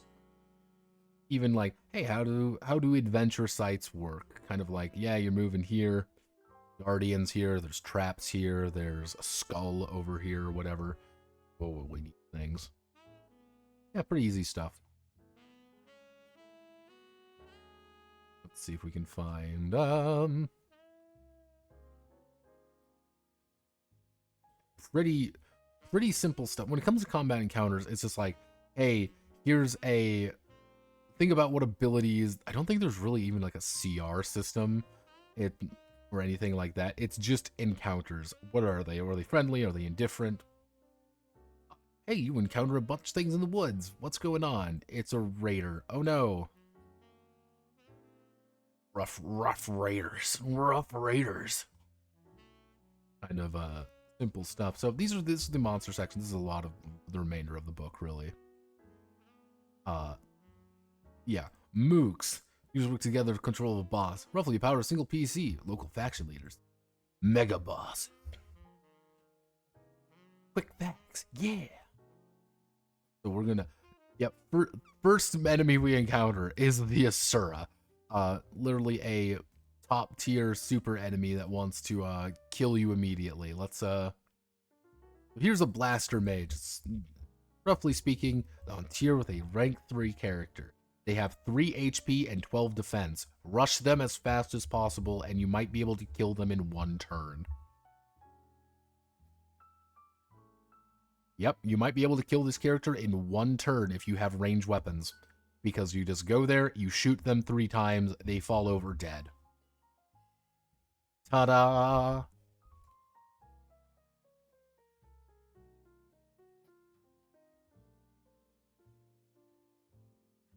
It's a Champa, everyone. Want to fight a Champa? Want to fight a fucking hippo? Look, it's the Chosen One, a hero of another story. Realm me fail and exploits go unchronicled. Look, everyone, it's because there was up on the fire wizard doggos.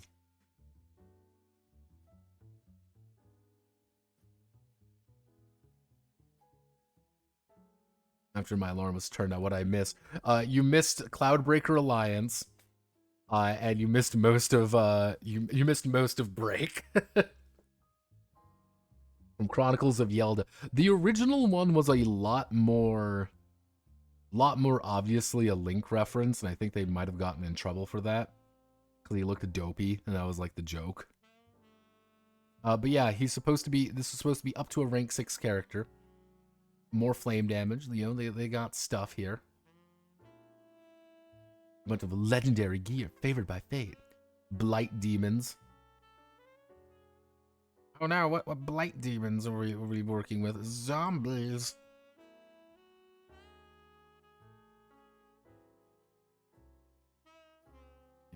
Again, most enemies go down, like most Mook enemies go down in one hit if you manage to hit them, because they might have 12 HP, they have 12 defense. Because if they have 12 defense, you have a basic character. I would have a 50-50 of hitting them to kill them immediately.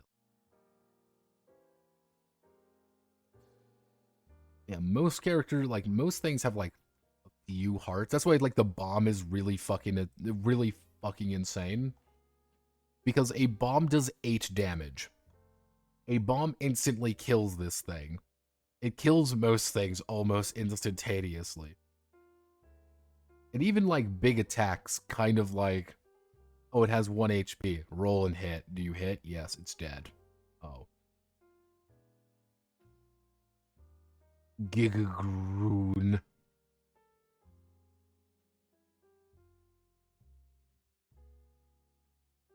Gigagroon. Yeah, you kind of see Sleepy. Grimwing. It's me, the Grimwing. Murder Maid. Kill servants. The Murder Maid, everyone. Are you laughing? The Battle Butler. Are you laughing? Look, everyone. It's so funny. Hee hee hoo hoo. So anime, right? He's got 7 HP and 20 fucking defense, so you will never actually hit him. Haha, hee hee.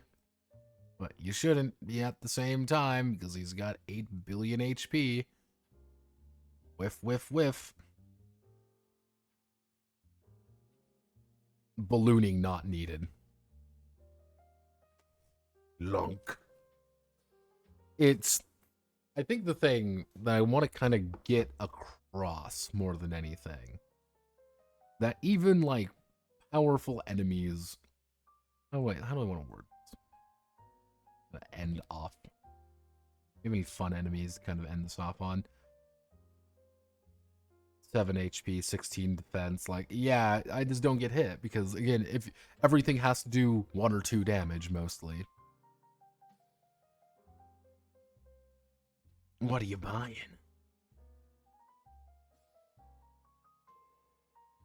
Oh, nope, nope, yeah, you can get ballooned again. Finally, I can get ballooned by the giant bug. Finally. I want to get, you want to get ballooned, everyone? You want to get ballooned? You gotta kind of create your own adversaries. Not too difficult to make your own adversaries. Even this, like, hey, you want to create a basic one, well, we can increase the rank by 1, add abilities and stuff. It's not too difficult to refluff. It's not too difficult to refluff abilities or refluff characters. That's the entire, arguably the entire thing you're supposed to do in this game. And some basic rules. So here's the thing with Break.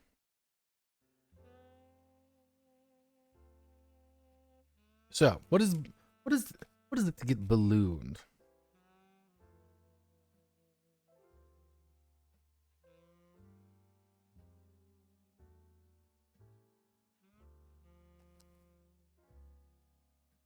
Okay, so. Okay. Break. What's the gimmick with Break? Break is a weird game. Because here's the thing. I'm going to look at this from 3 perspectives. My first perspective is very simple. Break as an OSR game. If you were to say, this is an OSR game, let's remove all of this, replace everything with the OSR look, the pencil drawing, you got your basic black and white pencil drawings, humans and wizards and all that shit.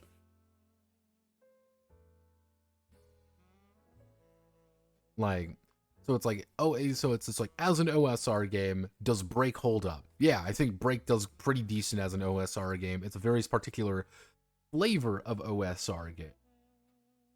But it would do fine. It would fit. It would slot comfortably next to a couple of those other NSR games that people talk about every now and again, and people bitch about endlessly being not a real OSR game.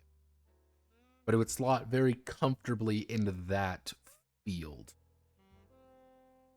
But Weeb's Cool Revolution, honestly, yes. But let's look at it as its own thing. If you look at Break as its own thing, divorced from the idea of an OSR game, and divorced from anything else, it's really tonally weird. I don't like the art. I do not like the look. And I think that is what a lot of this game is built around, is the look. They're like, well, you don't like the look. Well, what do you mean by that? Because I don't really see it as anything like that. I see it as like the weird like Avatar comics. I see it kind of like that, and I'm like, oh, like I see it like I see a little bit like little fucking Wakfu in there. Like, it has its own look to things, but I don't care for that look really. It's just not doing it for me. But then you also have like this tonal shift constantly. And it's not just the injury chart. It's not just looking at that little anime girl on front and watching her get eviscerated. That's not the point. It's the fact that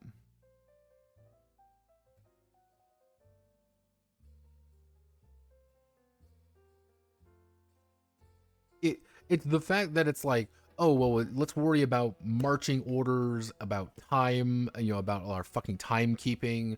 Let's worry about, like, all the little details and all these little things that are important to an OSR game that feels like it clashes with what it is here.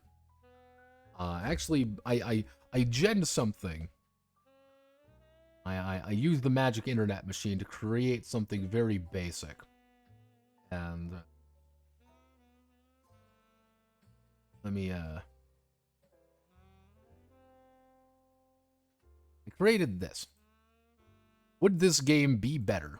Would this game be better if this was the cover? Would this game be more appropriate if it was trying to be Berserk instead of trying to be its own thing? Maybe. The issue with it is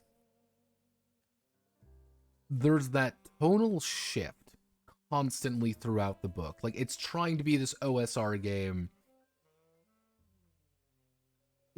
Yeah. That's kind of the weird thing. Like, they're trying to be humorous, but then you see things where it's, like, clearly not trying to be funny. It's like, this is an OSR game, but we're making an anime. Someone said it perfectly. Like, it's an OSR game wearing a balloon griffin. Like, it's an OSR game wearing one of those plastic anime masks.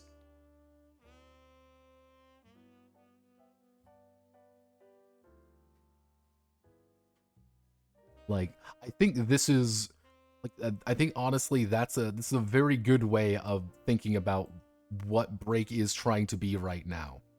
It is person wearing one. It's an OSR game wearing a weird plastic anime mask. And, like, you clearly can tell it's an anime, like, yep, that's anime, all right. Like, that definitely does look anime. But on the other hand, you're like, that's not it. That's not, I don't like it. something is wrong. Like, something is very incorrect about it. Honestly, if you were to make the injury charts a little bit better, if you were to make the injury charts a little bit more, I would say its own thing, maybe not as lethal, maybe more ways to recover health. Because if you notice, there aren't actually many ways to recover health. In a strict fight, it is a fucking mano-a-mano, beat down until you win. You can win fast, but you should lose faster. And you're quickly going back and forth, and my thinking is that you're supposed to have multiple fights, so you can't really get time to recover really at all. But again, you don't feel like an anime superhero. I don't know why they call this an anime game. Yeah, like, that's the weird part, is that the game looks one way, it says it's another, and plays a completely different game. It's a very strange thing in that front. But then I was reminded last night of something very important, that I realized what the point of this game is, the third way of what this game is supposed to be. And it occurred to me so actively. It's supposed to be Donald Duck Berserk.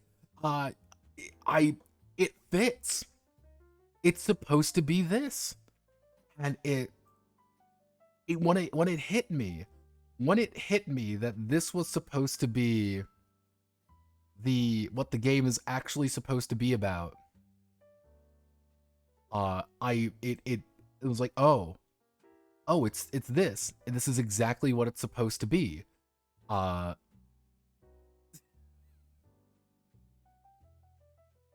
It's like, it makes complete sense. The game makes absolute perfect sense that it's not supposed to be an anime game. It's not supposed to be a fucking, its own thing, OSR game. It's supposed to be a fucking Disney cartoon, but everyone's playing Berserk.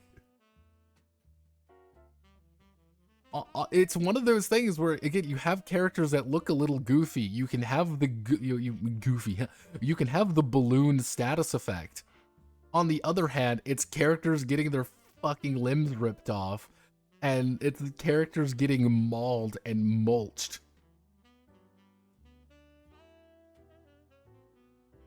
And just getting absolutely torn asunder. And if you look at it like this, you're like, oh my god, it fits perfect. Yuck, Donald, look away. It's balloon status is a fetish, not the game being goofy. But honestly, if it was like a weird Toontown Berserk game, honestly, 10 out of 10. Break's amazing. Greatest game of all time. Kingdom Hearts plus Berserk. Honest to God, if that was the fucking game, Break would be the greatest thing I have ever read, ever played. It is perfect. Just the complete, just juxtaposition. Because then things like the balloon status effect would be funny. I did it once and I'll do it again.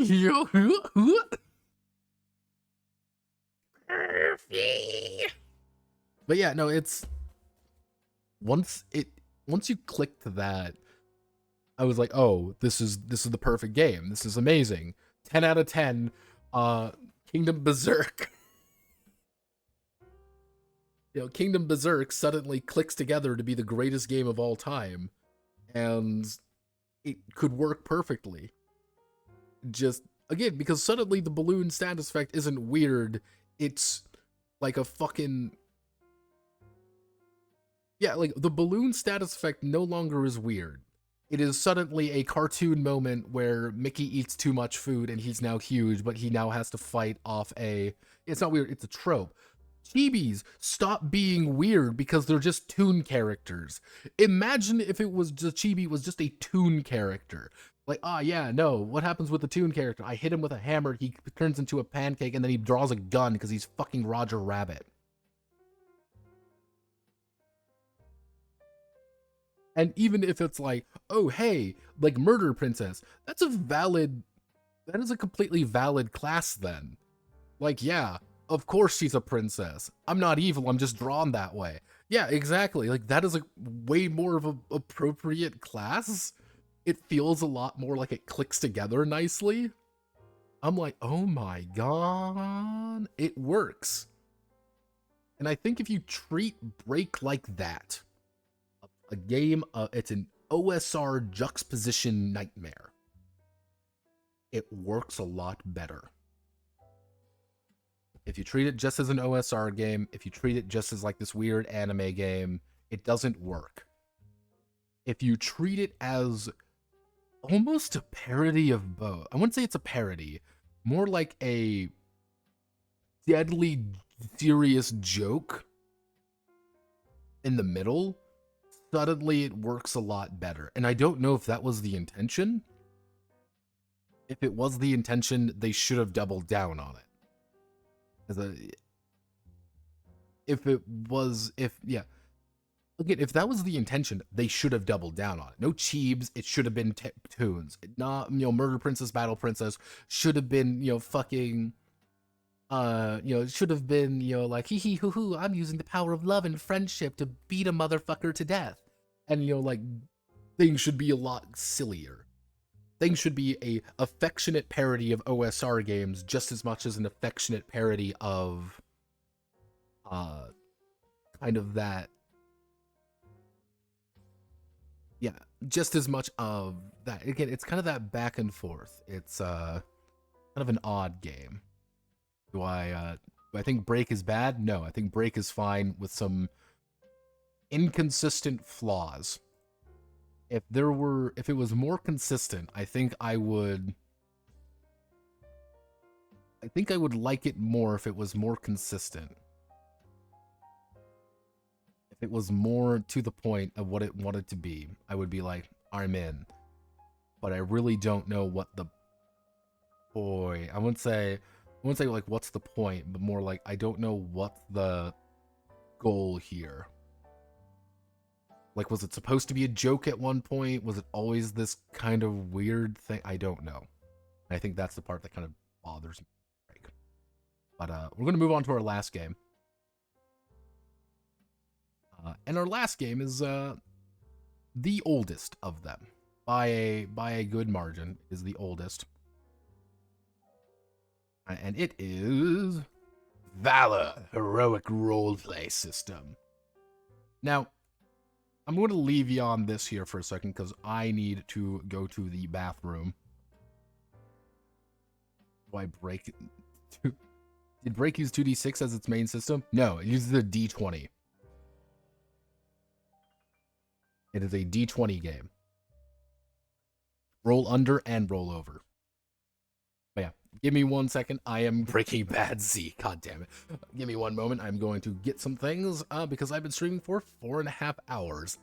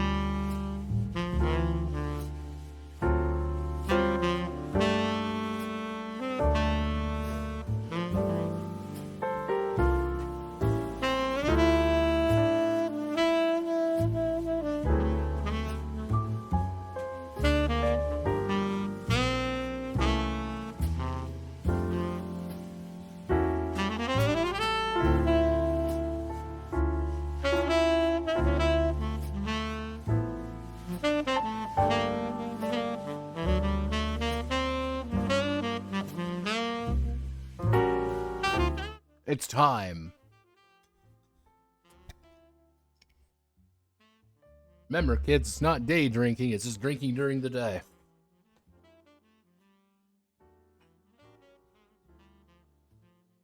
So, Valor. You might have heard of this game. You might have not heard of this game. A little bit odd. As you see, it kind of came out in 2015 by Valorous Games. So, let's do some looking. Valor RPG is...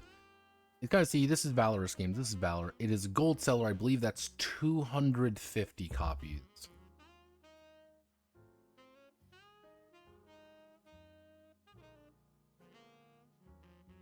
I always have to double check the metal tiers. Gold is 500 copies. This has been 500 copies since its inception in 2015. Now, people have been talking about an errata. This is not... Apparently, they updated it with the errata. I don't know the exact version I have. I can assume that it's at least a version. So, Valorous Games. $25. It says $30, $25. That is right. It's been on, apparently though, it is a permanent sale kind of thing. It's always been $25. It never has not been $25 for as long as I can see. Now, you may be thinking, Austin McKenzie. Well, this is Austin, the person. This isn't quite the person we're looking for. We're talking about Liana McKenzie. This is Liana. Co-owner and lead designer of Valorous Games. Talking half Vietnamese, lesbian, trans, she, her, whole 9 yards. Seattle, Washington. I do not need to say anything more. Generally speaking, they talk shop a lot on their side. They talk shop, they talk about anything like that. Completely reasonable. But if we go to Valorous Games, the other person behind it is Alan Gordon. Alan Gordon TTRPG, if you look him up, nothing really pops up for Alan. Alan is a little bit, yeah, Alan's not really featured in much. He seems to be kind of the guy behind the scenes, which completely reasonable to say. Valorous Games, generally speaking, they just kind of retweet each other and they kind of talk about, oh, we're Sakura-Con. I give them credit for this. This is important. They are still dedicated to this game. Throughout everything, they are still dedicated to the Valor RPG. They are still producing things for it. They want you to enjoy this game. And I respect that. I do say, cool, very cool. Keep doing your thing. You can buy it directly from them. Do not buy it from them because it costs a lot of money. It's technically a $25 book. Or you can buy with effectively the accessory book. But the weird thing about it, if we go to Valorous Games RPG, is right here. Right here. This is the most recent one. Now, if we go to Valorous Games itself, kind of see they created 3. I fucking hate you. Or I want you to remember. Kind of see here. They tried to do a reprint earlier. Apparently there was just some little weird issues with that because they canceled the funding. It appears to be there was just an error or something went wrong and they couldn't get something right. It happens. But they also backed Valor Best in Class, which is kind of an expansion for it. And right here, though, is the system, though. But the reprint of the game made $10,000 from a $6,000 goal. Nothing too major. But it's kind of like, hey, we want to reprint the game. We want to reprint everything. And this game was originally... The weird thing to note about this game.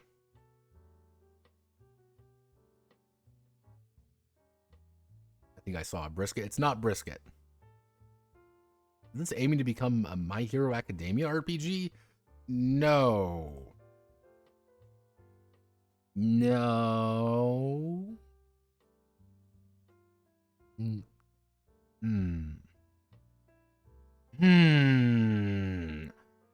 Well, here's where things get a little bit complicated. So, This was built from the bones, effectively, of a Bleach book for the D20 system during 3.5. Remember, this game came out in 2015. This game has technically been in a weird on and off development probably since the early 2000s. And like, oh, well, here's the end result. You know, it's like, oh, is everything we like. First funded in 2014. Yeah, so... Oh. Yeah, what they want to do is they want to reprint the book with all the errata, cleaning up the layout. We have the old version. I haven't really seen anyone come out about the new version at all. It took about a year to get it there. They said estimated delivery. That could have just been an issue. That could have been a reprint. This could be the reprint. I don't really know. Might be under a different... Actually, let's play a game. Valor, Kickstarter. There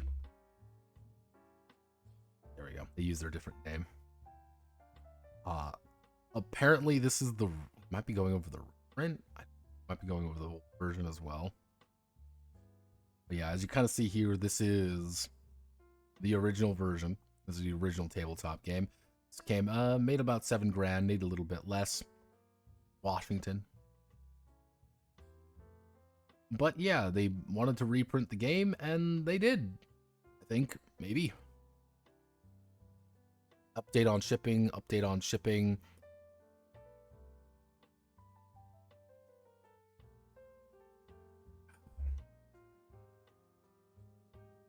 Yes, one of the big things, this was actually sent to me by Solid, because Solid is really supportive of Liana. Because she was having some issues, like some health issues. And apparently the game got a little bit delayed on that front. But looking into the other two, couldn't really find anything. Again, D20. It's D20 Modern Tokyo. God damn it. Ooh. I knew you were going to find that. But yeah, they've been making stuff for Valor for a while now. If you actually go to Valor TTRPG, let's go to itch.io, because they do have an itch.io. Go right here, $25, of course. It's what they've been doing is you can actually buy the $10 you can buy the $10 application zip to build your own characters. You also have options for Fire Emblem, Soul Eater, fighting games, Monster Hunter, Persona, Legendary Heroes, Digimon, Freeway This is what they were kind of doing. Like, hey, I want to fight the Fire Emblem version. You want to fight Fire Emblem Valor? It's just like, that's kind of what the goal of this was supposed to be. It can fit anything. It's a generic system at the end of the day. And my usual thing when it comes to generic systems that I think is important is generic games fall into 3 categories. You have true genre games, which is, this is a game about replicating a certain genre. This is the mystery game. This is the Western game. This is the superhero RPG. This is the X RPG. You have false ones, which are kind of doing their own thing, and like they have kind of their own idea, but you can adapt it elsewhere. And then you have toolboxes. Toolboxes are, there is no flavor, fuck you, do this. This falls into a very...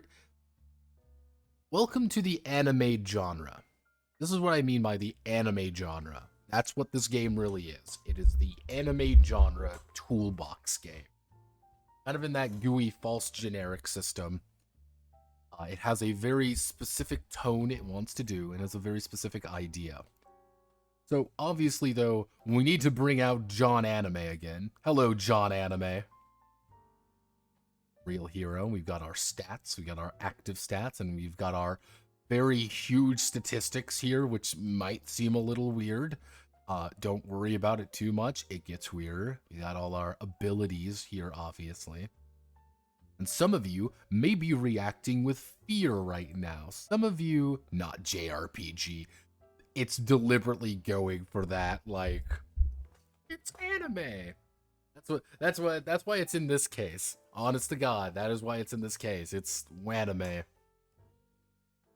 The more accurate mainstream anime from the 2000s genre. Yeah, Wanime. Because remember, every anime is just shonen slop from 2005. Every single one of them. Doesn't matter whatever you made, it's shonen slop. I want the anime. That's all it is. It's just I want the anime TM. I want nothing more. I want nothing less. I want the anime TM. Great. Love it. Let's get into it a little. Here's their exact address. Why do they give their exact address? I do not know. Generally speaking, though, you kind of see here, this is when, you can see it's kind of an older game. It is, if we scroll all the way down here, these are our heroic characters. They use these 5 pretty consistently throughout the entire book as the sample characters in different settings. And that's kind of the idea. They're applied to different settings. You kind of see up here, these 5 characters are the exact ones here. They also hired a bunch of different artists. So, first thing to do, this game is a D10 system. When I say D10, I am meaning straight up just D10. You're going to take your D10, and you're going to roll that dice, and try to beat a target number. Usually, it's going to be opposed. 99% of your rolls are going to be completely opposed against a target. Oh no, I want to punch you. Well, I'm going to roll my muscle, D10 plus muscle versus your D10 plus muscle. I got a 9.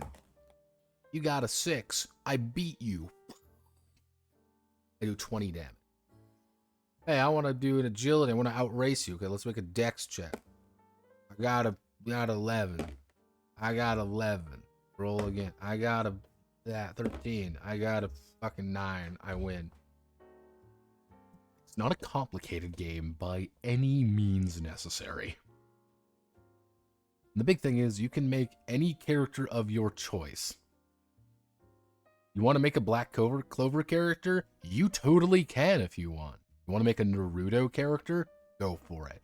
Both are built the exact same way with technically the exact same abilities. It's, you know, it's like there's no main character. Basic idea is the idea of base and active attributes. So, base attributes are your, like, actual core abilities of who you are, while your active attributes are the things you're adding to your rolls. Anytime you're actively doing something, you would be rolling muscle, dex, aura, intuition, resolve. Anytime you are kind of like referencing something, strength, agility, spirit, mind, guts. Generally speaking, you're not going to add your base stats to anything except when it's like a, oh, how much health do you have? How much spirit do you have? Or whatever. That's what you use your base for. It's a little bit odd getting there, though, and let me explain why. Because, you'll see most when you roll any of your attributes, 25 attribute points distributed among your 5 attributes. Nothing can exceed 8. Interestingly enough, I did a little bit of testing. There's 5 attributes. The absolute most you can get, because everything has to have 1. So that would be 16, 17, 18, 19, 20. I believe that would be.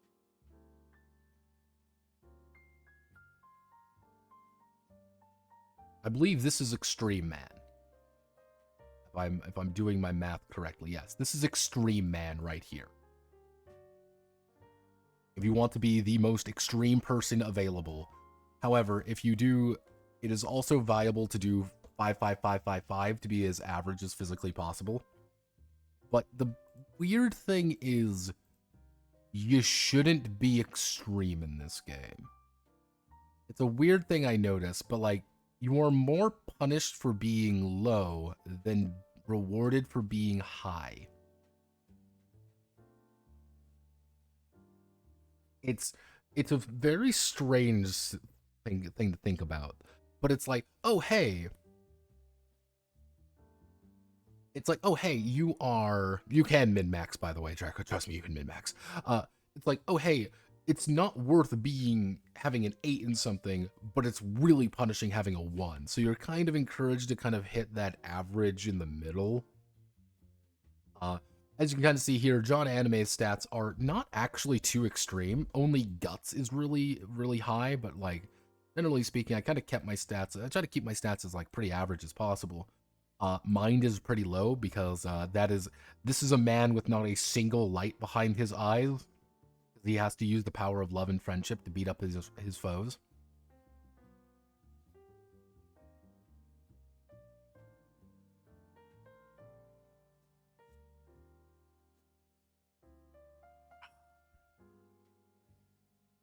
So, an active attribute is calculated by adding your base attribute to your current level and then dividing by 2. Yeah, that's the weird part. So, if I want to determine my muscle, it would be my strength plus my level divided by 2. That's why I say, like, being really high does not necessarily mean it's better. Just as much as being really low is a lot more punishing. Because, like, oh, like, that's a pretty... This doesn't seem really super high, relatively speaking, because everything is divided by 2, and you're going to see that more and more. And then you have strength and muscle, obviously. Strength is your base attribute that represents your power of your body and the power force of your punches. The thing with strength is strength does a lot. And they actually even recommend, like, hey, why should you change, like, why should you kind of mix and match with these different abilities? Agility doesn't do much. Sorry, Dex Queens, we aren't making it out of the hood today. If you want to play, like, a ranger build, you can do it, but we'll understand why that's not very good. Spirit, more stamina. They call it stamina. It's your key gauge, okay? It's your key.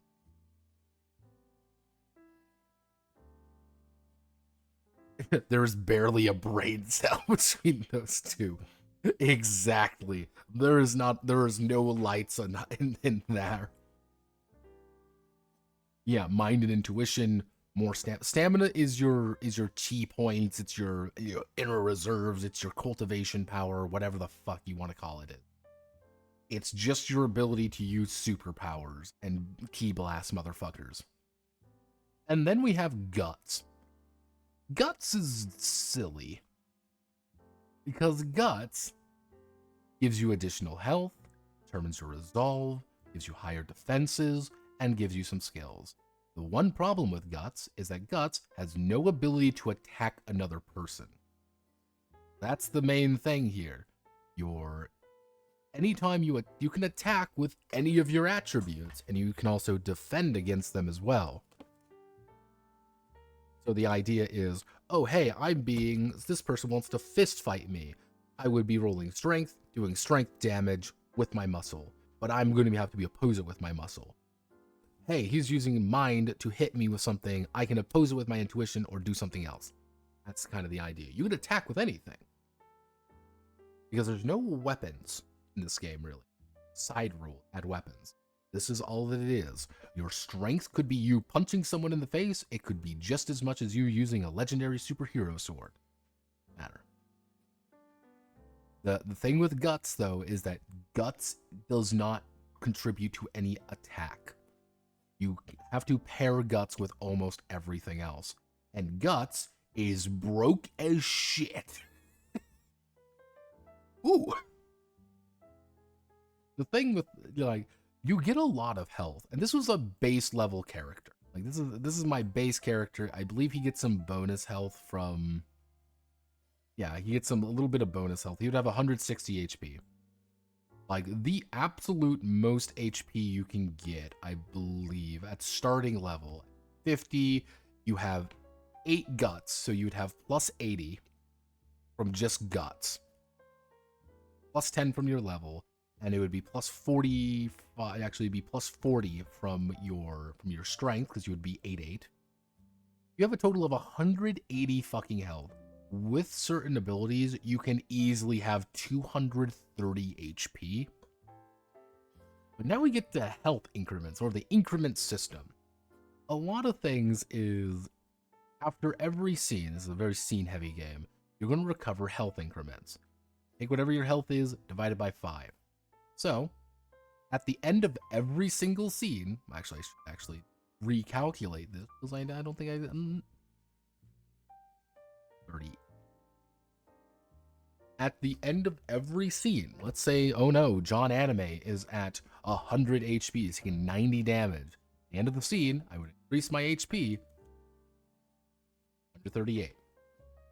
That's the idea. Incrementally increase things. Increment your health. Increment your stamina. And you might enter your critical health. If you enter critical health, things happen. And that is a other percentage of your HP. Because there's a lot of that percentages. Barely, hey god, special bonuses, tech abilities. Yeah, it is, let me see.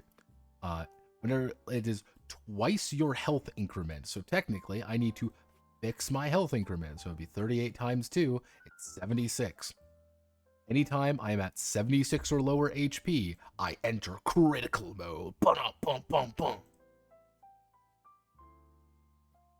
How much HP does a singular attack do? That's where things get a little bit complicated. And it's literally down to, it is down entirely to how defense works. But if I were to punch you right now, if John Anime, fucking Akuma dashed toward you and punched you in the face, he would do 20 damage. 20 damage. That's how much he does.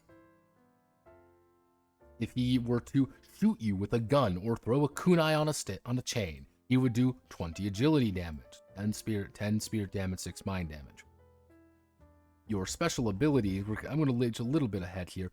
Your special abilities can do a lot more damage, like 44 damage, for example. But generally speaking, that's the nature of the beast there. Characters are pretty hardy. Defense makes this a lot more complicated. Based on how the rules are written here, John Anime would take 1 damage from 90% of attacks. You may say, that sounds ridiculous, and the answer is, I know.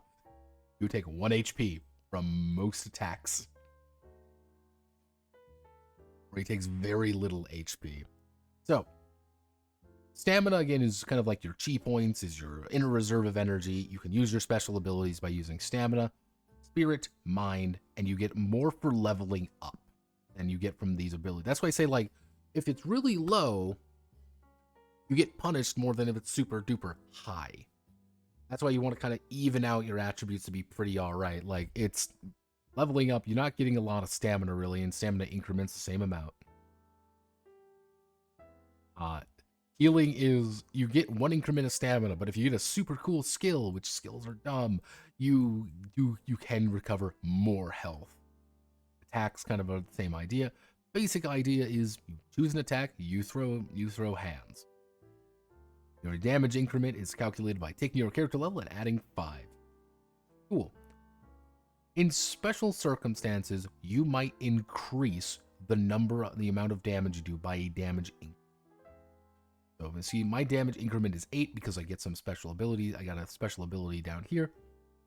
There might be an ability where I punch you really super duper hard and I do my damage increments. I would do, instead of 20, I do 28 damage. If I might whiff an attack, but I might have an ability that as long as I, take a swing at you, I'm going to do 8 damage. I'm going to do my minimum damage increment. And sometimes you might do multiple damage increments. You might do 2 damage increments, in which case you do 16 damage. See where things are kind of clicking together a little bit. Not as immediate, but it does work. The problem is defense. Defense absorbs physical damage, and resistance absorbs energy damage.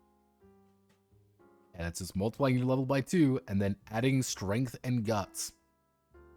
I ignore 19 damage whenever I am hit by something. Whenever I am hit, I deal 18, I am dealt 18 less damage. It's a shit ton. 19. This is just DR. DR is fucking nuts in this game. You can take a lot of punishment. Like, it's weird how much punishment you can take.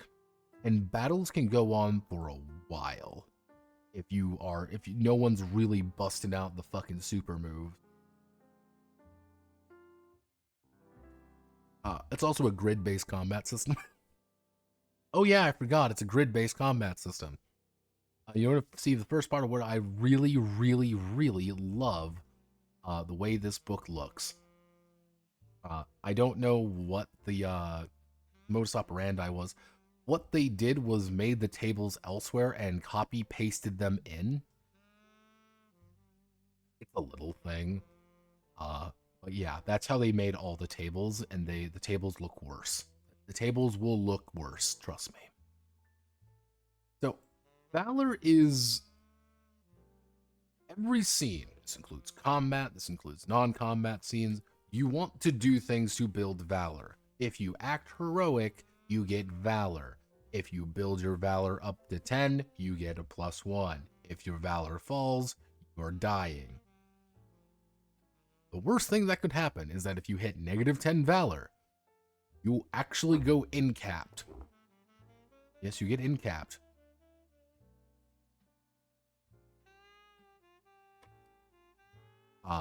Yes, getting incapacitated is hilarious by literally someone saying, "Kill yourself now." You're like, "No!" And then you fall over.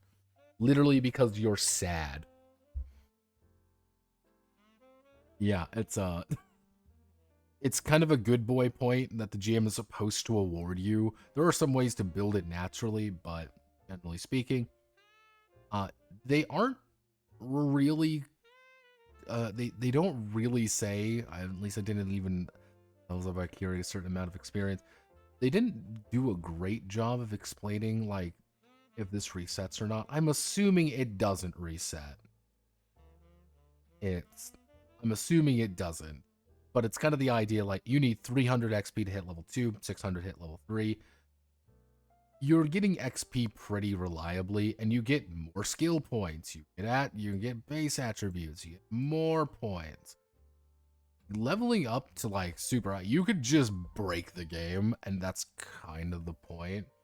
Yeah, you learn about how to play the game here, and then we immediately go into combat. The game knows what it is. You get 3 actions. You get a sport, attack, and a move action. I want to punch someone. I want to move somewhere. I want to use all 3 of my actions to do a slow action, and I want to help someone out using the power of love and friendship. Generally speaking, it's not too complicated. You will need a grid, though. Why? Because this is a 3.5 game. Because the secret to today's case was not the Wanime, it was the fact that there are games based off other games. Yeah, there's a lot of that 3.5 influence here, and it's something you don't see right away, but it's there. Kind of see, initiative is D10 plus dex. My dex is 4. I have an initiative modifier +4. Delaying, attacking. Generally speaking, as everything is opposed. That is the most important thing in the world, is that it is opposed. This is where things get a little bit wonky. So, you're defining. You have to oppose it with the same attribute. I attack with muscle, you counter with muscle. I attack with agility, you counter with agility. You can substitute any of the active attributes, but you're going to have a different thing. There's a minor penalty. They are lying, by the way. Every single one of the other dodges, other ways to block the attack, are different from one another. So, if you want to defend that do not inflict agility damage. However, if you fail, you take additional damage to the damage increment. There's no penalty here. The only penalty is that if you fuck up, you get hurt more. Then you get the really confusing one of attack prediction. You can use intuition to do this. However, if you use intuition, you don't take a penalty to it at all. You don't get a penalty or anything. Do though is that you reduce your initiative count.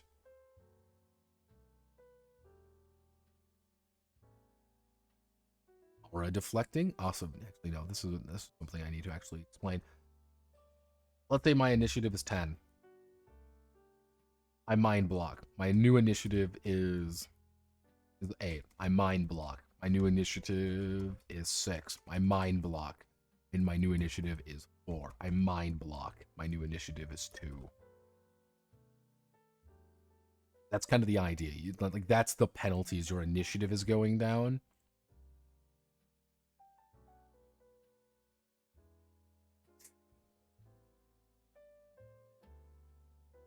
The weird part about doing the attack prediction is that if you go first, if you are a faster character, there's really no punishment to attack predicting the entire rest of the time. But then you get Aura Deflect. Aura Deflect sucks. Unless you were really in this. Unless you have like an insanely high one. But you use your aura to deflect the attack anyway. But whatever the attack is, you have to burn stamina to do the block, even if you fail. You are burning a resource that you usually are going to have a decent amount of pretty consistently. But here's Muscle Guard. Yeah, here's Muscle Guard, and why Muscle Guard is very weird. When you're defending against attacks that do not inflict physical damage, you can use your muscle to defend. If you successfully defend, instead of taking the full damage, you only take the attacker's damage increment. Now, I want you to note this. You only take the damage increment. Damage increments, usually about 5, level plus 5. Maybe a little higher. So we're looking at like 8, 10, maybe even higher. Maybe it's going to be something like 12 or 15 or something. Now, the problem is right here. Physical damage when an offensive technique is used against you from all strength agility damage targeting you. Damage increment does technically count as physical damage, right? That's why I say it's a little weird that Muscle Guard depending on how you word things, Muscle Guard may actively prevent you from... Oh. Wink. Haha. Welcome to the ad time. The weird thing with Muscle Guard is that there is a distinct chance. There is a distinct chance that you take 1 damage from every attack. Which is, I don't know if that's the intent, but even if you just take whatever their damage increment is, a level 5 character, a level 5 enemy is going to do 10 damage to you. 10. A level, 10 character is going to do 15 damage to you, because it's just going to be 10 plus 5. A level 10 character has a potential of doing 15 damage. And mind you, your health at level 15 is going to be ballooning on that way. So that's one of those just really bizarre situations where you look at it and you're like, oh my god. No way. Muscle's insane because you can take so little damage and you have to play around someone muscle guarding everything.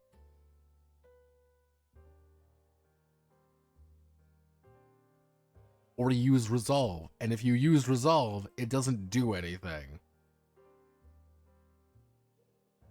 Yeah, when defending against a weakened technique, it's up to other active attributes for a -1 to the roll. Yeah, unless they use a special technique, you get a -1. Yeah, unless it's a Resolve check, that's different. That's the penalty. That's the penalty of your ballooning muscles. That's the super secret, penalty of is maybe a -1 if they use a super technique against you. Flying, immobilized, incapped. Her spear does get larger. Now, you can get launched into the air, and you do take a shit ton of extra damage depending on what it is. You can go prone, shaken, surprise. Generally speaking, getting your ass launched in the air is going to be pretty bad. You don't want to do it because you might get shaken. -1 a penalty. Overdrive. Yeah, effectively, you can burn Valor to do overdrives. Some of them are like burst of speed, determination, add 5 to a roll, exceed limitations, you're indomitable, sudden action, teamwork. The big one, though, is determination. I know, it's desperate action. If you're dirt slow, you're really fucking slow, you take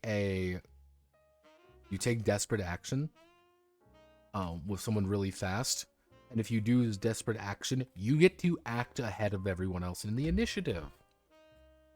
There's no reason to not do desperate action. Sudden action's kind of a meme, like, not really that useful unless there's a very specific thing you want to have happen. Sudden action is not as useful. Yeah, Unbreakable can kill you because you're dumb. Let's see. Durability, water. Yeah, for some reason you can drown. Yeah, there's drowning mechanics in this Animu game. I love drowning mechanics in my Animu. Very clearly, challenge scenes are not really what you're supposed to give a shit about.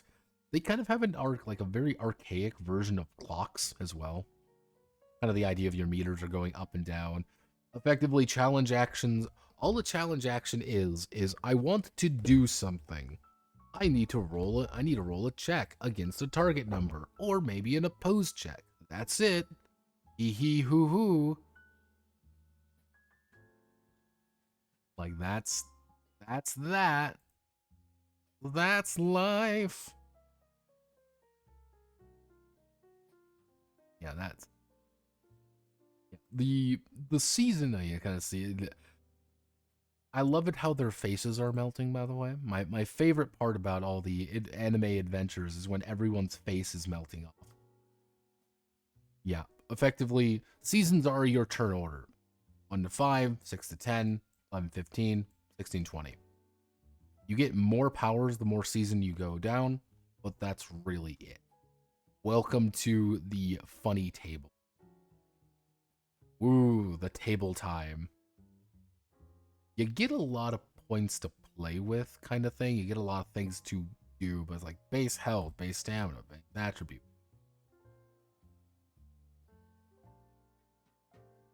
These are skills and flaws. We're not going to talk about these up here yet because but yeah, for some reason this book is laid out like this, where you get these horrible graphic design, fucking horrible atrocities to deal with at first. But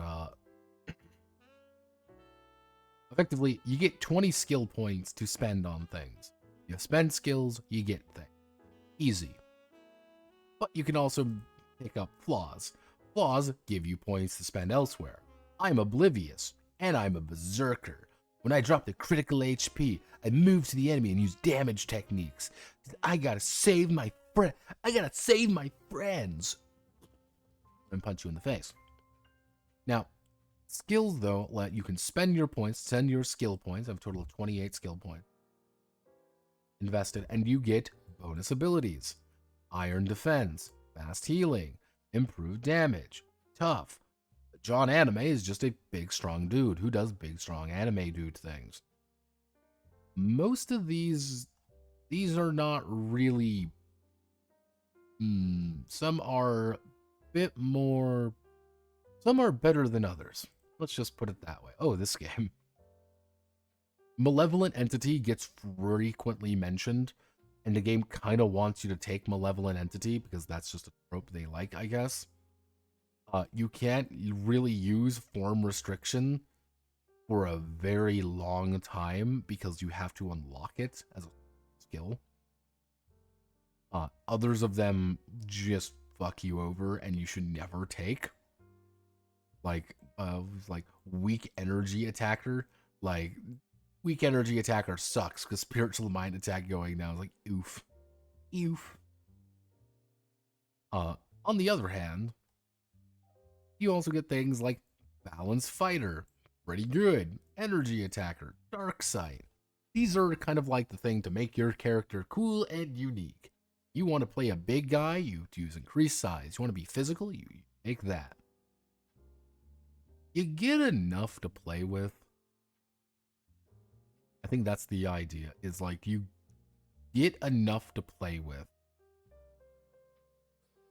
but you don't get an absurd amount, if that makes sense.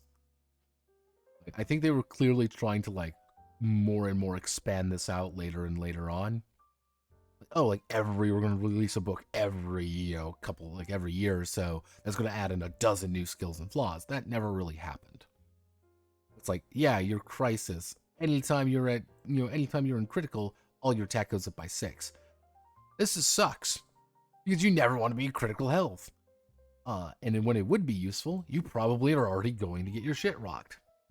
On the other hand, taking things that give you a bunch of health or give you a bunch of damage abilities are usually going to be a little bit good. Yeah, usually it's better for you to do more damage or get better effects or just have more passive things than any ability to, well,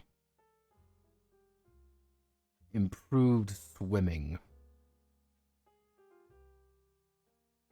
Can I have card games on motorcycles in this game? No. Actually, you cannot. That's not that we're anime. We're not that kind of anime. It's very distinct. Come on. We're playing unanime anime. Come on. We can't be too specific with anything. It's shonen slop. We can't do anything specific. It has to be the genre of anime. Therefore, it's everything anime, but nothing at the same time. Where's the one? Passive healing is pretty good, but fast healing is better. Because fast healing is very simple. You just get more healing faster. Yeah, some just don't do things. We also realize that, right here. Rising Strike. You can make an entire build in this game about being on your ass and attacking. I don't know why, I don't know how, but prone build in this game does in fact work. It's like, oh no, there's an enemy, let me flop on the ground and then get 20 billion bonuses that lets me disco foo my way through problems. Like, oh, okay. Neat.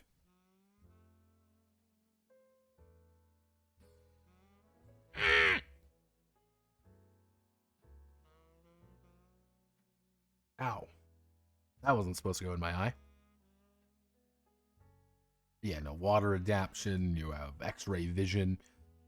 If you want to make cool abilities and do cool things, like you want to have attack nodes that want to attack people, you want to do clone node jutsu, clone builds are possible. Dark healing, want to be an asshole with whatever the fuck she is wearing. I want you all to just admire the anime clothes.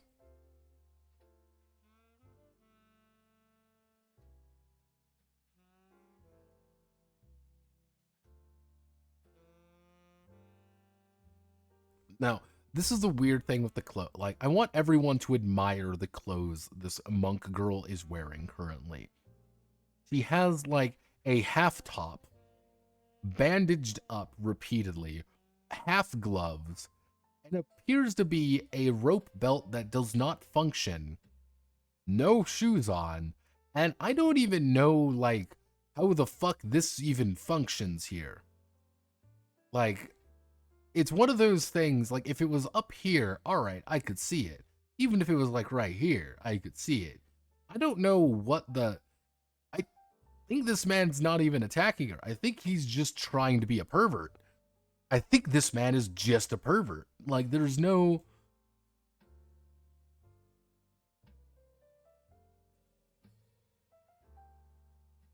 Maybe the monk faith. Yeah, I mean, again, this man might just be like, aha, I've got a knife, but I just want to be perverted toward you. Ooh, ah. You know, it's dirty tricks. Dueling is hilarious, though. If you duel someone, you both get Valor, and you have to fist fight each other to the death, and if anyone interferes, they lose a bunch of Valor. That's where you get your best fighter to just beat the shit out of someone you don't want to fight. Flunky domination, you kill flunkies. You can just fly at season 3. It's firing, you're jumping. It's, again, this is a toolbox system, and I think every GM is going to look at this. Excuse me. I think every GM is going to look at this and say, well, you cannot take Spirit Sight. Nope, absolutely not. You cannot take Toss. You cannot take Swift Step. Or, hey, I really like the idea of Swift Step. You can take Swift Step at Season 1 and After Image at Season 1, but nothing else. No, no, no. Oh, you can take Combination Attack. Yes, combo attacking is very... Power of Friendship is possible, and you are able to leverage each other against... to leverage your friends. But remember, once per round, lay until your target attacks the same ally. Your initiative just before your ally. You both get +2 your attack roll while making the attack. After the end of this round, your initiative is reset to the normal value. Damage feedback. Damage feedback is equally funny. Every time you successfully guard against a melee attack with your muscle, the attacker takes damage equal to your damage increment. The damage is not modified by defense or resistance. Damage feedback allows Brick McShithouse to sit in the middle of the combat, grab his, slap his dick out in the middle of things and start gyrating as he killed people by them attacking him. It's like, oh, okay, that's ridiculous. I'm in. Fuck it. Fuck it. Let's see. There's a lot of these skills. Also, welcome to the impeccable art. The impeccable art.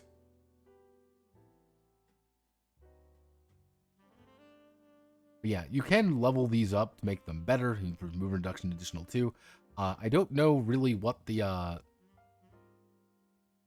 don't know what's going on in this scene. But whatever it is, it's interesting. Yeah, you get used to it after a while with this game. Overdrive skills. Ugh, I gotta use my ability. I gotta use my overdrive.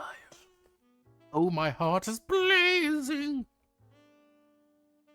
Yeah, these effectively let you use special attacks,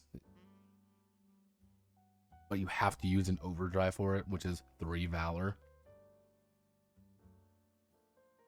Challenging, you're trying to challenge. There's literally like an entire, like, oh, it's only applied to the non-combat stuff, because all the rest of that was combat stuff. The rest of this is not. Companion stuff has their own various things. Playing a Pokemon Master is very easy. On the other hand, I'm just going to linger on this for a little bit. And I'm just going to... 2015 was a different time. I want you to remember that. 2015 was a different time for all of us. I think we all learned about ourselves then. On the other hand, here's her again. Remember, these are the same character, just drawn by different people. All I'm saying here, this is the thing that threw me off about this. It looks like she should have fangs. Am I wrong? Look at that. Should she have a fang?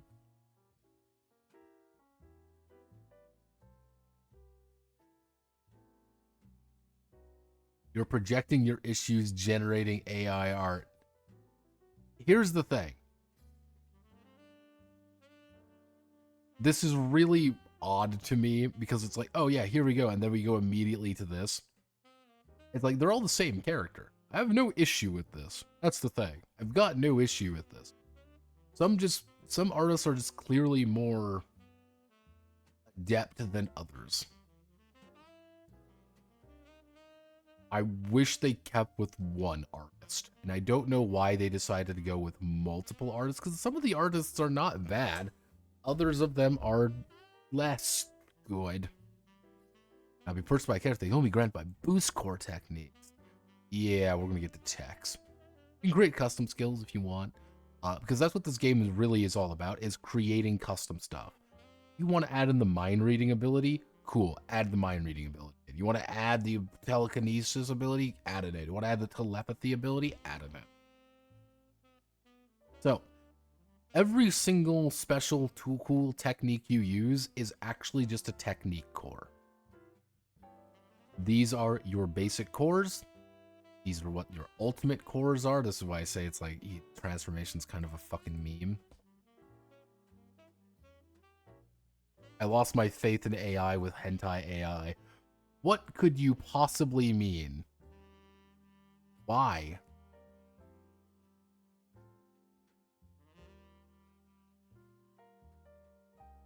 I'll have you know that I did click on hentai AI, by the way. This is just something that I have to now deal with. This isn't even good. Join a cutting-edge AI tool. Hentai with the power of AI. Oh, it's just novel. It's a botched version of novel.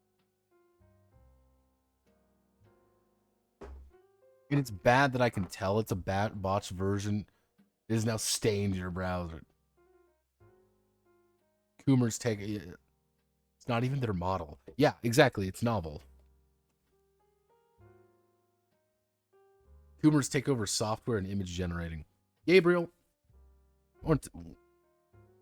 it's we're gonna have a.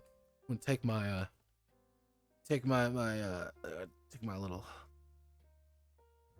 Coomers drive software. Drive things. Mankind's desire is to fuck. It is to have sex with something.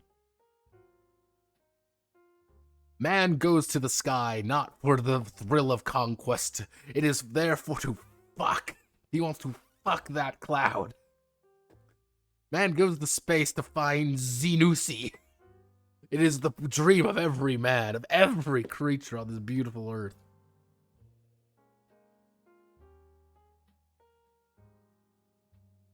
Give me Xenusi.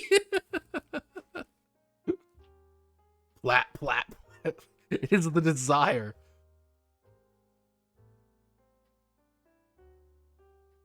It's kind of that weird thing because like this is a complete side tangent this is just a complete side tangent. I'm so sorry. I'm so sorry, Kings. Oh god, I can't. I got something in my eye now. Oh. That Xenusi's got him acted up.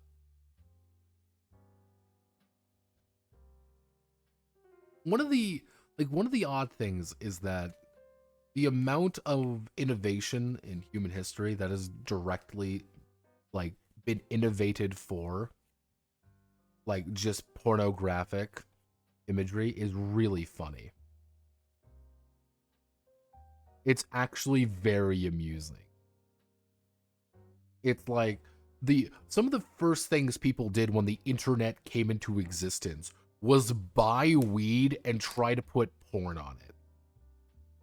Oh man, what do we do with these dime novels that no one cares about? You know, how do we get more people to read? How do we get we'll do these dime novels. It'll just be action and sex. Oh man, how do we get more people? Action and sex. Yeah, exactly. CIA owns the largest library. Yeah, it was just like, what are we gonna do with these? How do we make these these photographs? Being like, people are going to buy a lot of images of attractive women in little clothing. Holy shit, we're gonna be rich. And that was like, even if you look at like even if like that really strange situation. You really want to know what is the most popular metaverse is? It's VR chat. And you want to know what 90% of VR chat is? It's furry porn. That is all those fuckers do. It is porn. It's furries and porn.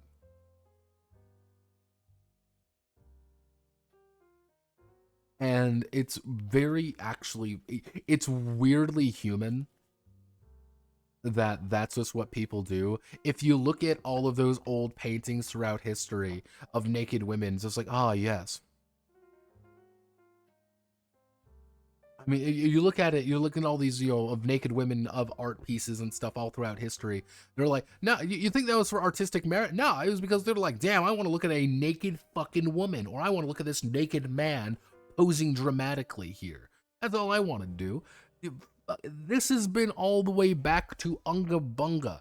Did motherfucker make the Venus statue because he felt like it? Nah, he was like, damn, I want a girl who looks like this.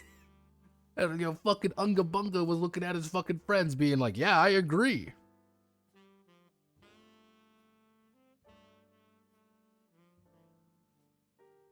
This isn't even the porn, this isn't even the porn addicts, speaking. This is just human nature. If you want to drive innovation on anything, you make it sex related. That was one of the problems with the metaverse. And that is arguably one of the biggest issues with driving AI stuff. Is that people keep trying to, and they never can. Hentai.ai can exist solely for the fact that people want it. People are craving it. If Midjourney allowed you, if Midjourney was said, hey, for $40 more a month, you can remove the not safe for work tag. You can add the not safe for work tag to your images. I can guarantee you they would triple their income. Guarantee it. They would triple it. Because every Coomer would immediately take to it.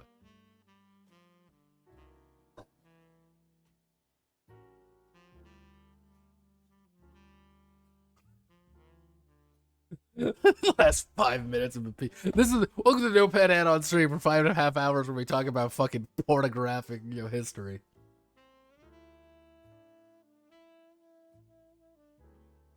Because it's interesting. It's a website. I don't really care.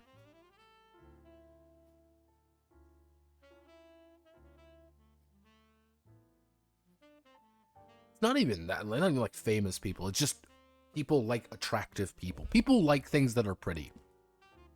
I hate to break it to everybody. People really like pretty things. And I think that is a really human aspect of existence. Is that people really like pretty, lovely things. And it's like, oh boy, pretty people doing pretty things for pretty reasons. Yay! Don't say that on... Well, I mean, even like, oh, people like pretty things. You go throughout literally anywhere and you will find people. The exact same people who get pissed off about that. The fucking slaves. The things that people get pissed off about that will post endlessly about their Korean boys love manhwa or whatever. Being like, oh my god, Shin-Kyu Huck. Shin-Kyu Hyuk and, Billy Bonjong are really love each other. And they will show the most graphic, horrifying boys love yaoi pornography available. And then immediately turn around being like, you shouldn't sexualize people. Every fucking time. Every fucking time. It's the same shit. But beauty is also somewhat in the eyes of the beholder. There's no objective beauty standard. You can find people who are...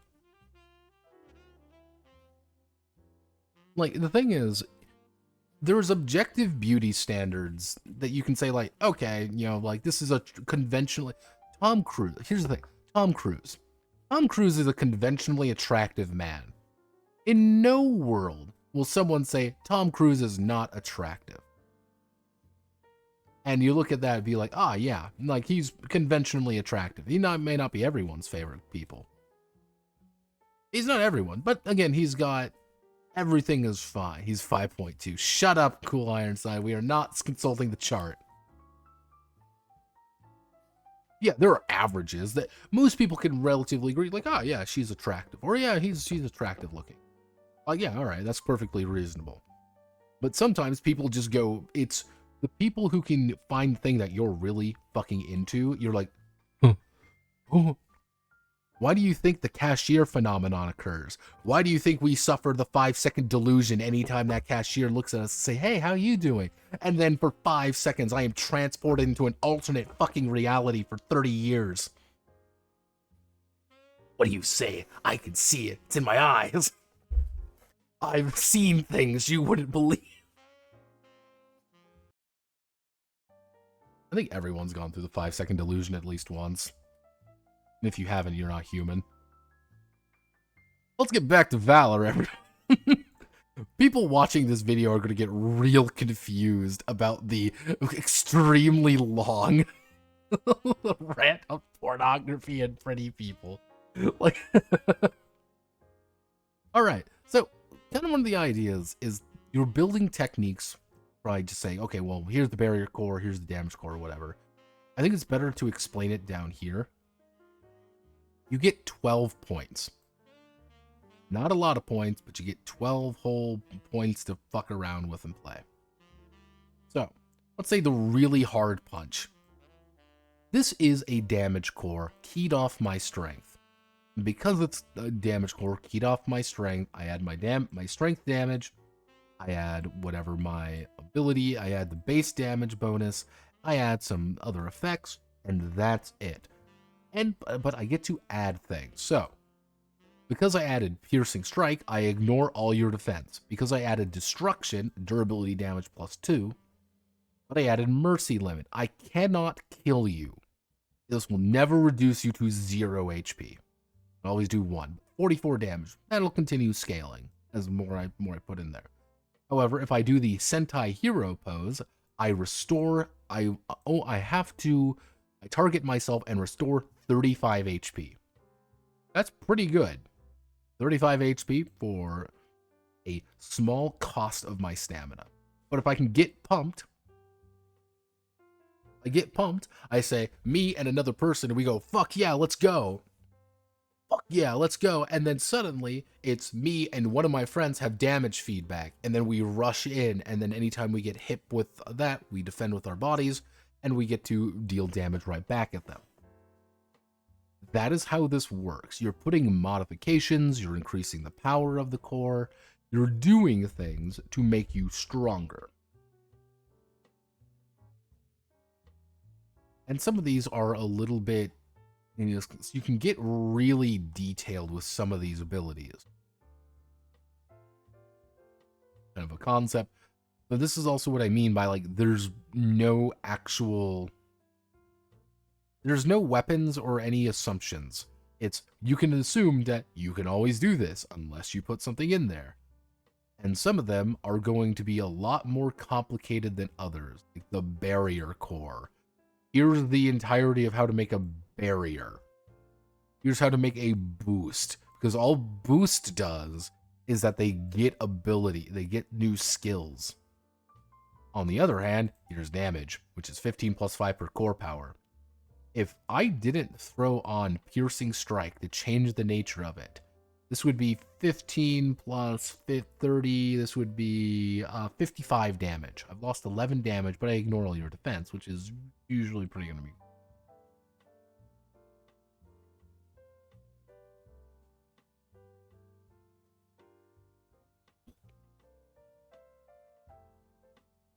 Around the world, people painted, carved, and smelted dicks, not because it's pretty for them. No. So you gotta remember, people don't do things. People make dicks for fun. It is the human nature to create a dick. I've said this before as well. At the final moment of human history, back to text and art we cannot fap to.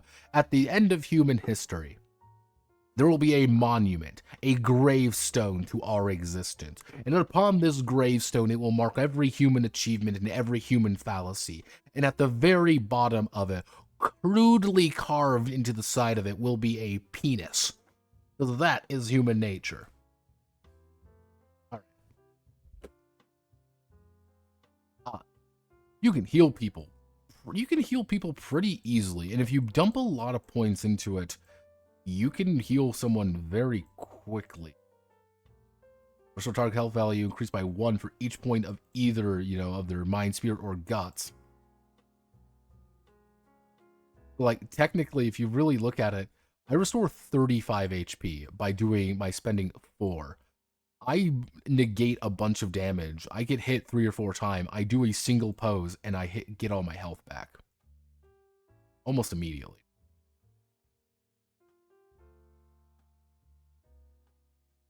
It's really, like, oh yeah, you can also copy techniques of your enemy within 17 billion options. Most options are probably going to be like summoning cores.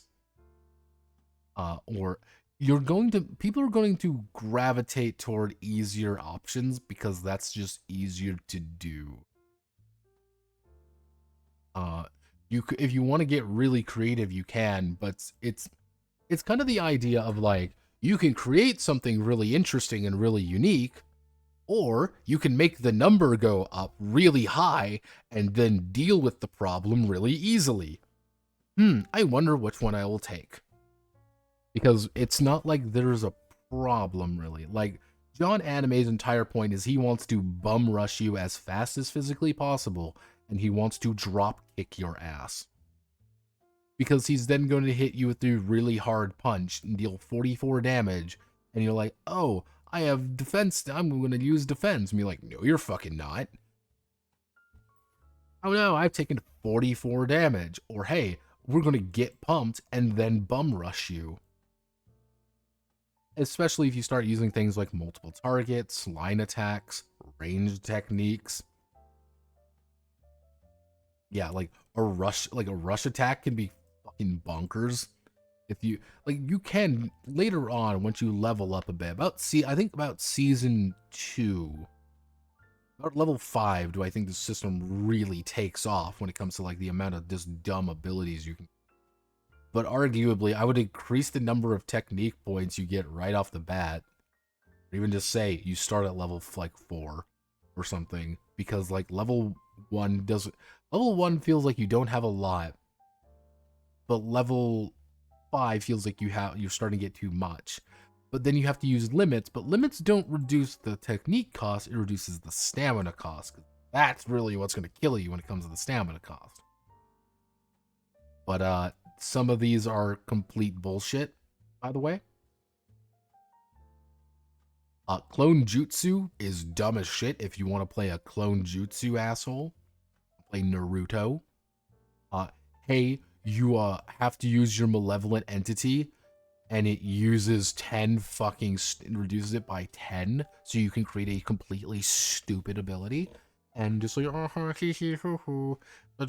my malevolent entity, you keep my superpowered evil side, does it? Like, oh. It's your health. It has to be, you have to hit a certain initiative. Like, some of them are a lot better than others.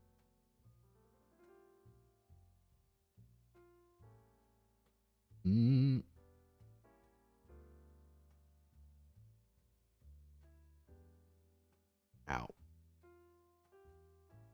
Yeah, some of them are like, then you get things like landbound limit. Like, landbound limit doesn't seem like a limit, really, because of the amount of time getting knocked up is going to happen. Others of them are like, oh, well, you can only use it on yourself. Like, what if I use self-limit boost core? Like, yeah, some of these are just free. Like, you should just take these if they're free, and I don't know if they accounted for that or not. We came up with a couple ideas. Hence transformation you can only get at level 5, 10, 15, and there are 2 of them, which most of them are probably going to be ultimate damage cores, which this do a bajillion damage. But yeah, that's, yep, and then we get how NPCs are made. NPCs follow the exact same way characters are made. That's the weird part about this. Every single NPC is actually just a PC. And by what I mean by like, oh, every single is just a PC, you make a PC and then you apply these modifiers to them. Oh, well, we reduce this down, or we reduce this, or we add this. Do they actually give you any to work with? No, not really. For some reason they don't, because again, I'm assuming they want you to fully like do that yourself. And yeah, it's generally speaking, they want you to do things like call the names of attacks, protecting non-compats, confronting rivals. They want you to act like an anime character to get Valor, but Valor doesn't feel like it does enough. If Valor was like way more valuable, I think it would work a lot better, but it doesn't. It's one of those things like everyone has to, all the players, all the players must be on the same key, on the same idea, and the GM must also be on the same wavelength. If everyone's on the same wavelength, then suddenly this game clicks pretty well. Because you're shouting attack names, you're building Valor, you're burning Valor. If you are playing as a bunch of hyper munchkin fuckheads, then no, this game doesn't work. It's real odd. And some of these campaign-specific mechanics I wish were invoked. I think Dark Valor should be in the game regardless, unironically. Because I think it works. It's like, yeah, it's like you get Valor for being hero, you get Dark Valor for being not very heroic. But it's more like, I want to do vengeance, I want rage, or raw emotions. It's like, if you get this, you just do more damage. Rather than, hey, I get to do this. It's just like, this feels like it should be... This feels like it should be more of a mechanic, but it really isn't. And it's like, oh, well, here's Pillars and Vices. And these add in actual new abilities and new problems. But they don't do much. Yeah, it's like, oh, well, you get Dark Valor instead of normal Valor. Here's the Hunger one. Why? No, stop it. Also, in case you're wondering, this is how you play Yu-Gi-Oh! You want to play Yu-Gi-Oh? You do Illusionary Assistance, and you just play that. That's how you would play Yu-Gi-Oh! So if you want to do motorcycles on bikes, yeah. You want to play motorcycles on bikes? You can tell I've been streaming for over 5.5 hours. If you want to play card games on motorcycles, then yeah, you can do it like this. It's a little silly, but you can. They even tell you kind of how to build an element system, when I'm like, alright, that's kind of weird, I'm in. And then you have like, oh, elemental vulnerability, elemental resistance, elemental attunements. Like, oh. It feels like it should be more important.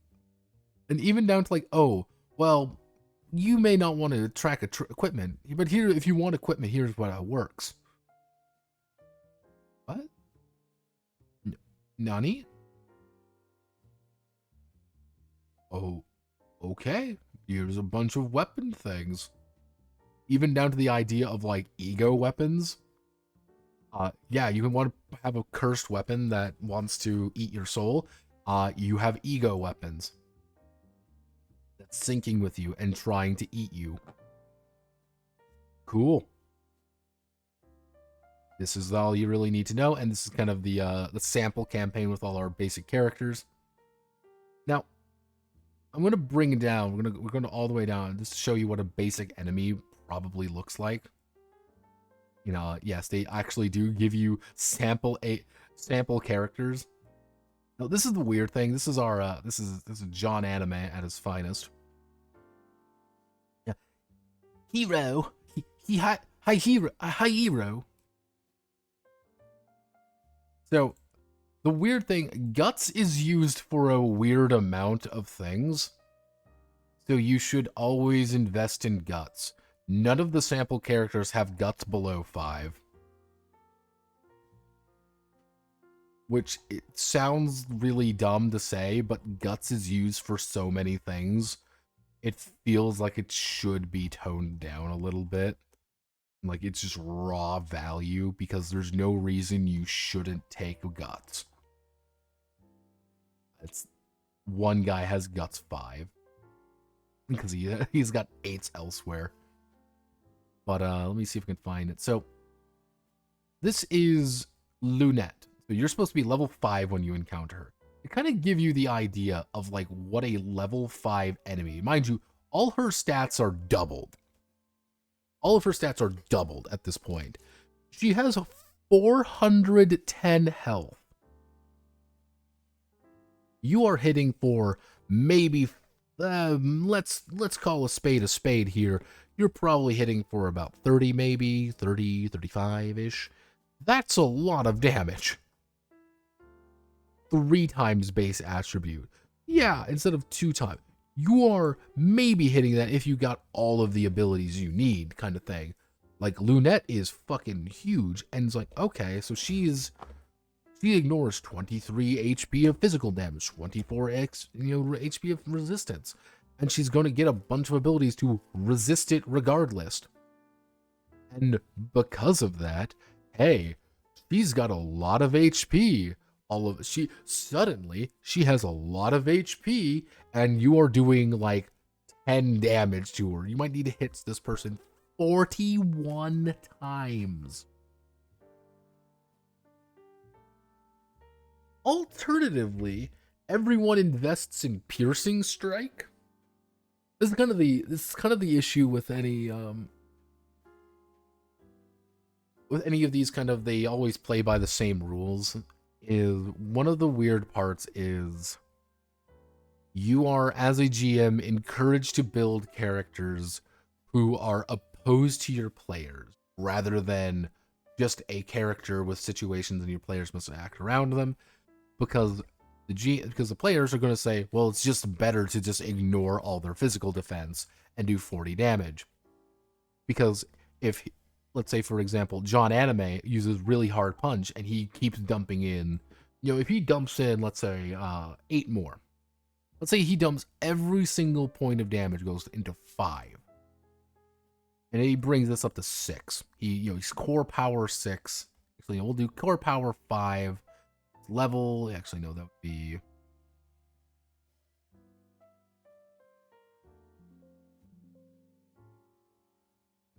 core power 3. Level 5 would be 4, 5, 6, 7. So 7. So let's say, just as an example, we go up to 6. We go up to 6. So that's 6 times... 6 times 4. That's 24 extra damage. So we're doing 24 damage. We need to increase our attack, obviously. So we're probably at about 30. We're let's be conservative. Let's say we're at 35 additional attack. How much damage are we actually doing? We're doing 71 damage. Now, we want to maximize this. We are doing 71 damage while ignoring all defense. That's fucking nuts. We have no reason to not take things like piercing strike, but the GM is also encouraged to not take things like that, if that makes sense. The GM wants to take things like that because, like, even look here, like, oh, empower attack, reckless attack, like nullify, flash, resolute, or like they get a bunch of abilities to just say, nah, I'm gonna kill you. 70 spirit damage, 46 strength damage.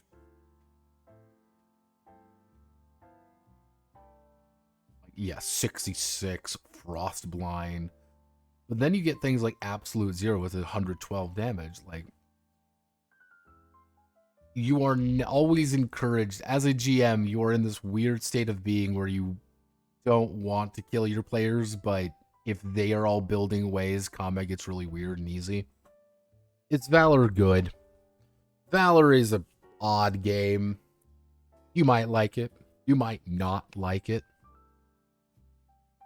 It's a very particular game. It's a very particular world. It's a very particular thing that you want, which is, I want a generic, anime game with all these cool things. And it's like, do you not like Big Eye, Small Mouth? Do you not like OVA? do you not like any, excuse me, any of the other anime games out there, then Valor might be your jam. Might be, might not be. I don't know.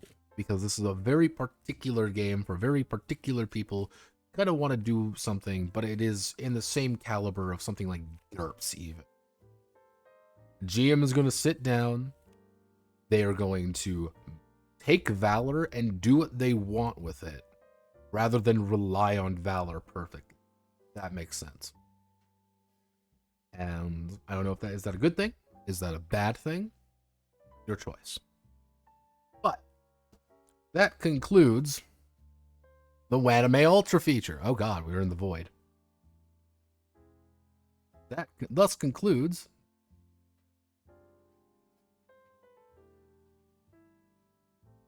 might join in my in a My Hero Academia Discord after reading that to teach groomers and groomed how to use /roll command. Honestly, for like a My Hero game, not bad. But I don't think Wanime is going anywhere. I think we'll continue seeing Wanime. I think we're going to continue seeing it endlessly. I don't think there's any reason for people to not continue making things like this, especially as Japanime and its ilk gets more popular. Because like it or not, it's here to stay, and it is popular. It is exorbitantly popular.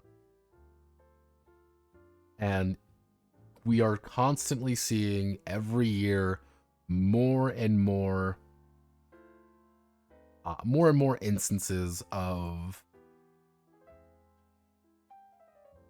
well, I don't know what we're seeing more and more instances of these kind of things, of anime in general, consistently outselling the market of us, the Western market.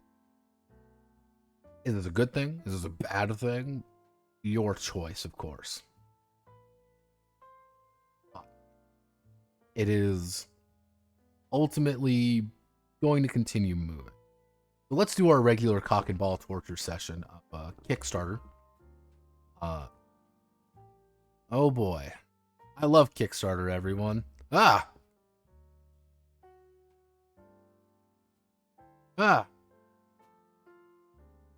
Oh no, I started a cult. Let's see.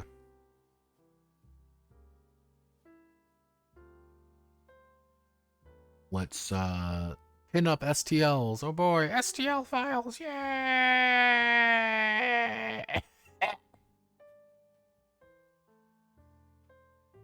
Oh god. An isekai truck cunt isekai board game. I have to say no more. I say no more, I say no less. Sumo fight. Hello. Board game. I like sumo fighting. Sumo fighting is actually kind of interesting to watch. Really technical. Nothing beats Danbei fighting though. Sorry, sumo cat. Yeah, sorry, sumo chads. Danbei fighting is just built different. I need to watch more Danbei fights. Because they're fucking cool. And if you haven't watched a Danbei fight before, a Nigerian Danbei boxing match is fucking cracked. It's bonkers. Yeah, anime is mainstream. Yeah, it is mainstream, and there's some good and bad for that. I think, but anything becoming mainstream is kind of a good and bad thing in its own way.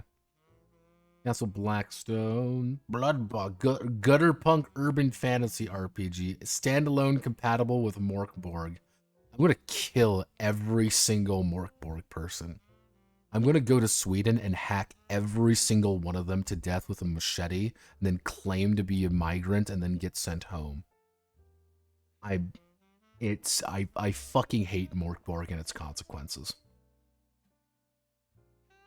The Gentleman, game designer, storyteller, and tabletop games. Learn tabletop game design. Parallel game. The Etonaut. No, the Etonaut. That's the Buenos Aires. That's the Argentinian game. Argentinian series. Email, corrupted cyber.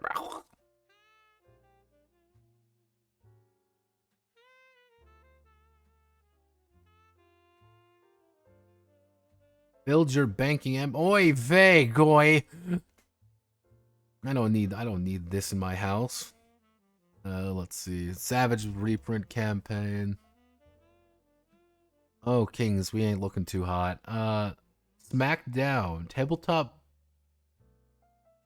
A miniature agnostic 1v1 tabletop skirmish game set in the world of independent professional wrestling. I'm in. I'm in. I don't know about you guys, but I'm in.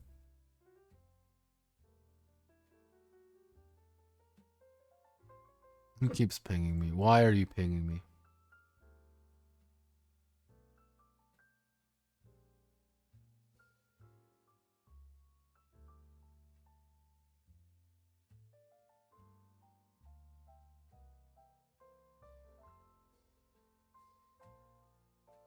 Let's see. I'm getting pinged. Who's pinging me?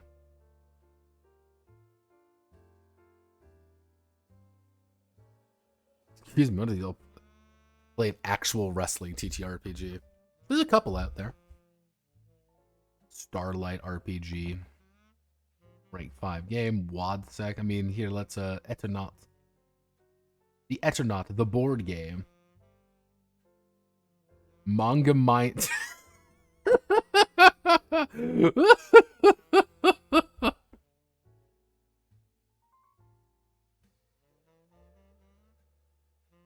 I also really like how Kickstarter broke everything and now nothing actually works. It's my favorite.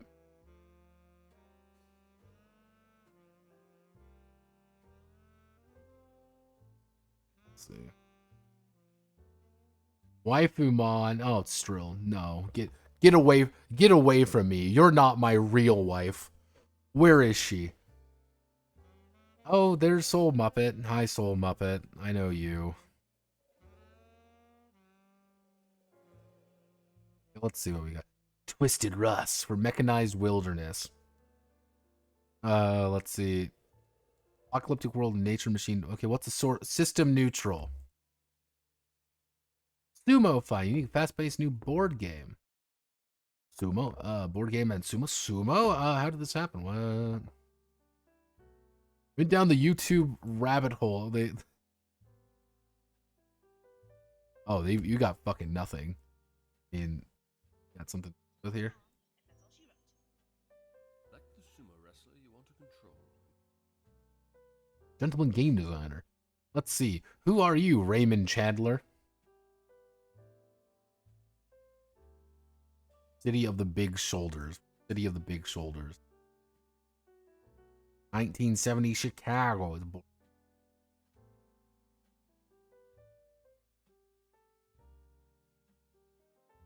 Mm.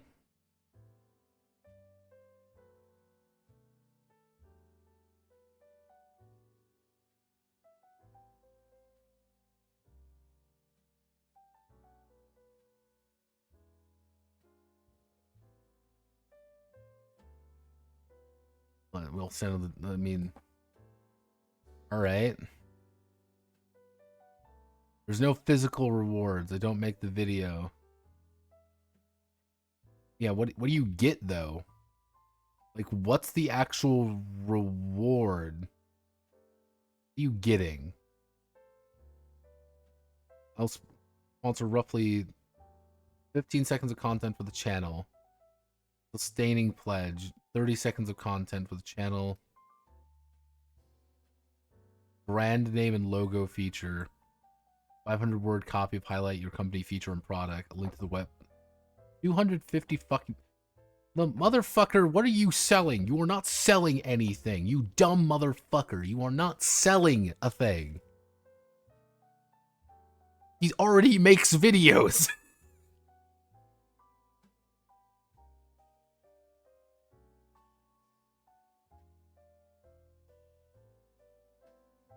Like, motherfucker.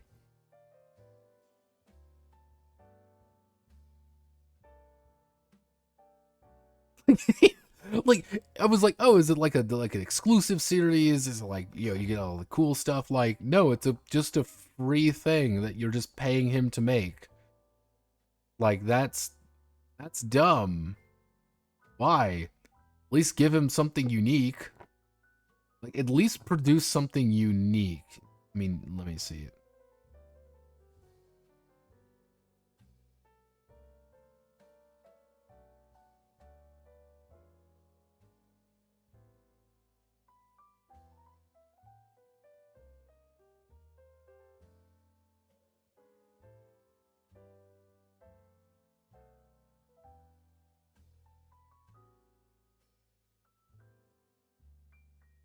Right? SmackDown First Edition, 2-player miniature agnostic. Wait, lifelong professional wrestling and tabletop gaming fan, taking influence from countless hours spent in childhood playing wrestling video games like Here Comes the Pain and SmackDown vs. Raw Spirit. For the love of OSR TRPGs, 12 by 12 grid, D6 system. Honestly, yeah, man. Fuck it. It's different enough. It's literally just a fucking, like, fist fight system. Alright. I'm in. I like it.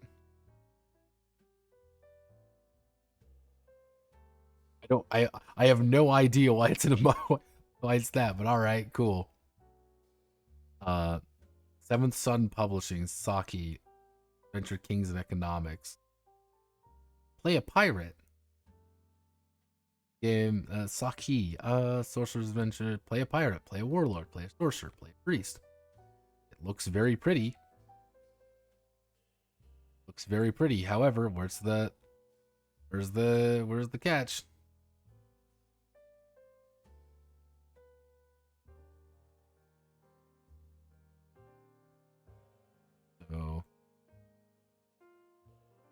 So let's dive in. If I'm being a little quiet right now, it's because my throat is currently fucking ripped.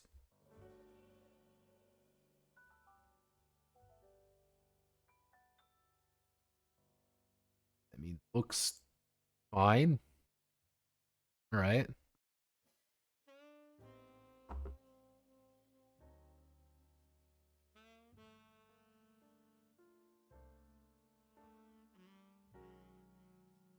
I don't never say. Fun fact, kids, never say Midjourney AI. It kills you. Just say you did the AI, or just don't even mention an artist.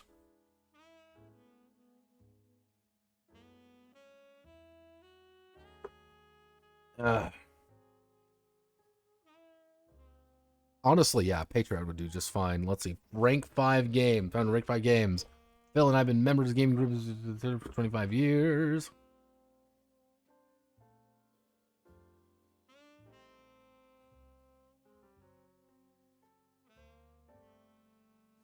Tactical squad-based combat. Disabled fighters.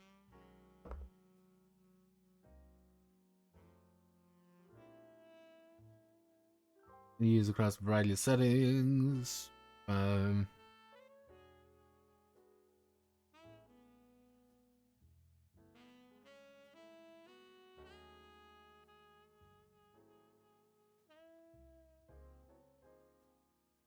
Etonaut. Alien invasion of Buenos Aires. Etonaut. Etonaut. The story is different. You not follow the adventure of Juan Salvo, the illegal survivors of Buenos Aires. I mean, let's see.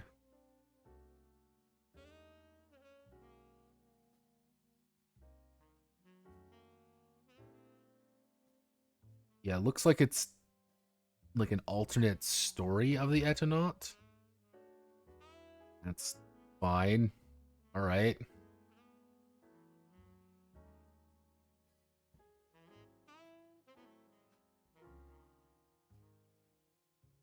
Worst case, it gets immediately sold to. That's an AI.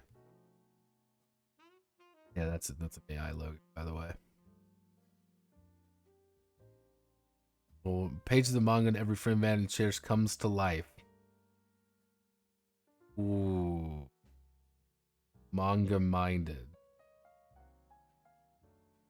Oh. Isekai humans, cat people,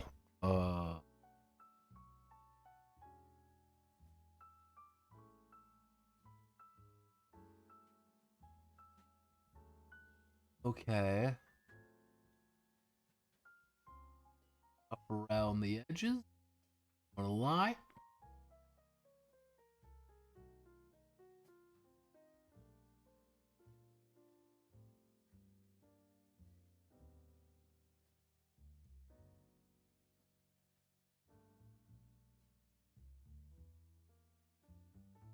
Existing artworks, you're committed to using these tools. Vault key. IRL. Let me see. Vault Keeper.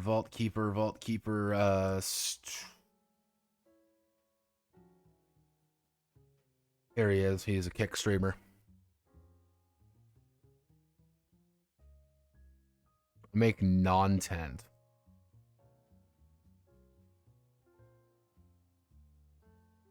Oh, sweet Jesus. Oh, he does crypto stuff. Is this a crypto thing?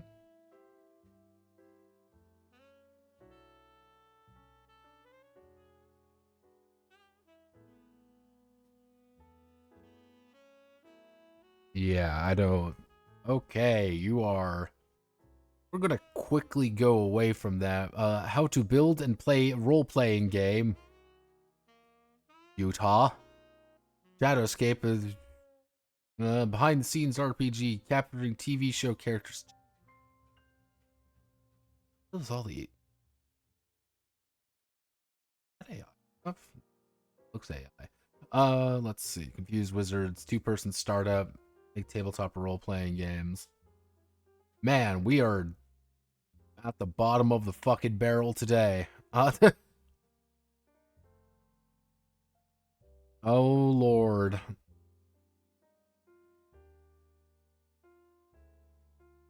Okay. Oh, hey, Soul Muppet. I know you, Soul Muppet. Don't think you can hide from me. You and your OSR shit, because it's always the same OSR stuff with you. Bedeviled 8, the Bedeviled 8, Richard Kelly, wait. Richard! Richard, do not... Richard Kelly, we meet again. We keep running into one another.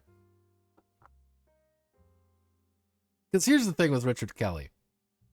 Rod Reel and Fist. I fucking hate Rod Reel and Fist. Hate this stupid game. Think it's terrible.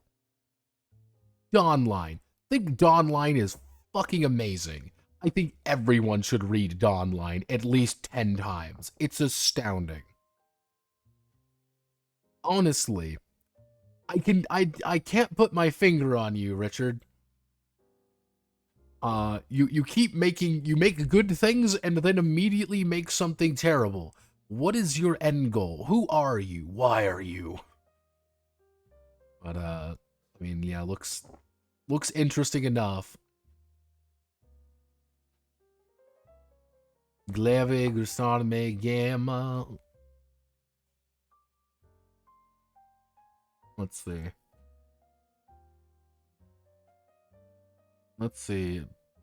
Lady Winmere's fan. Dean Quest Trans Rage Trilogy. Oh.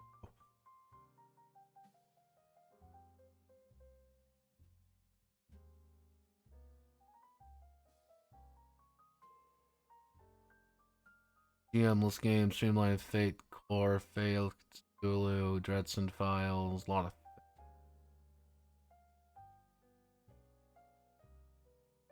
Alright. I'm making little games on Patreon. Tell me more about Patreon. How much money do you? $18 a game. He hasn't updated this fucking year. I need to update my Patreon one of these days. Fuck. Yeah, let's keep going. We can do this. Oh. I can't highlight things. Twitch might be freaking out. I may deal with some higher power telling me with the prod will flip-flop between amazing and shit, then I take it. Honest to God, it's truly astounding. Again, Dawnline's really fucking good. I didn't like Rod, Reel, and Fist because the humor did not land and the ideas, and it was kind of the quintessential Wanime game, and I'm like, it was annoying, and I didn't like how the game played. I was like, okay, I'm not balling. We are not balling.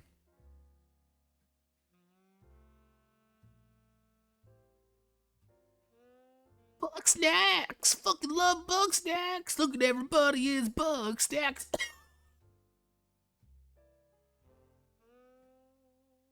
Dare you bug snacks with me? Dungeon Dice Online. A board game using dice. Oh boy, it's my favorite time of the year where I get to try to interpret a Japanese role-playing game.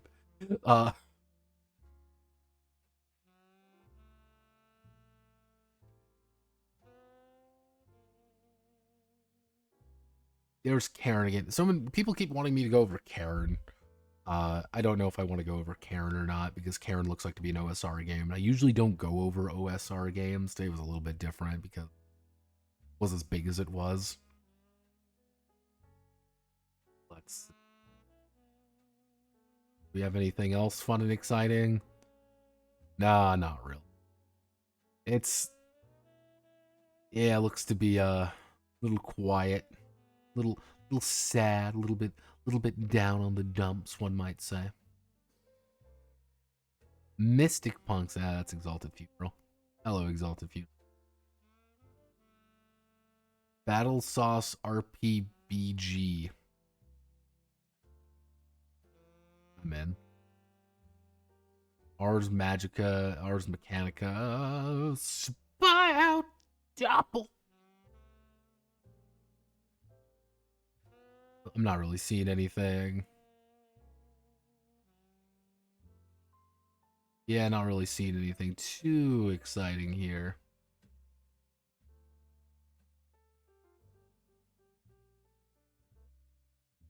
We'll give it a little. Nah, I'm not. Looks like it's another VTT is coming out. Master of the Realms. Always another VTT with these things. Let me guess, is that? With just a few epic maps. Yep, there. Yes, Master of Realms brings a stunning twist. It 3D prints your epic maps. Welcome to the gimmick. You can 3D print your map, and it's going to make $8 gajillion. And that it'll never come out in 17 years. Oh, no, thank you, Evil.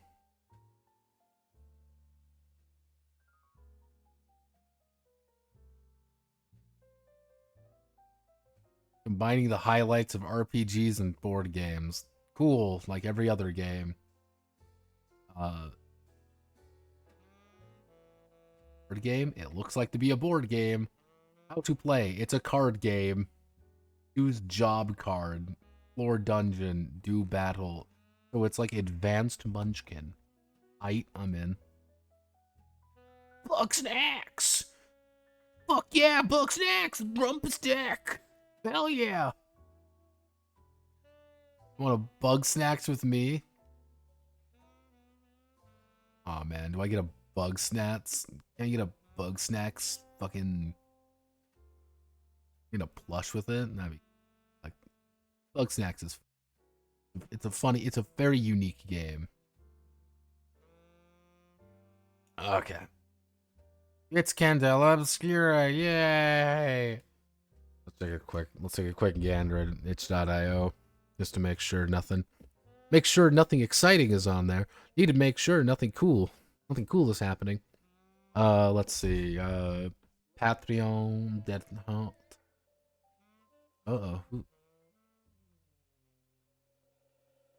Hello, welcome back, Sterner. Honestly, Friedman Freeze is the kind of thing that he makes amazing game, then he makes crap games. Crap games are like crap because he's doing something really creative and weird. What's the Final Fantasy VII Tweak Boy Cloud Strive doing at the corner? You mean Gloomhaven? You much the cards? Probably. Zine Quest happened. Zine Quest kind of just didn't do much this year.